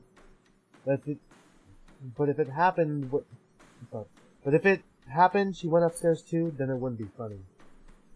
Unfortunately, that was also my last paper. I could no longer communicate with her. Understood. I'll stay down here, don't worry. Silently, I left her side. I went to the lobby. I was getting really tired of these rooms, staircases, and the metro too. After this, I wouldn't take it anymore. Once this was done, I'd get my own fucking car and use it. It's probably worse for the environment, but at least no one would abduct me in a car. No, it was probably more secure to take the public transport. Fuck it. I still wanted to never have anything to do with this place. I climbed up the stairs and came up to the second floor where the science lab was situated. As soon as I stepped in, he turned around to face me, having been busy trying to force the door open. I could tell he amassed a lot of tools to do so, some of which I didn't even know to the purpose of. Ah, there you are. I've been waiting for you, my associate. You have the remote, and I require to open this, so don't make this more difficult than it should be. What tells you I'll hand over the remote? His eyes trailed off to the chemicals he tried to mix. The place really looked like a science lab now. It was as if he believed some mixture would dissolve the door, but he made no headway. You could also tell the questions angered him a little. Good. If I could tick off that piece of shit a little, it might distract him from outsmarting me. I am aware we have not been getting along as much as we should have. You shot my friends! I am aware that I shot and killed your friends. But please, I'm not the bad guy here. Like, bro. Instead of trusting each other, then I thought it best if we didn't at least distrust each other. Says the man who shot my friends and killed 2 high schoolers. He stepped forward around the middle table, trying to get closer to me. Unfortunately, I moved in the opposite direction, and we did this strange dance around the table for a few seconds. I am still a knight of justice, but would you stand in the way of those who sinned? Surely you must tell that I've done something horrible. I've done something horrible. It was necessary. None of it was necessary. I already figured out some things, and I was going to share them before you put a bullet in my friends' heads. And what do you mean stand with? I'm not standing with anybody. All I care about is leaving this place, but I don't know how. You keep telling me I'd be told things on a need-to-know basis. Well, I need to know now. How do we leave? I'm not Connie. E-Girl's not Connie. If she was Connie, why would she block her senses? If I was Connie, why did I not run away? We don't know how to leave. We don't know what to do. We're not Connie. Get it already. He listened intently. How about we do a trade? I need the remote that you apparently need to know. Fuck. I need the remote, and apparently need what I know because I have understood how to leave this place. I wasn't sure about this. You might have been bluffing. I'll hand over the remote after you tell me then. I won't need it after I can leave this place. So I have no intention or need of double cross you. Is that okay? I suppose that will do. However, I require some kind of proof or insurance that you will do as you say and give me it regardless. I cannot act in good faith without sufficient proof. After all, why should I trust you? You hold your word after you left me on the station and without my tool. Where is it anyway? I'll even tell you that. I'll tell you where it is first, then you tell me how to leave, and then I'll give you the remote, okay? You drive a hard bargain. Very well. I didn't know if I could trust him. Still, but just telling him where the gun was would be enough. He couldn't open the safe anyway. He killed the people who were able to open that safe. Okay, the gun is... But as soon as I spoke, he took off in a sprint. Damn it! Did he get me? I launched after him and quickly barreled down the stairs. Hey, we had a deal! You piece of shit, what are you doing? Simply what I must, young man. I do not actually care for the gun, so I'll give you the remote. So I'll make you give me the remote. When I arrived at the station, I saw exactly what his plan was. He had been stalling this whole time, trading places with me until he could get to the station. He knew I was here with E-Girl, and now he was holding her hostage. Now give me the damn remote and I'll release her, then be on my way. Otherwise, she will surely end up electrocuted to death. I clenched my teeth. I ran out of bargaining chips now, and now he had everything in his hand. I felt sorry for E-Girl. This was my fault, completely my fault. I should have known he would do something without honor like this. Doesn't it mean anything to be a knight of justice or whatever? The most important thing is to get real justice, and if you're Connie, then you will die. But I wish to secure that remote, and see what's beyond the room first, so give it to me. He smirked while E-Girl trembled, scared witness. Who is this? Please, anyone help! I guess I have no choice. Is that fine for a deal? He stopped in the stance a little, while I reached in the back of the remote. I leaned down and slid over to the ground towards him after he nodded, agreeing to my terms. However, I knew he wasn't trustworthy. He released E-Girl to grab the remote. At least he was true to his word. I believe your intention in asking me where to leave is genuine. However, I cannot say that I have sufficient proof to think otherwise of E-Girl. For all I know, she was the one behind all this. No, she's not! Her senses are all hidden and... You don't understand. None of that is real. What she wears only obscures them. There is no special technology in this headset. In short, she is not disabled. What? Is that a lie I came up with? It is a lie I came up with when she arrived here earlier with me. I told her to play along and act disabled. It would make her look inoffensive, and she wouldn't be in harm's way. This saved her a couple times already. Otherwise, she might have died before. Just as I have given her this life. Now that I no longer can trust her, it is time for me to take it back. What? You bitch! Suddenly his hands rose and he shoved her in the stomach with remarkable strength. The girl held it with her hands, her breath cut short. I lunged forward while screaming. No! E-Girl! What the fuck? You piece of shit! Simon! She fell to the tracks and flailed wildly as the current close through her. Within the single moment, the girl had completely expired. She was dead. Even after she died, her body spasms didn't stop as the current coursed through her. I watched in horror. And now for this entire event's resolution. You lying sack of crap! You didn't tell me how to leave! And you harmed E-Girl anyway! All that is important to my mission, and you will not interrupt it. You and I are both insignificant to humanity, as the faraway stars in the night sky. You could say that neither of our actions hold any veritable weight, and even if she lived longer, all she would have done is accidentally help others in their atrocities. Nonsense! You killed an innocent because you couldn't trust them! You're the one with the issues! Believe what you want! He disappeared into the lobby. I needed to punish him. But how? The train wasn't coming yet. Maybe if I went down to the rails. I could hoist myself back up, but this was dangerous. All I wanted to do was grab the girl and tug her back up. It wasn't possible. I tried a few minutes, but all I could reach without getting struck by the shock was her collar. By the time I managed to lift her up to the side of the station, my hands were charred by the electricity. I didn't care, though. The pain was nothing. All there was in my mind was rage and vengeance. He killed my friends. He killed the twins. He killed Ace.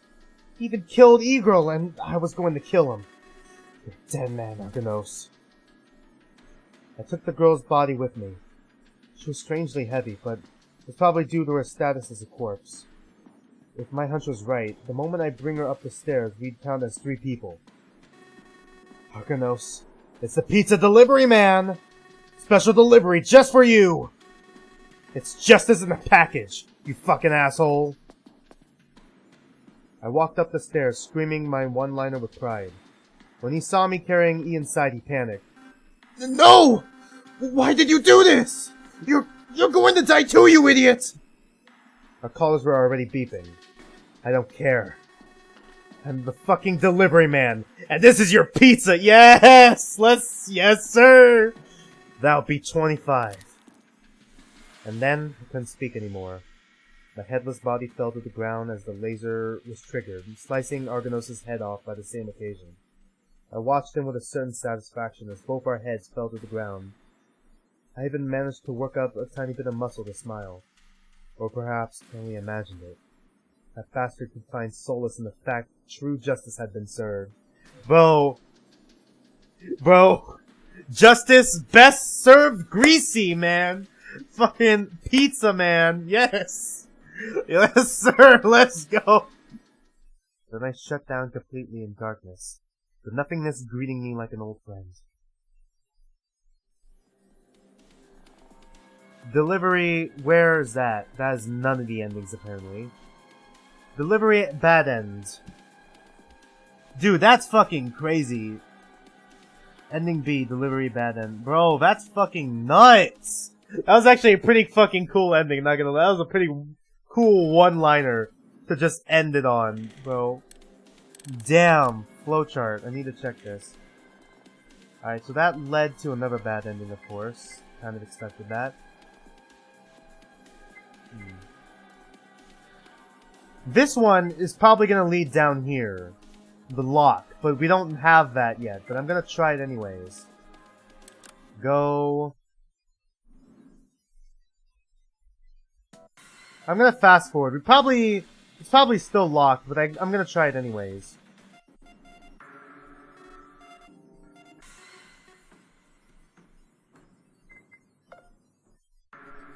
I didn't know when Argonos would catch up with us. There was only one course of action that came to mind. Instead of doing anything with the gun, I decided I need to get to the core of this problem. I had to get to the laboratory as soon as possible. The main problem was my identity. Argonos was so convinced that by killing everyone he'd get Connie. If only I could convince him otherwise, then he'd spare me at least. It didn't absolve him of his crimes. I planned to bring him to justice as soon as I was out of here, but I needed him to drop the chase.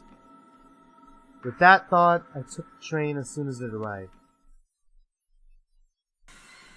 We arrived at the laboratory without a hitch. There were no signs of Argonos either. This was a good thing, because if he'd been here, he would have gotten in the way. Worse, he could have triggered the punishment for entering the station with more than 2 people, by mistake. This would be definitely the worst outcome for everyone involved. I had no idea how to open the door without having the back of the remote. I noticed something was there. Now that I wasn't in the rush to get here, I examined the little studs. They formed rectangular patterns. I knew this. It was Braille. How lucky that Egro's still here and alive. I exclaimed to myself, half sarcastic. True, it was lucky. In fact, perhaps too lucky. I took a moment to think about what this meant. Argonos hadn't really gone for her. Of course! He'd known about the Braille. That was why he needed her alive. That's only if he cares about breaking his way into here. Assuming Braille's even for that. But wait, he could read it. No, he could read it, but wouldn't he? He knows how to talk to E-Girl and stuff.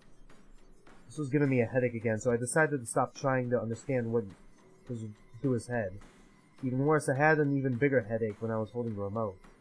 E-Girl held my other hand. I pulled from her, which thankfully didn't make her panic. I needed both my hands free to write her a message. I only had one piece of paper left. I handed it to her along with the remote. Do you want me to touch the remote and tell you what it's written on it? I can do that, but are we near an exit? She paused, figuring I would give her an answer. When I didn't, she lost a bit of her composure. If we're near an exit, can't we just leave? I obviously knew otherwise, but even when I knew otherwise, there was a part of me that said I could go right now. With this, things would be fine. As if I knew the solution for the exit already. Okay, well, on this remote it says, reverse me to open the way in and forgive me for. What? Reverse me to open the way in and forgive me for. Forgive me for what? I don't understand. I don't understand either. I plucked the remote from her as calmly as I could. Looking at it, I realized I could enter 5 letters into it. 5 letters. I didn't know what this meant, but somewhere there was some sort of password. All I need to do is figure it out. Simple, right? 5 letters. 1 password. I thought about it, but couldn't figure it out. Okay, now I get it. We need a lock. We need those 5 locks on the left. Alright, I get it now.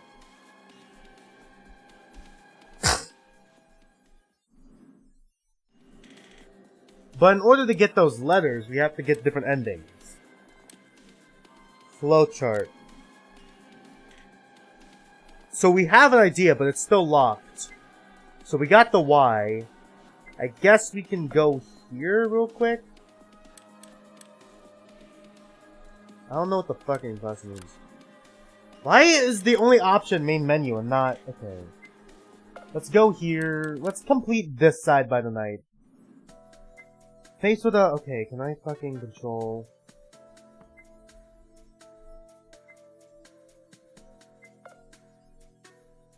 So, how do you get to be a barista anyway?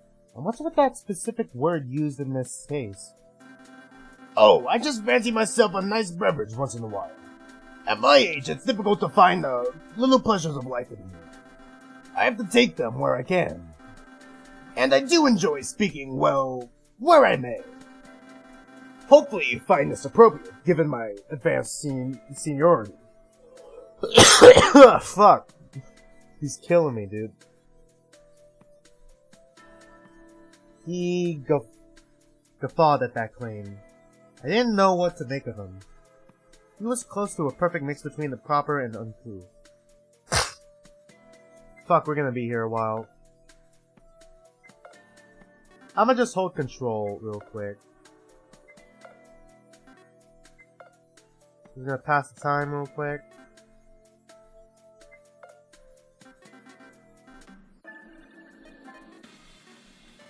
Alright, let's get to the choice. Yay, he got stabbed again.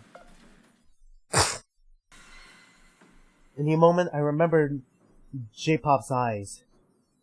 They were crazy. They were completely out of focus.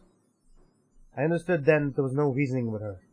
But she didn't stab Gretel earlier, when she shoved the girl aside. Perhaps then, that Gretel would be safe with her, paradoxically. I didn't know what to do, so I found the most natural thing. I reached over for E-Girl. As soon as my hand wrapped around her wrist, I yanked her out of the way. Huh? What? What's going on? She quickly fell against me. I gritted my teeth upon feeling the added weight. A small clicking noise entered when our collars came into contact. I almost lost my footing, but I remained upright. At that moment, I figured that she wasn't any threat. She was innocent, and I could trust her. My first priority was to help her, to bring her to a safe location. I saw that she also understood the fact that I was no threat, and she could trust me. Meanwhile, J-Pop was considering the situation now that I added myself to the equation. I had figured something out to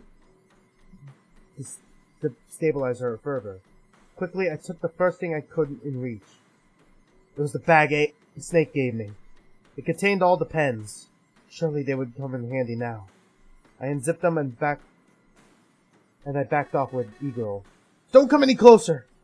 Perhaps this was ridiculous. Still, I threw the pens one by one. When I came upon the E pen, I decided to leave it in the bag. Same deal for the S pen. I couldn't throw those out, just in case. But I was almost out of ammo.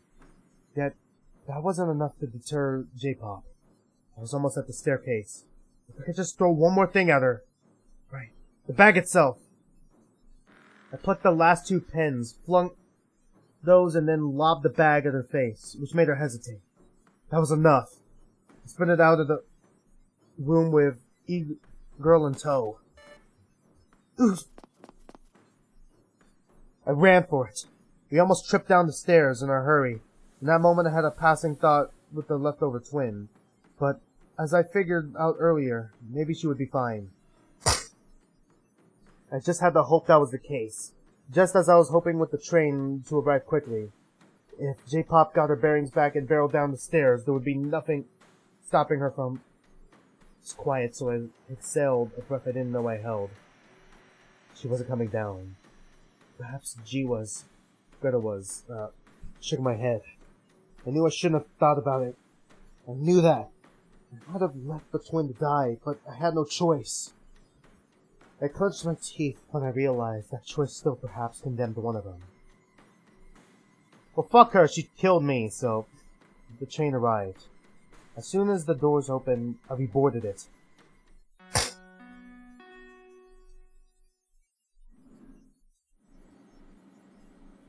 As soon as we entered, the train departed. We were going towards the north side. I hadn't picked which staircase I went down to because I didn't have the state of mind to think about it. Perhaps I should have thought about it more. Where are we going? What was that event? Fortunately, I had no means to communicate with her, so I had to think of something else. I tapped her hand as if to comfort her. Oh, well, it wasn't good, huh? But at least we're good now.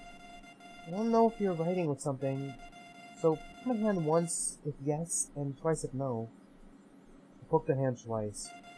Oh, did you run out of paper? I poked the hand twice. That was technically true. It was just in the bag.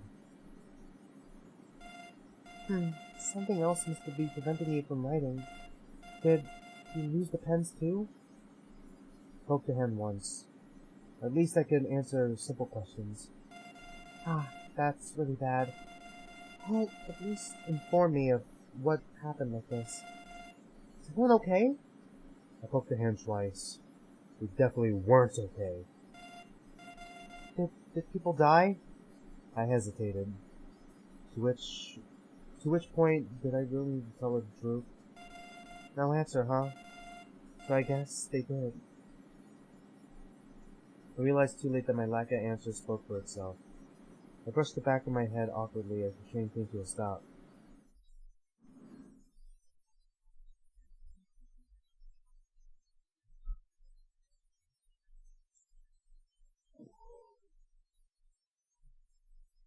I looked around the station, but there was no one.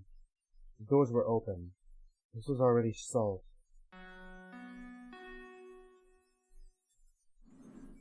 We're gonna be here for a while, ain't we? Just as eagerly, the train closed its doors and ventured off again. I don't really know what else to ask.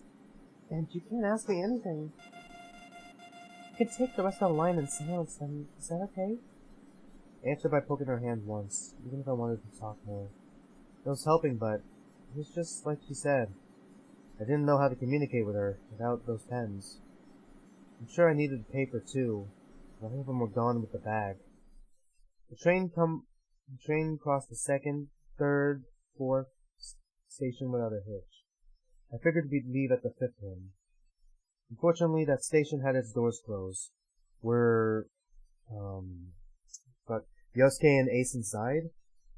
Leaving here was definitely one of the worst options. I don't know what the fuck, that's probably necessarily so bad, but I don't know. Instead, I remained in the train, in silence, relieved. I remained like that until we arrived at the next station. I waited a while, but it wouldn't go, so this definitely was a new station. It was perhaps one of the last one in the line. The announcer called it the theater station. It's not moving anymore. Are we at a new station then? My priority was to escort me out of here.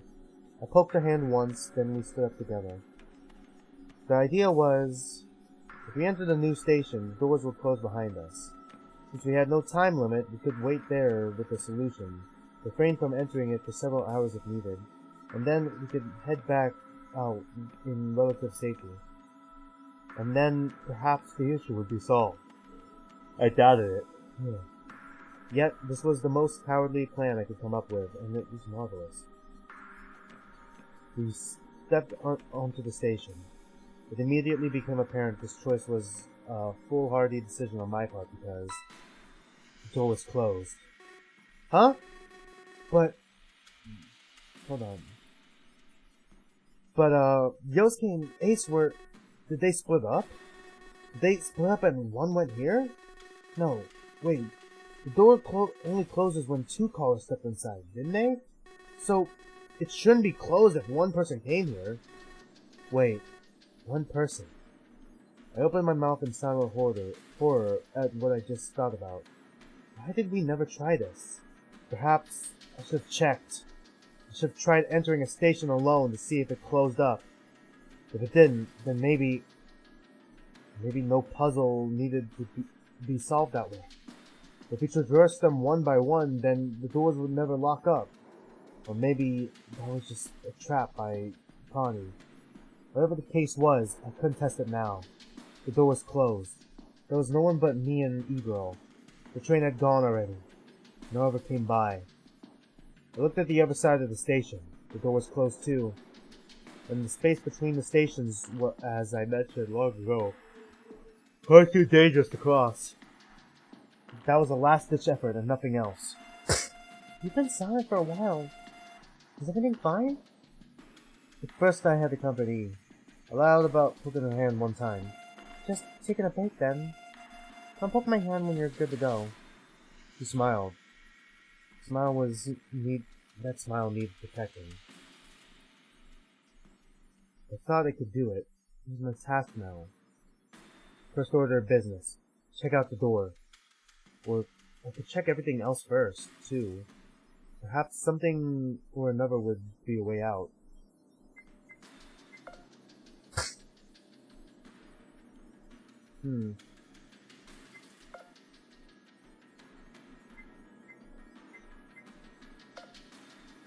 I tried to find a way to open one.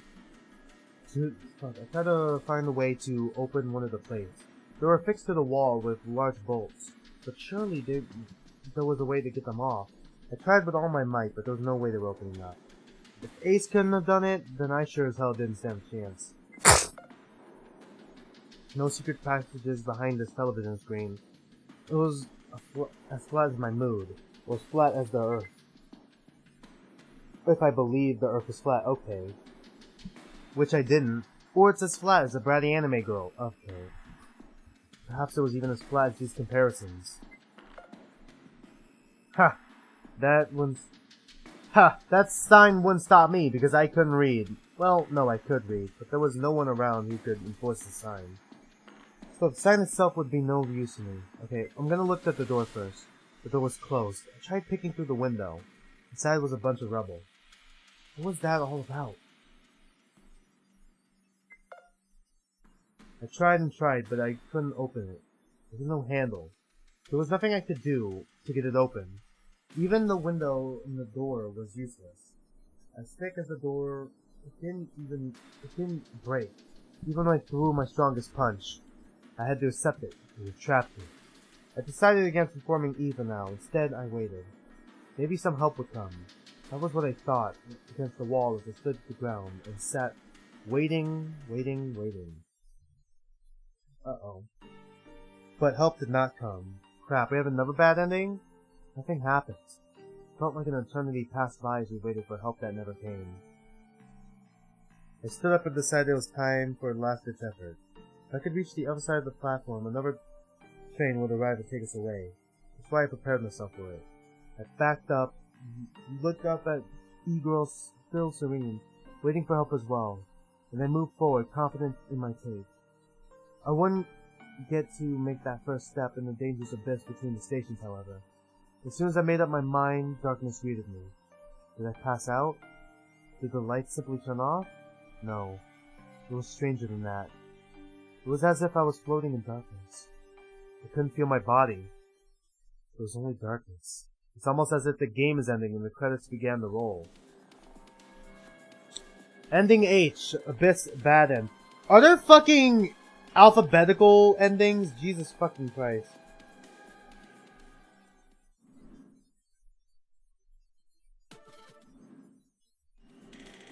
Flowchart. Something's missing. Okay, so neither of those work. Both of those just lead to dead ends, so... Oh shit, there's another option here? I didn't even notice this other option here. Damn. I could go the yellow route. I'm really curious where this orange route goes. Fuck it, I'm gonna check the orange route first, and then we'll go yellow route maybe next week. Okay, let's control... Fuck, who would the orange route be?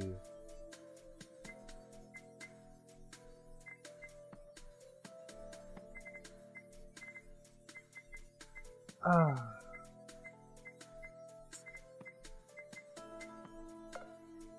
guess I'll talk to one of the twins. I came by Hansel, who was with E-Girl. The former was trying to make the girl react by doing a bunch of waving motions in front of her face. But E-Girl wasn't reacting at all naturally. What are you doing? That's extremely rude. Like, is it? She can't even see me, so she, doesn't know what I'm doing. Did tell her I'm not doing anything? Okay. That's right, but we can't see you. At least I can, since everyone else is too busy. Do you care, then? I want to tell her something, but I can't. Possibilities are dumb! Okay, she's one of those people. And, all of them should okay, yeah, she is one of those people. Never mind, I'm happy! J-Pop stabbed you. I would fucking stab. I want to stab you right now. I hate them all. Well, okay, yeah. It's not so simple. But I do have a way to talk to her. The old man gave me these pens that can write letters in Braille. As soon as I showed her the pens, she snatched them along with a piece of paper. Hey, wait! I wasn't done explaining! We don't have time, slowhead. Just give me, 1 sec. Oh my god, I didn't even need to add like there. The girl rapidly wrote something before stuffing the pens back into my bag. She gave E-Girl the paper, though E-Girl looked more puzzled the more she read her hands upon it. I don't really understand what you're saying. Sorry. What? But I thought these pens would... Hey, calm down. There's a way to use these pens that I didn't have time to explain. I glanced over at the rest of the group. Apparently they'd finished opening the door. Whatever you have to ask her, we'll have to wait until later. We've got the door open now. Later? More like never. I'm sure I asked it correctly. I guess she didn't want to answer, and that's fine. But I don't like that. What did you ask her anyways? The twin grabbed E-Girl's hand and pulled her along. The poor blind girl followed, uncertain of where she was going. Putting my hands in my pocket, I followed along too. I feel like that was a mistake. I feel like it was a mistake to talk to her. Stop? Okay, we could just fast forward. This is same. Let's continue the story. We don't really need to waste time here. It doesn't allow me to skip new stuff. Did I think the message was important? There was a part of me that couldn't let go with the paper with the mysterious message. Why, in fact, would it be here if it wasn't important? This entire place was far too meticulously built to leave something random without reason. Couldn't afford to get teamed up with the one that didn't belong.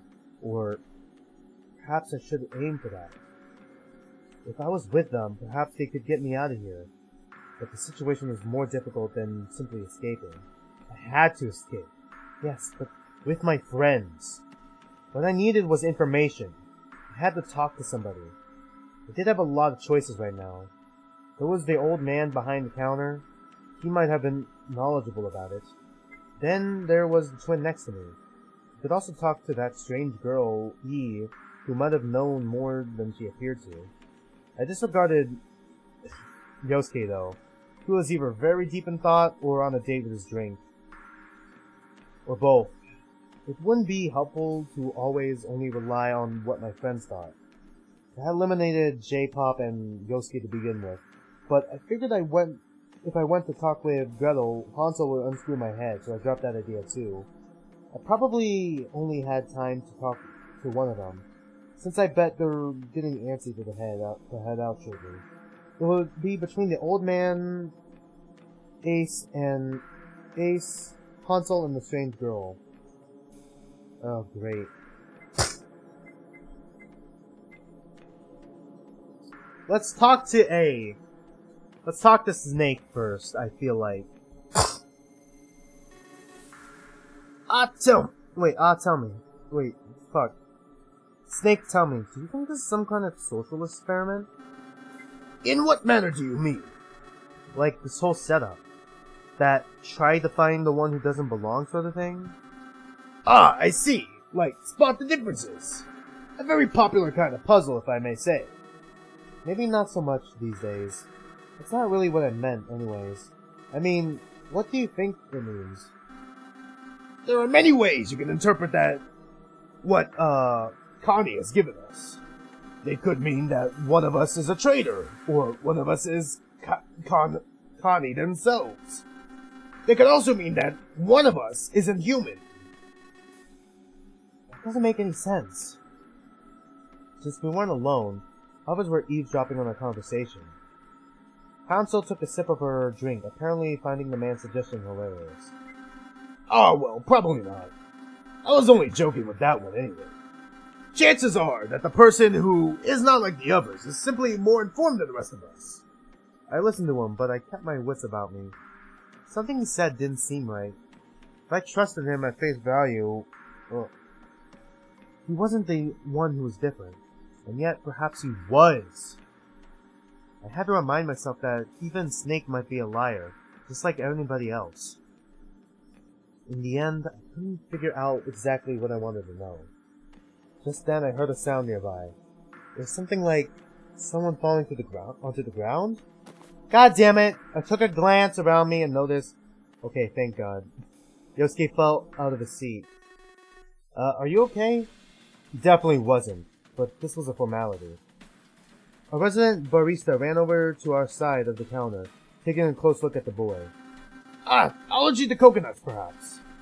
This is an anaphylactic reaction. I need to take him to some sort of hospital quickly, or else he's going to suffocate. Quick, someone help me! Ace pushed us out of the way in a surprising show of altruism. He grabbed the boy and effortlessly lifted him into his arms. Yeah, to train them. To the train them, let's go. Like, wait, you don't know where you're going. Like, we found this stuff earlier. She took out a somewhat large pile of folded papers she'd carried in her pocket. Unfolding it, she revealed that there were maps for the stations. Look, one of them is an infirmary. Like, if you go through there and stop there... Let's go quickly, then, or he's going to die. Whatever, old man. The two of them took off.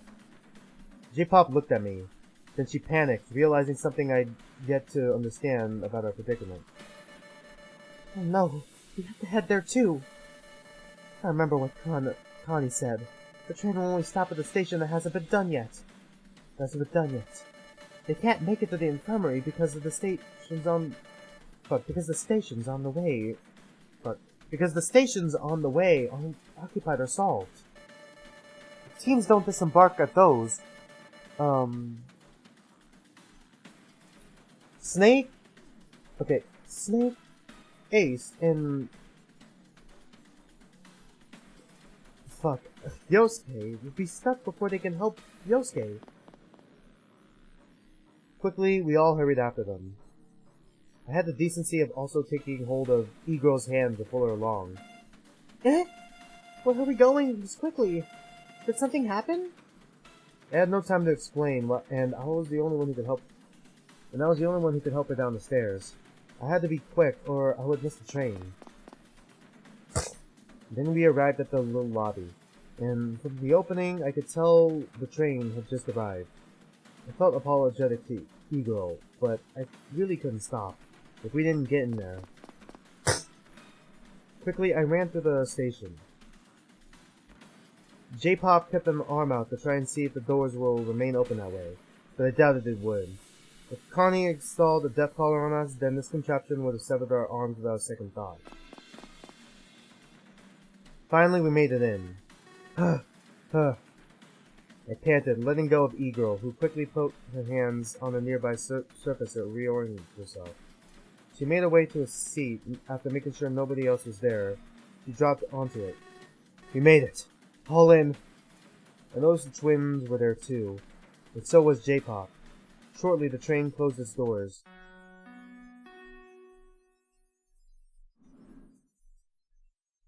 Finally, we were off again.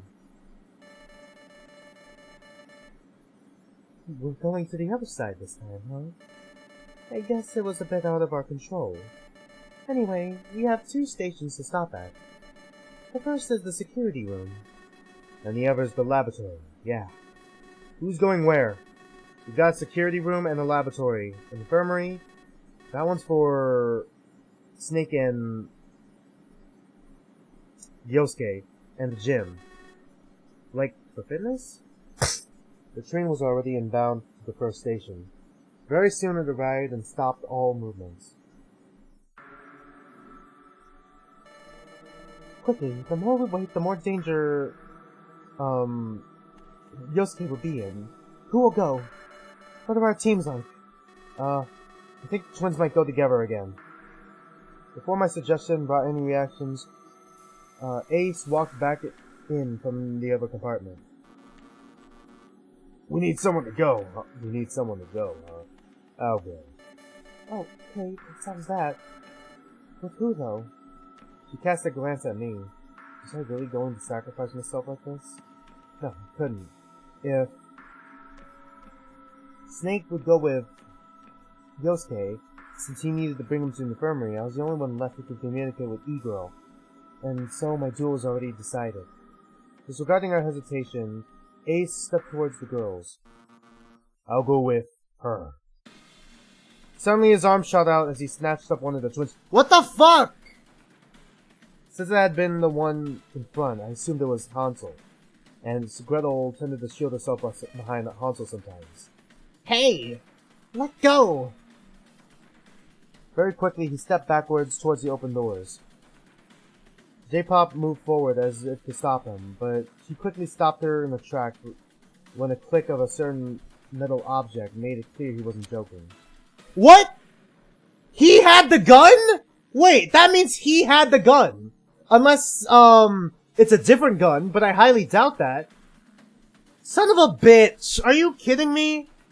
Oh my god. Jesus. This entire cast is literally fucking insane. The man held the gun and it was trained right at us. His strength alone could keep the girl in check. This was his insurance. God, he really is just like Ace.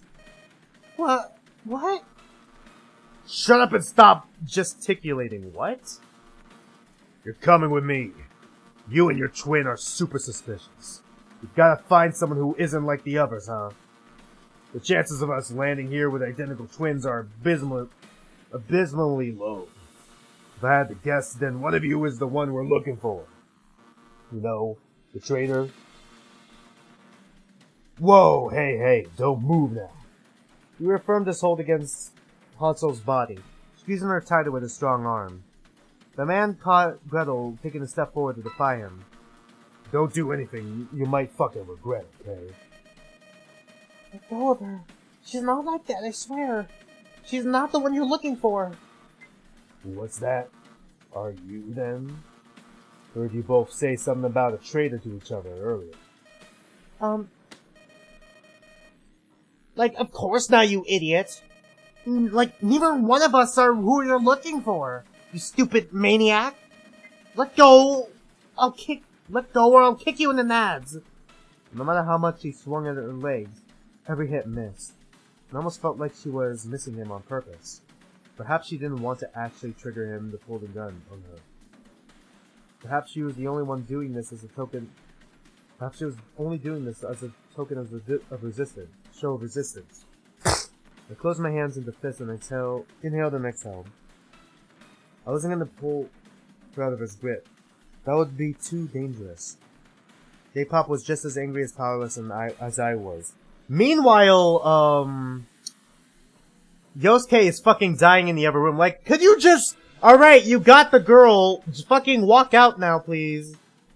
When Ace stepped out, following our inaction, she lunged forward. Ace aimed at her. No! I screamed just as Hansel screamed too. Gretel's screams joined the cacophony, and I almost lost my footing with the sudden noise erupting around me. I pulled J-Pop back into the train though. Okay. Well, I came back to this CG. Yeah, I mean, it seems like right now it's heavily implying that this guy's gun, like the gun, was quite possibly like... It's like either Snake gave him this gun, or he had the gun on him and Snake took it from him earlier. I don't know. Right now, I'm leaning more towards, Snake giving him this gun. A shot fired from the gun, though it was difficult to tell if she'd been hit. I quickly took a look at her as we fell in the heat. The bullet wasn't in her. I looked up at the ceiling. The bullet wasn't even in the train either. A quick glance at Ace told me he'd fired it in the air as a warning shot. You gotta leave in Paris, so don't fuck with me. And you wanna know where I found this gun, I bet. Before you accuse me of doing some bad shit, you should... But his monologue was interrupted by the doors closing behind him, as he stepped through the door frame at the end of the station. He kept gesticulating before Hansel suddenly bit his hand. By the time he let go of her, it was already too late. Damn. The train was driving off. I was left alone with J-Pop, who was standing up, Gretel, who was frightened and looking extremely perturbed, and E-Girl, who was as normal as usual. Probably did not have any fucking clue what's going on right now. Just sitting here like, welp, wondering when I'm gonna get off. That's okay. All we can do is hope he sticks to his word. What he did say at the end. What should we do about what? I don't know. I couldn't hear. Did you? He asked Gretel, but it was useless. The girl was sobbing. I wasn't too good with this, so I left J-Pop to handle it. Our teams were pretty much decided anyway. I'll go fill E-Girl in on what just happened. You take care of Gretel, okay? Yeah, that's the plan. It's okay. We'll get your sister back. I also glanced over at, Yosuke and Snake in the other compartment. The old man was standing up slowly, apparently having been knocked unconscious before. Or I could be wrong, maybe. Or I'm still wrong, and I'm just overthinking it. Did Ace? I shook my head. That man's actions couldn't be condoned. But I had something else to do. In the next long minutes, I spent them explaining everything to E-Girl. That's horrible. I hope she'll be okay. That man's a jerk. I don't think he really cared about what we thought at this point. She couldn't see me when we had to search rooms again. This was going to be strange. Before I knew it, J-Pop and the twin left. And then, fuck me, what? Yosuke and Snake left too. I keep messing up with Yosuke and Marco, damn. I also hoped Yosuke would be fine. Yeah, not Yosuke, yeah. Marco had an allergic reaction to coconut, and we had to, like, rush to do, like, all the puzzle rooms, and, you know, we just had to, like, go with them so that we could reach the infirmary. So, yeah. It had taken a while to get to the station, so if he was treated now, perhaps it might be too late. I cringed, clenching my teeth together hard. I couldn't allow myself to think about the worst-case scenarios. Finally, we arrived at our destination. I took E-Girl's hand again. We're there, huh? Let's go. We stepped outside. Mechanically, we wandered into the open doorway. We only had one thing to do, so... We stepped into the lobby. Very shortly, the doors closed behind us. How many times would we have to do this anyway? I calculated we would run out of stations in 2, maybe 3 outings. That's if those maps were all we had access to, at least. I guided E-Girl up the stairs. It was a tiny hallway, and the first room I poked my head in was entirely different than the one I had found before with, Yosuke. Oh, we got the gym room this time. It was a fitness room, but it also had a full gymnasium attached to it.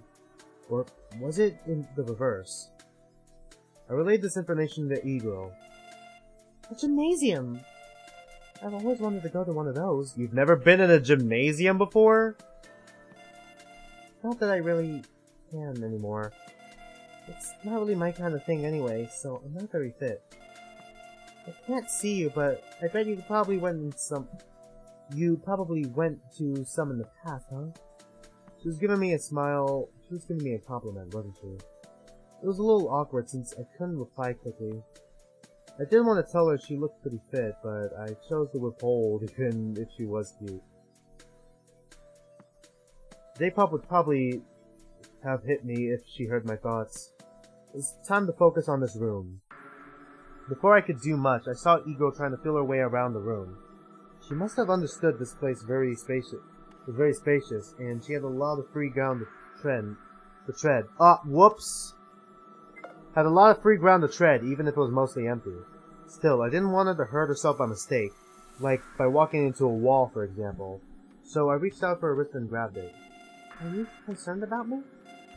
It's okay, I can feel the air, and correct me if I'm wrong, it seems like this place is very empty and spacious.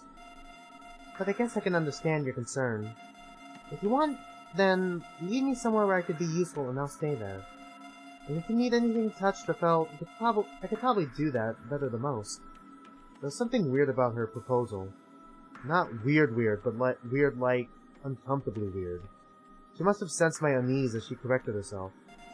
I mean, if you find something that has to be manipulated or can be held, I'd be good at that. And for what it's worth, I'm rather slim, so... I wrote to interrupt her thoughts. What do you mean, are you trying to flirt? Aren't we all flirting with fate? I could tell by her tone she wasn't taking this seriously. Guess I could start by giving her some sort of task. Crack the code! Here we go again!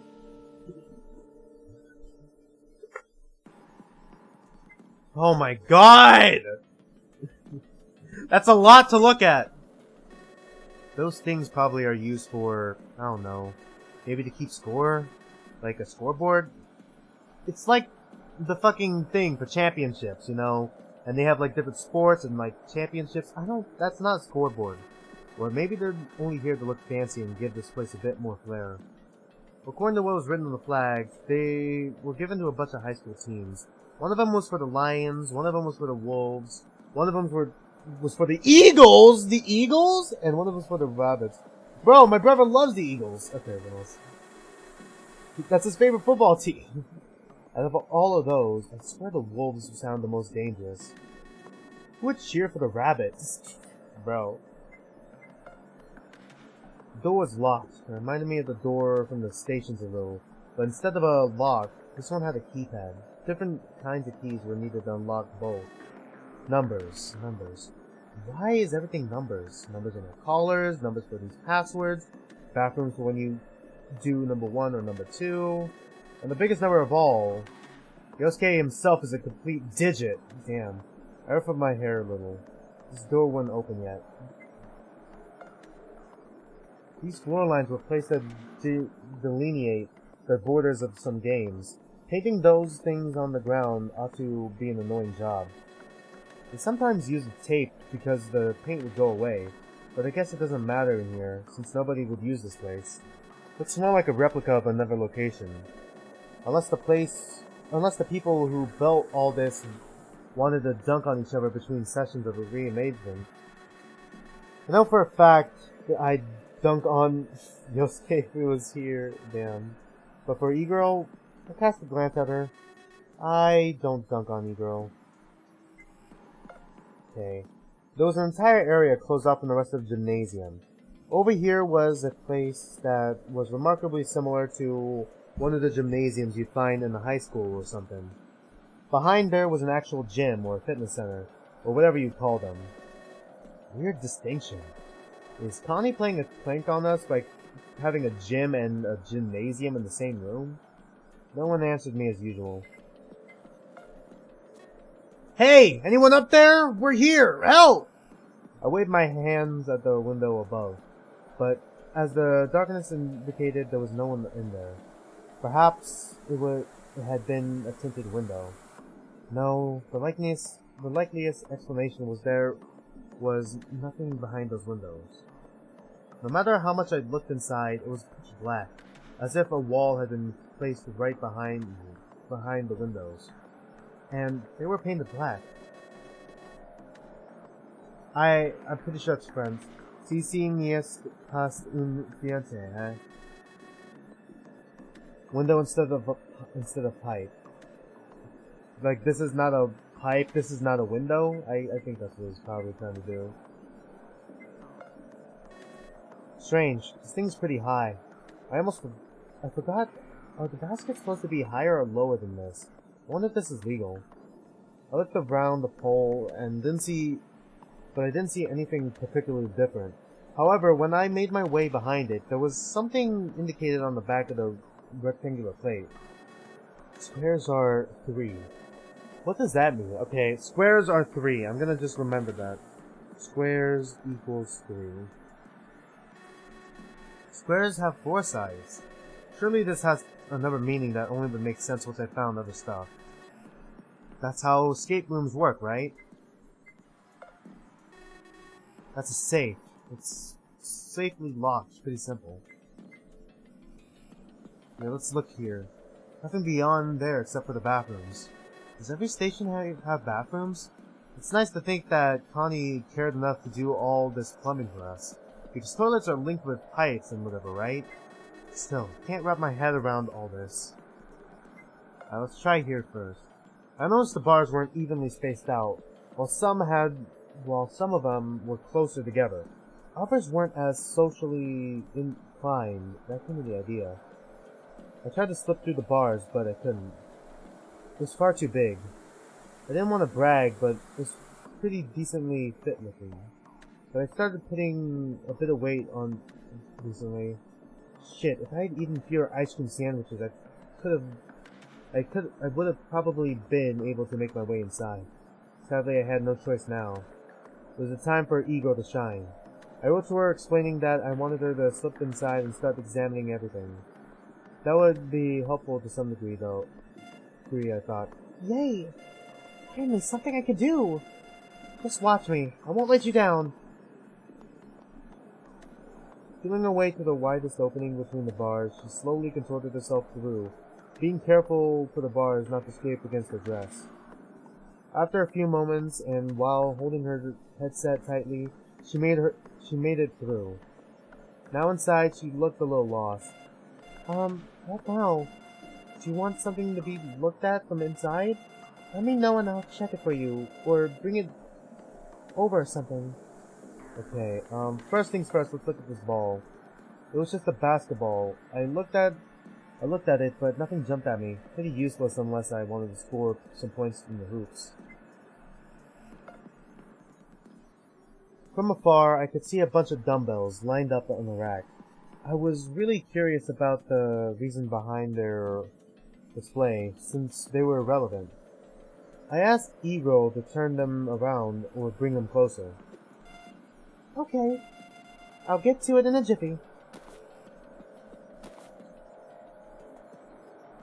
It took her several seconds to make her way to the rack, but once she was there, she started feeling up the dumbbells before touching the metal rack itself. Slowly, she made a pivot on itself, turned around and then back, in a full 360 degrees. Was that helpful in some fashion? As if she'd been moving it, I noticed the back of one of the pillars. There had been a strip of paper with 2 things on it. One was a number, which was 1, and the other was a shape, which was a triangle. Okay, so triangle 1.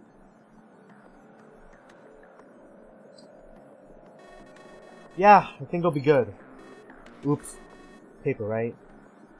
I communicated it with her through the paper, and she beamed and smiled at me.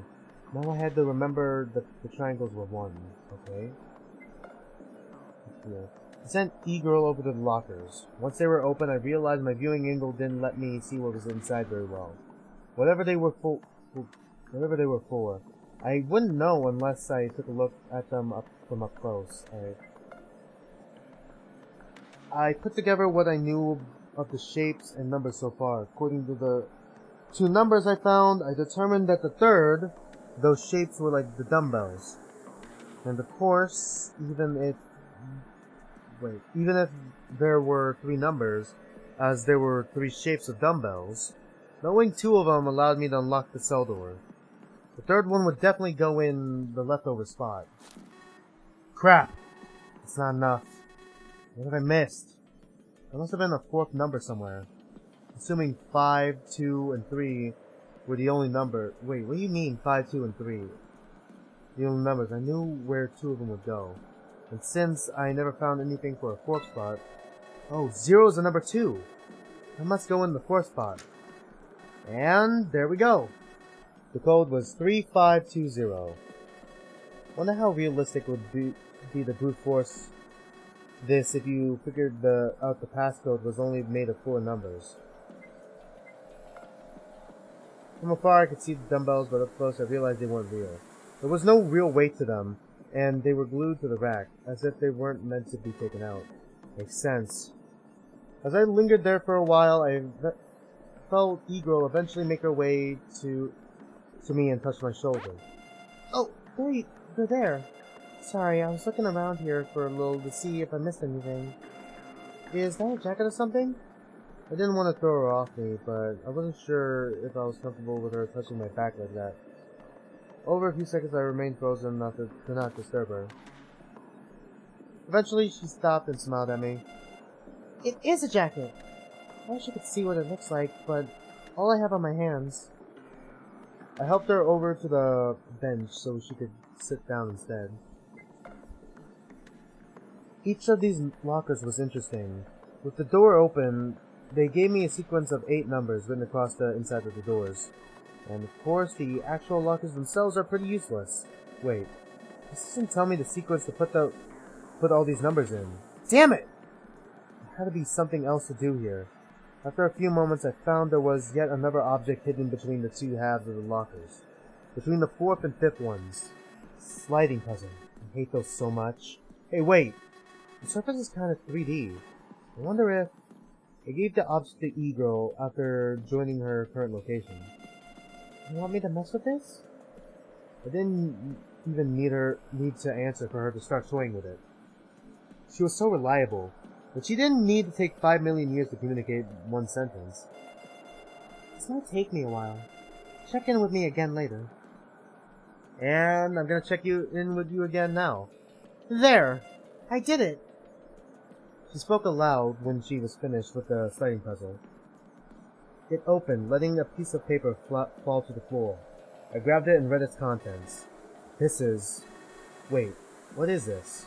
This is a diagram of a compass with the numbers on it. There's also a riddle of some kind. It says...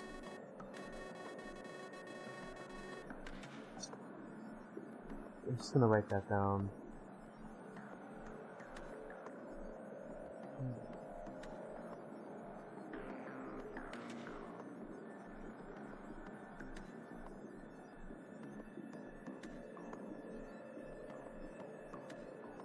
E-M-W-S-E.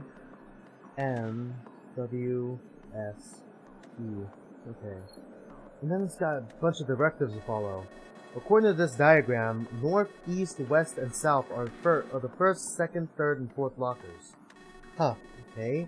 North is 1, south is 8, east is 3, west is... I took note of all the directions and the corresponding numbers. And then the directives asked me to remove a bunch of the item.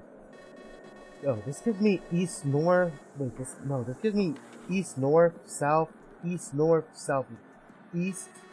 It must be 28283, but that doesn't work. I asked E-Girl what she thought was wrong. I needed a bit to translate the entire directives over, but eventually she giggled at me. What? What's so funny? Oh, you silly boy, Beta-Cuck. Don't you see what's wrong with your solution? You're trying east-north, but no one's ever said it like that. Usually it's northeast, right? I think you need to reform your pairs better. Crap. She was right. East-north was pretty dumb. Then the answer became east, south, northeast, southeast, which translated to 38283. What's this for, I wonder? The safe? I'm gonna check the map. Yeah, once again, not much. So, I entered the code into this wide safe. 38283. And it worked! The safe came open. Great! We're out of here. Assuming this is the end of it. I opened it and then instantly froze up, closing it in surprise. Inside the locker was a gun. Another gun?! Did Connie put this in there so things would spiral out of control? There was no way anyone wouldn't keep this on themselves after finding it. I looked at E-Girl while feeling strangely uneasy. I opened the safe again and saw there was a code written on the back. It was just another bunch of numbers, but this seemed as though it was our key out of here. Hey, you're still there, right? Have you found anything else? I shivered in reluctance. How could I tell her that I found something yet? Yes? But how did I tell her that I found something? Yes, but it was nothing we should ever have come into contact with. There was a gun in there! A fucking gun! I definitely couldn't bring myself to use this. No way. No fucking way. But I also couldn't let anyone else find it. Wouldn't it be stupid if I left it here and then somehow Ace came into contact with it? He already has a gun! He doesn't need another one. Silence. I hope you're still there. I have something to talk about that I just thought of. Thought up. It's kind of related to my studies back when I was still at the university. This was somewhat interesting, so I chased the thought of the gun from my mind for a bit. Did you have a feeling like you were solving all this really easily? Like, if you had been given a set of blueprints and followed what was on them without really looking at useless stuff much? I felt that way with the puzzle I had to solve. I didn't see it, of course, but I still solved it very fast. I could feel the puzzle, sure, but normally it would have taken me much longer to have an idea of what it was even about. So my studies dealt with thought processes and that kind of thing. You know how thoughts are very complicated, but in essence they're kind of like a transmission of data between senses and the brain? That's a mind in extremely simple terms. And do you know how that data could theoretically be manipulated or sent? Like, does she even know we're still here, or is she just saying this, or does she think she's saying this to herself right now? Or even received. You know about computers, I'm sure. It's a little like cloud technology. When using that, everything gets saved somewhere in the cloud, and then anything that has access to the cloud can pull from it. Due to that, I was wondering, is it possible that we're pulling from some kind of cloud? Okay, so it's like, it really is like Zero Escape then. And especially in my case, since my senses are disabled, I have no recourse but to try really hard otherwise. So maybe my senses are disabled, so I'm forced to pull from the cloud. If I'm given no choice, I either both fail and get no information, or I succeed and... She motioned at the puzzle she held, essentially forcing me to pull from it. I knew what she meant.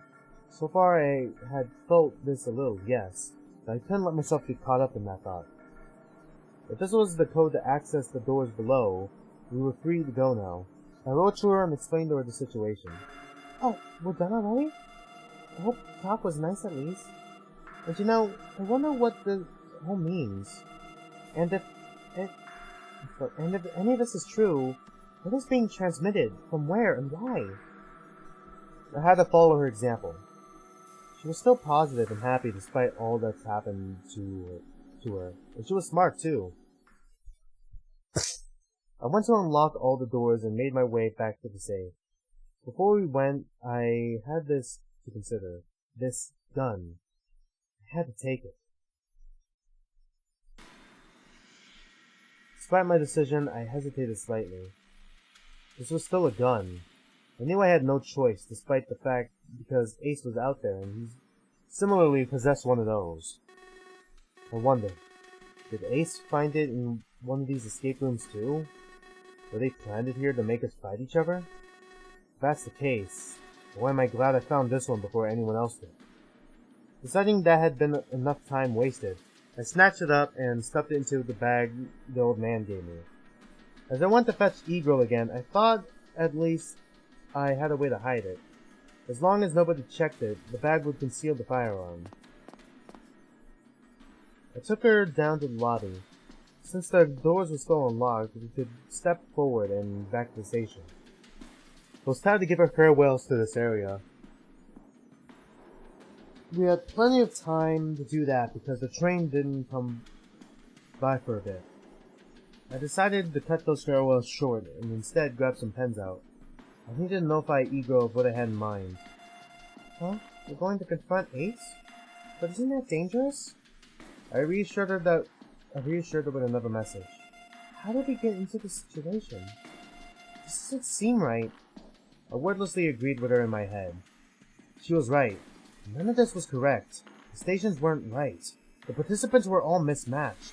Even the trains were somehow different. And yet, now that I thought about it, we always usually rode the same train. It took a long time to travel through the entire line. They were long enough to make it last around an hour from start to end. So then, why did we always wait so much? There were multiple trains after all. What if this place was cut off from the main subway? Does that make sense? Unfortunately, before I could really form up some kind of idea about this place, the train arrived. I took E-Girl's hand and stepped forward. The whole time she had been silent, perhaps as pensive as I'd been.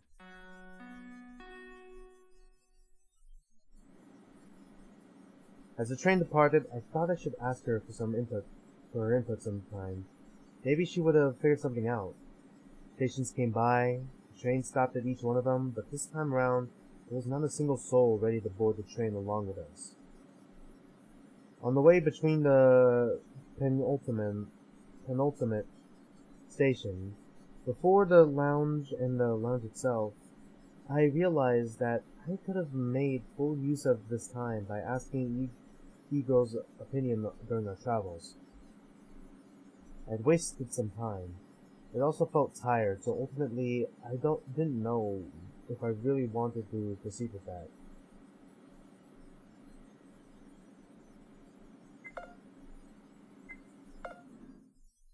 Might as well save real quick. Save and go.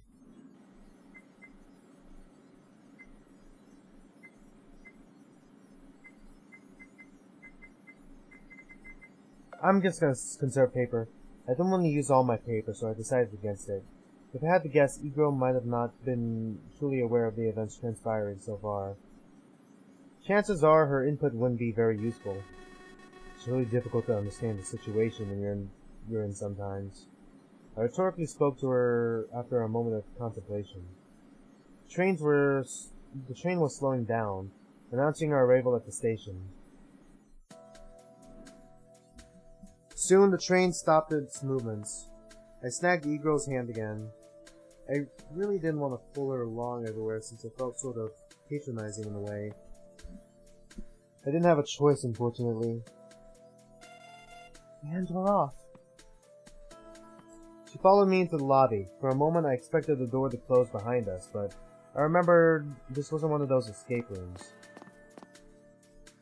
Finally, we went up the stairs. Because I had to explore an entire room with E-Girl, who was less active than the others. I expected someone else to have come in before us. Yet, no one was in here, and there was no traces of anyone coming by since our departure earlier. I shared that thought with E-Girl, who simply nodded quietly and sat down onto one of the couches.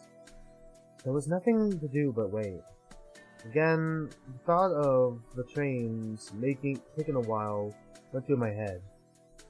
5 minutes passed, 10 minutes followed. After 20, I felt a little antsy. I gotta do something. I'm going insane waiting here doing nothing. Maybe take a walk? No, maybe take the train and go somewhere else? with or without ego. Ah, that's right. Can't really leave her side. Okay, I'll just take a look down the station then. Yep, that'd be good. I'm not talking to myself at all. Annoyed, I grumbled something unintelligible even to myself while writing another message on a piece of paper. I gave it to E-Girl. It was telling her I was taking a small walk around the station so I wouldn't be there for a bit. She acknowledged it and I took off. Something didn't feel right. While walking down to the lobby, I reached for my pocket. There was my cap. I could put it on to feel more secure. Instead, I shook my head. I hated wearing the damn thing too much. Sometimes felt off about the situation, but not enough to warrant messing up my hair to this degree.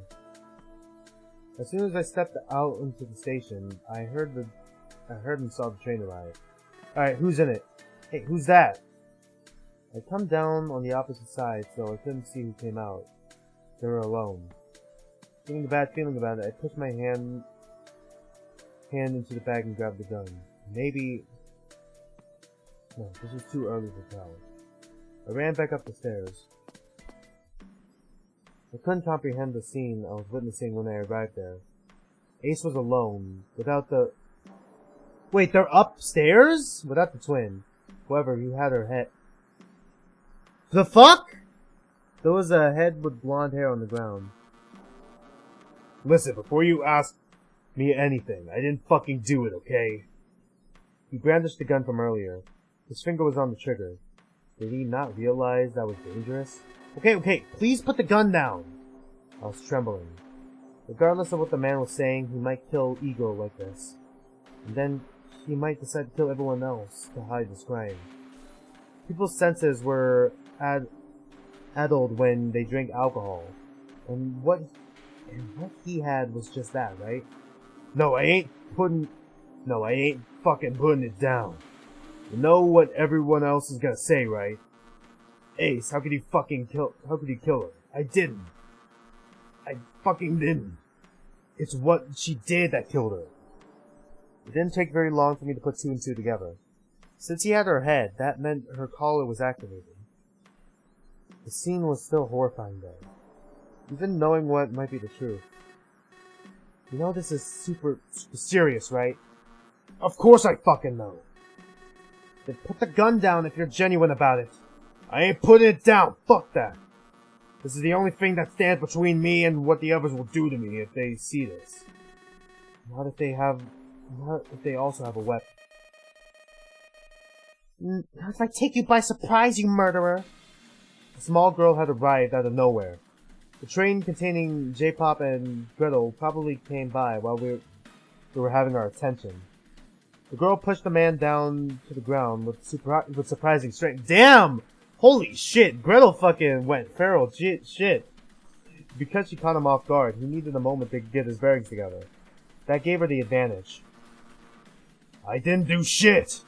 She killed herself! She's the person who doesn't belong anyway! You liar! You liar! You lie! Why do you lie? You killed my sister! Everything happened very quickly. The two of them got caught up in a ridiculous rolling dance on the floor while I backed off a little further. I bumped into J-Pop.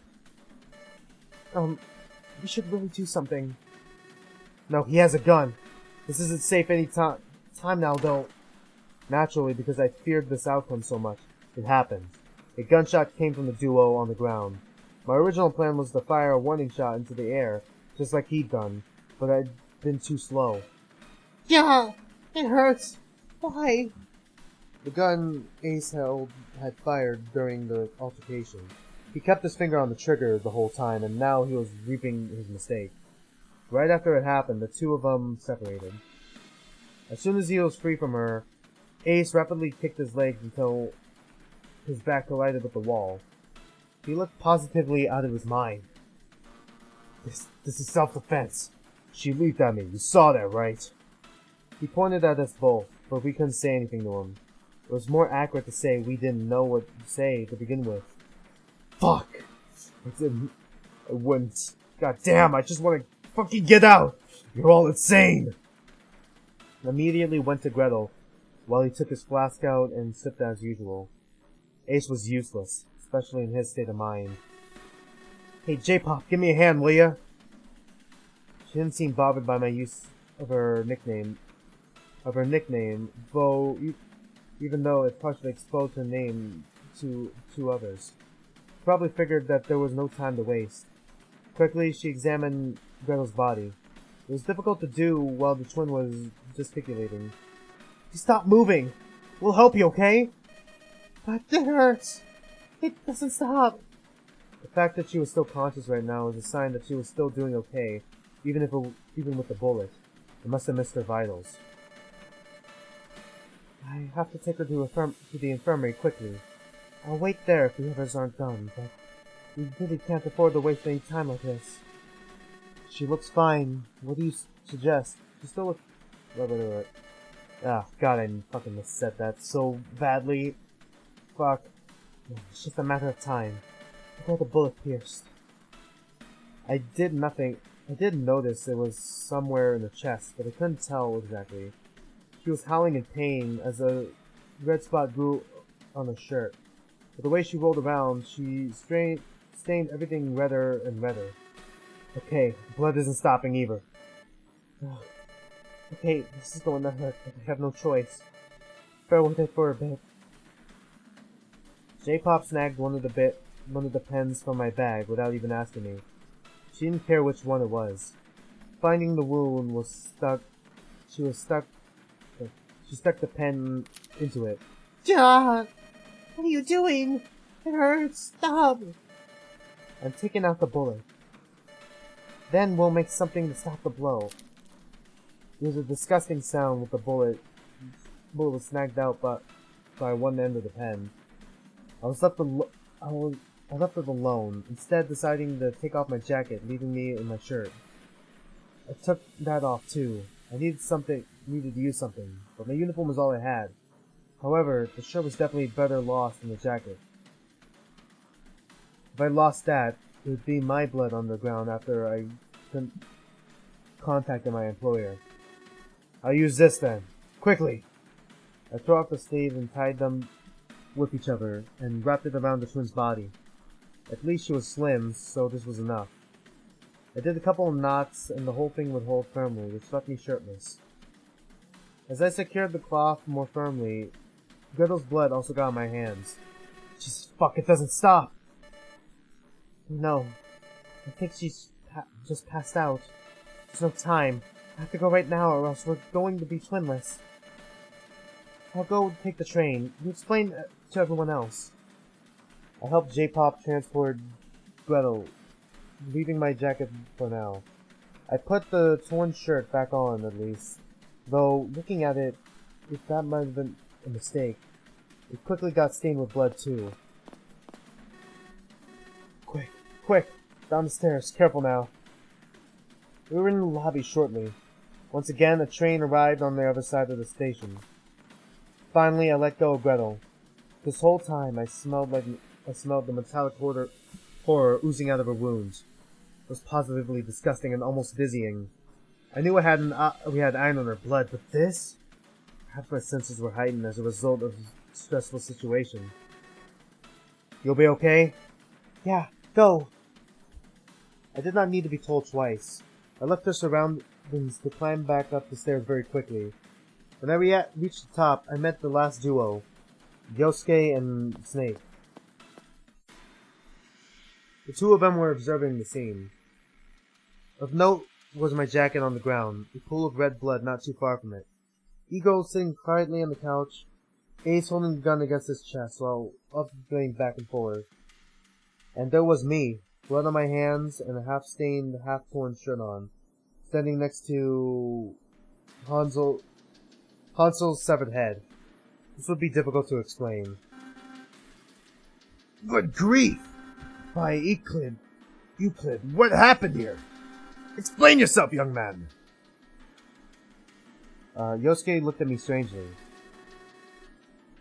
Listen, it's not what it looks like. I mean, maybe a little, but I kinda need a better shirt first. I'll explain while I change. I took off the shirt and looked at it. and sighed, figuring I didn't really have a choice. I adjusted the back on so it didn't look like my sleeve was torn. If you want to know everything, just look at the head. Look inside of the head. What is he even saying? I think he's going a little crazy. I am not crazy. Whatever you are, let's take it from the beginning. I came back with E-Girl and then I spent a while explaining to them just what happened, what had transpired while I put on my jacket. The part of my soul was horrified by the events, but another part was just as horrified by what could have happened if J-Pop hadn't been there. She was always reliable and so calm, I didn't understand how she remained calm even when faced with someone who was on the verge of death. I related my arrival to the two of them, followed by Ace's return, J-Pop and the other twin coming in, the fight and its outcome, and finally the ending to this terrible tale. I was thankful they didn't decide to believe any kind of falsehood before I finished talking. I finished my story a while later. The two of them contemplated on my words. So you're saying if I get this right, Ace came back with the young girl's head, proceeded to grow increasingly erratic before the other twin tackled him to the ground. I wonder if we could trust his word then. This all seems quite peculiar to me. Fuck, it's been so long since I last voiced you, man. You died in like so many endings. Holy fuck. Spin Nash. Yeah, there was a fight and he ended up shooting Gretel too, no? Ace didn't offer any comments on the side. He was positively distressed. It was up to me to play some kind of mediator because I understood that Ace might have not wanted to shoot. Well, I can't vouch for what happened with Hansel once he snagged her from us, but I think what happened was Gretel was, at the very least, an accident.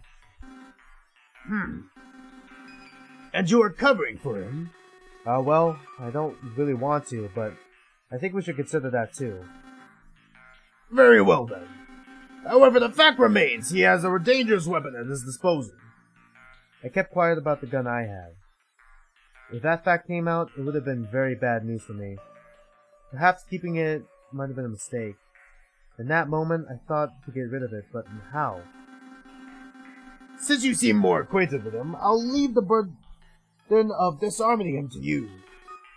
Whoa, hold up. I'm not more acquainted with Ace than any of you. Just because we shared this little episode earlier doesn't mean anything. Even if we're the only ones remaining, even if we're the only remaining participants of that horrible event. Be that as it may, you may have a better first-hand understanding of the situation than us. Jesus, I accidentally fucking turned up the music. Oops. On my headphones, shit. Would you please talk to him? Yosuke looked at me worried. I was worried too, but the old man did make some sort of sense. I gave up on my objections to his demands. Let the rest of us chat for some... But... Let the rest of us for now chat some to exchange further information, and then we should be off with Ego to a new station. Given the man's state, it is perhaps better for him to remain here for now. Ace didn't seem to hear us. It was a little selfish to make this choice without his input.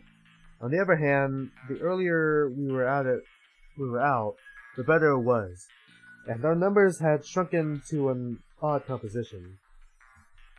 Someone would have to stay out of it this time, and Ace would most likely be it. Yeah, let's sit down. We didn't just come back from a station already. You don't mind? No, go ahead. I'll think about some things and talk to Ace, I guess. The old man smiled at me before he and Yosuke split up from me to sit down in separate areas. Since they insisted, I figured I could go and speak to anyone I wanted. Provided I ended up talking to Ace too, at least.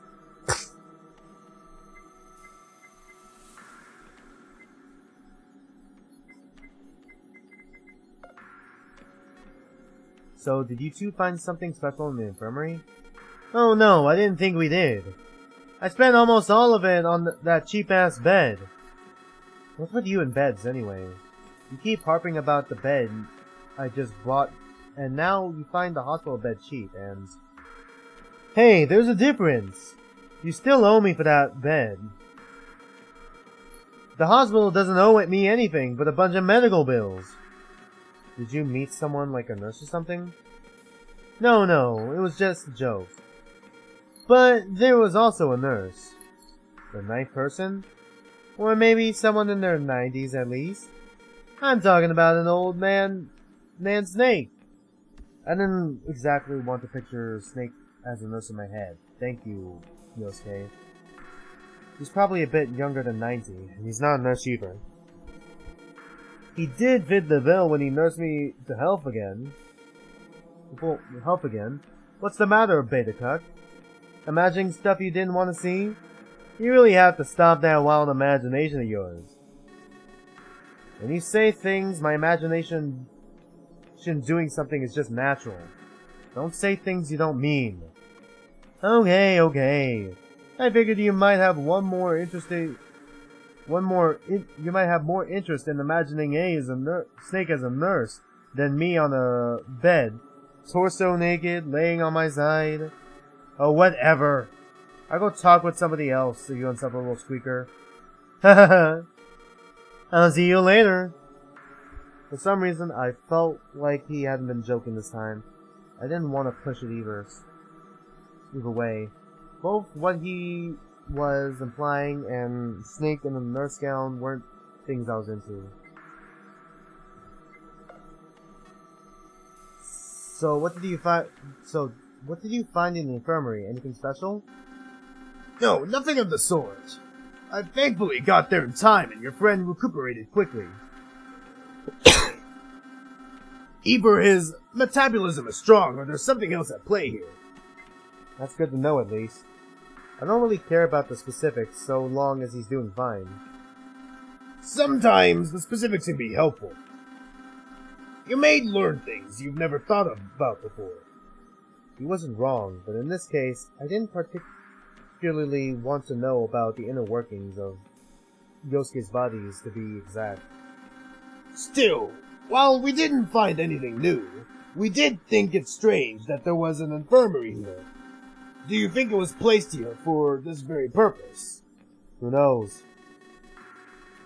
I don't know what Connie is thinking. All these stations. I can understand the security room, but otherwise. It is as if they were set up this way to form some kind of place where you could coexist with others for a long time. All of that made me wonder if this metro had been repurposed into a bunker without anyone noticing. That seems kind of far-fetched. I took the metro yesterday and none of us was here. It is true that it would be difficult to put all this together without anyone's notice. I am, in the end, as much as in the dark as you are, young man. We should get ready soon, so please finish up your business now. We will have plenty of time to talk about this after we finish exploring the stations and find that person. Okay, alright. We said our farewells, and now I want to talk to someone else. Alright, let's talk to E-Girl. I took out a piece of paper and filled in E-Girl with what happened. The girl immediately gasped when she read what I wrote, putting her hand to her mouth. Oh no, poor... C?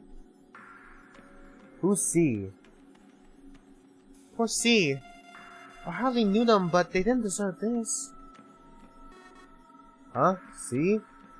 I looked at the pens. I realized I mistook the G for the C one, since the G one had been used to pull the bullet out of the girl. Quickly, I had to rectify that. You should be careful of what you write. It's the only link I have with the, outside world. Outside my head, that is. Oh, thanks for filling me in, though I don't know what else I can say about it. I do hope she will be okay, but I feel rather powerless. Perhaps telling her about the events might have not been the best move I could do. Now she felt bad about it. But knowing was always better than not knowing. At least that's what I told myself, getting ready to speak with another person. I approached Ace. I know this might go very wrong, so I took it slowly. What? You got something to say? He wasn't looking at me. The poor man was crushed. Judging by his change of manners, I could only guess that he truly hadn't killed Hansel. How do I say this? You haven't got a nerve that you have a gun, so you should get rid of it. I can deal with it if you want. No fucking way. Over my dead body. The man trembled a little while sipping from his drink. Listen, what you should do is check the damn head. Yeah, I know it's ugly and you don't want to look at it. I didn't either. It's weird though. What do you mean it's weird? It's just a head. I apparently cackled like a madman when I said those words. Not out of insanity, but out of consideration of my choice of words. The head was never just a head. It was a severed head. A gross... fuck! I don't want to think about it. Before you go, just check the neck. Check through the neck. And leave me here. I'm not gonna do shit till I get out. I removed myself from his presence with a sigh. Getting the gun from him would be impossible, so I at least went to do what he said. Hey, what are you doing? Ace said to look at the head, so I will. Can't get his gun? No. He looks useless enough right now. I can tell he's not going to be an issue anyway, so long as nobody bothers him. Alright, if that's your diagnosis. Have fun looking at the, head. I'm gonna get ready with the girl and the old man snake. He vacated my location. I took a look where I said I would, even if it felt a little disgusting to do so. It wasn't easy to see since the insides were burnt, likely a result of that laser beam from a collar.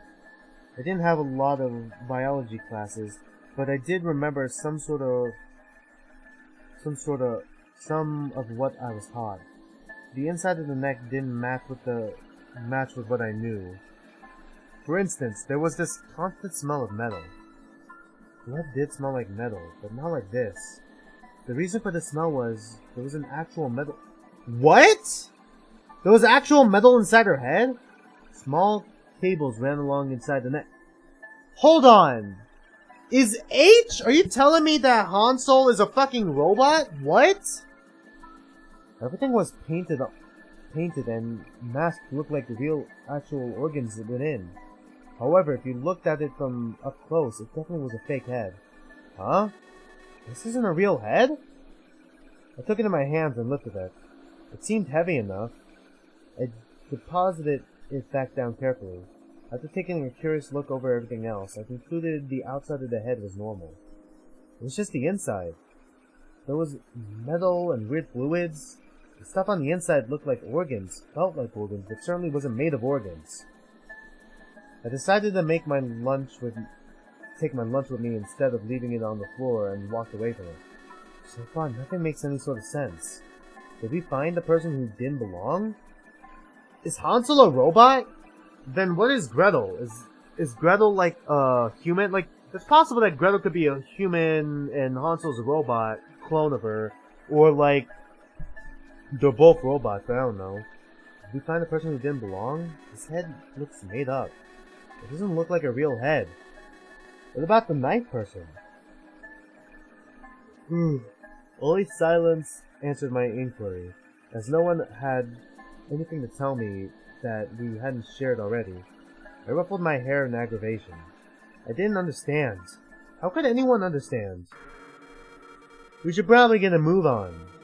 There's no telling how long it will take J-Pop, or if the twin can even be saved in the first place. Just as I thought. We should head out now. Unfortunately for them, we have to do this dating game to beat. We have this dating game to beat. And we can't stay idle too long. I agreed. I wanted to get out of here more than ever, and there was no point staying here when the ninth person might be eluding us even further. Leaving Ace behind, our trio walked towards the open doorway. On the way, Ace grabbed E-Girl's hand, and she followed, understanding we were going to leave. Carefully, we went down the stairs. We were heading down out the same direction as before. What are the leftover stations on this side? Let me think. I believe they were the church and the theater.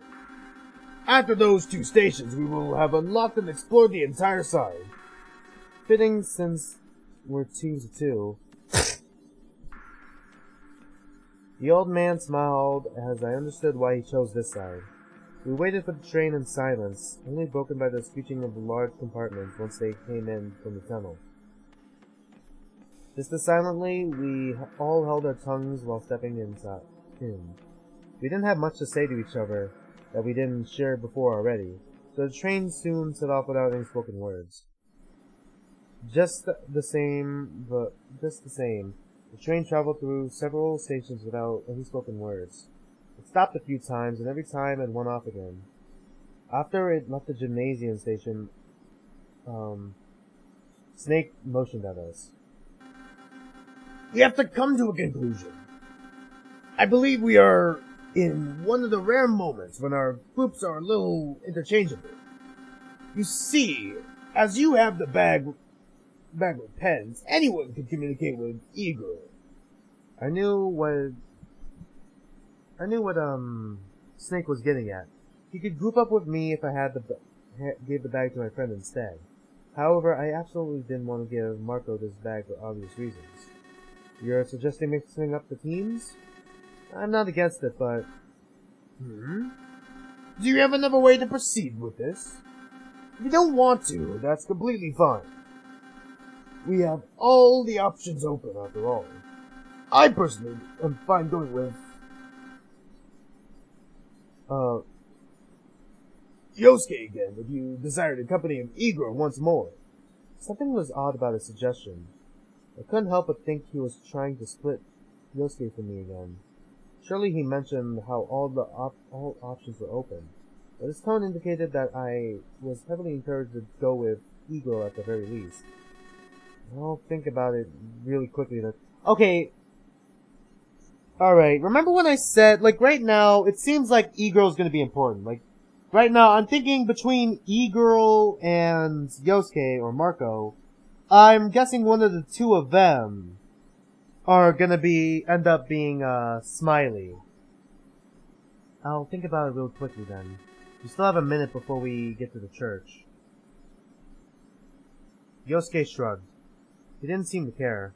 Perhaps I was being too paranoid after my witnessing of the dead person's head, and none of this mattered. Whatever it is, I'll go to the next stop. This metro is making me antsy now. Maybe I should go with you then. If you are concerned about his well-being, do not worry. I will be taking good care of him if we are paired up. Ho ho ho! He guffled in his usual fashion. And besides, I still have some topics to go over with him, as he had been passed out for most of our previous exploration. I see. Well, I'll take that into consideration. Either I went with E-Girl or with Yosuke. I already decided that no matter what, teaming up with Snake was out of the question. This bag was far too important to leave it to anybody else, especially since it contained my gun, making it an option I couldn't pick. A decision came when we finally stopped at the station leading to the church. And we're gonna end the stream there. Let me save and go. I feel like we're gonna end the stream there.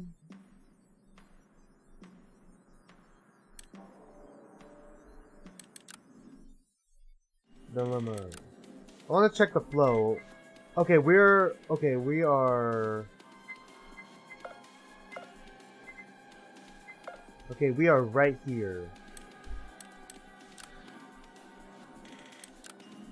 Man, I'd say we did pretty well. We got 1, 2, 3, 4 endings. 3 of them being bad endings, but still.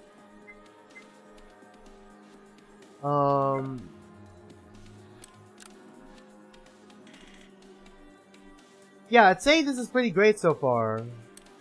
Pretty great game so far. I'm actually having fun with it. It's starting to get real interesting now. A bit of a slow start, but it's starting to get real interesting now. Cyanide. Finish all ending choices and active switches on the cyan line. Nice! We finished the cyan line then. And we got our first good ending already. Huh. Witness the change in the game's logo after reaching one's ending. Did we? Did I notice it? I didn't notice it. Something probably did change and it just fucking whooshed over my fucking head. In all honesty. How long has the stream been going on? Almost 6 hours, huh? I'd still say, I like how the settings are changing. Yeah, the setting's pretty interesting, in all honesty. I really like also the concept of the game being like a dating game. It almost feels like a sort of it's taking visual novels and how there's a good subsection of dating sims and kind of turning it into like a death game sort of thing. I like that concept a lot. It's a pretty interesting concept, and I could definitely sense the Zero Escape inspiration with the locks and all that. I honestly like how much we got done this stream. I can't wait to continue this game next week, continue playing it, and hopefully we get another ending, hopefully another good one. And other than that, as you can see in the description below, I have the Kickstarter link for Ubel if you plan on funding to their Kickstarter. I also have the crypto popularity poll, but I'm pretty sure the one person on stream right now has already voted. Other than that, there's not much else I have to say. Next week, usually I don't stream on Saturdays, but I'm definitely streaming Sunday, definitely continuing Head as Code, but here's the thing, I might stream Saturday. Right now, I'm trying to make a decision between 2 games. Between Dust and Elysian Tale, which was a game, just to switch things up from the visual novel thing. Play a more, almost action-oriented game. With Dust and Elysian Tale, especially since I only streamed it once and my mic quality was really bad then, and I had to take a short break because the mic quality was bad, and I had to fix it. I really want to continue that game to cause even though I did play it before, admittedly, I didn't get past chapter 2, I believe, or I might have gotten past chapter 2, but I don't really remember much of it. Cause I played it when I was in middle school or something, and then never touched it again. So I'm completely blind to the ending and what the story beyond chapter 2 is. I mean, and even so, I don't really remember much of the story. Either way, thanks for watching. I'll be seeing you guys next week, and stay safe.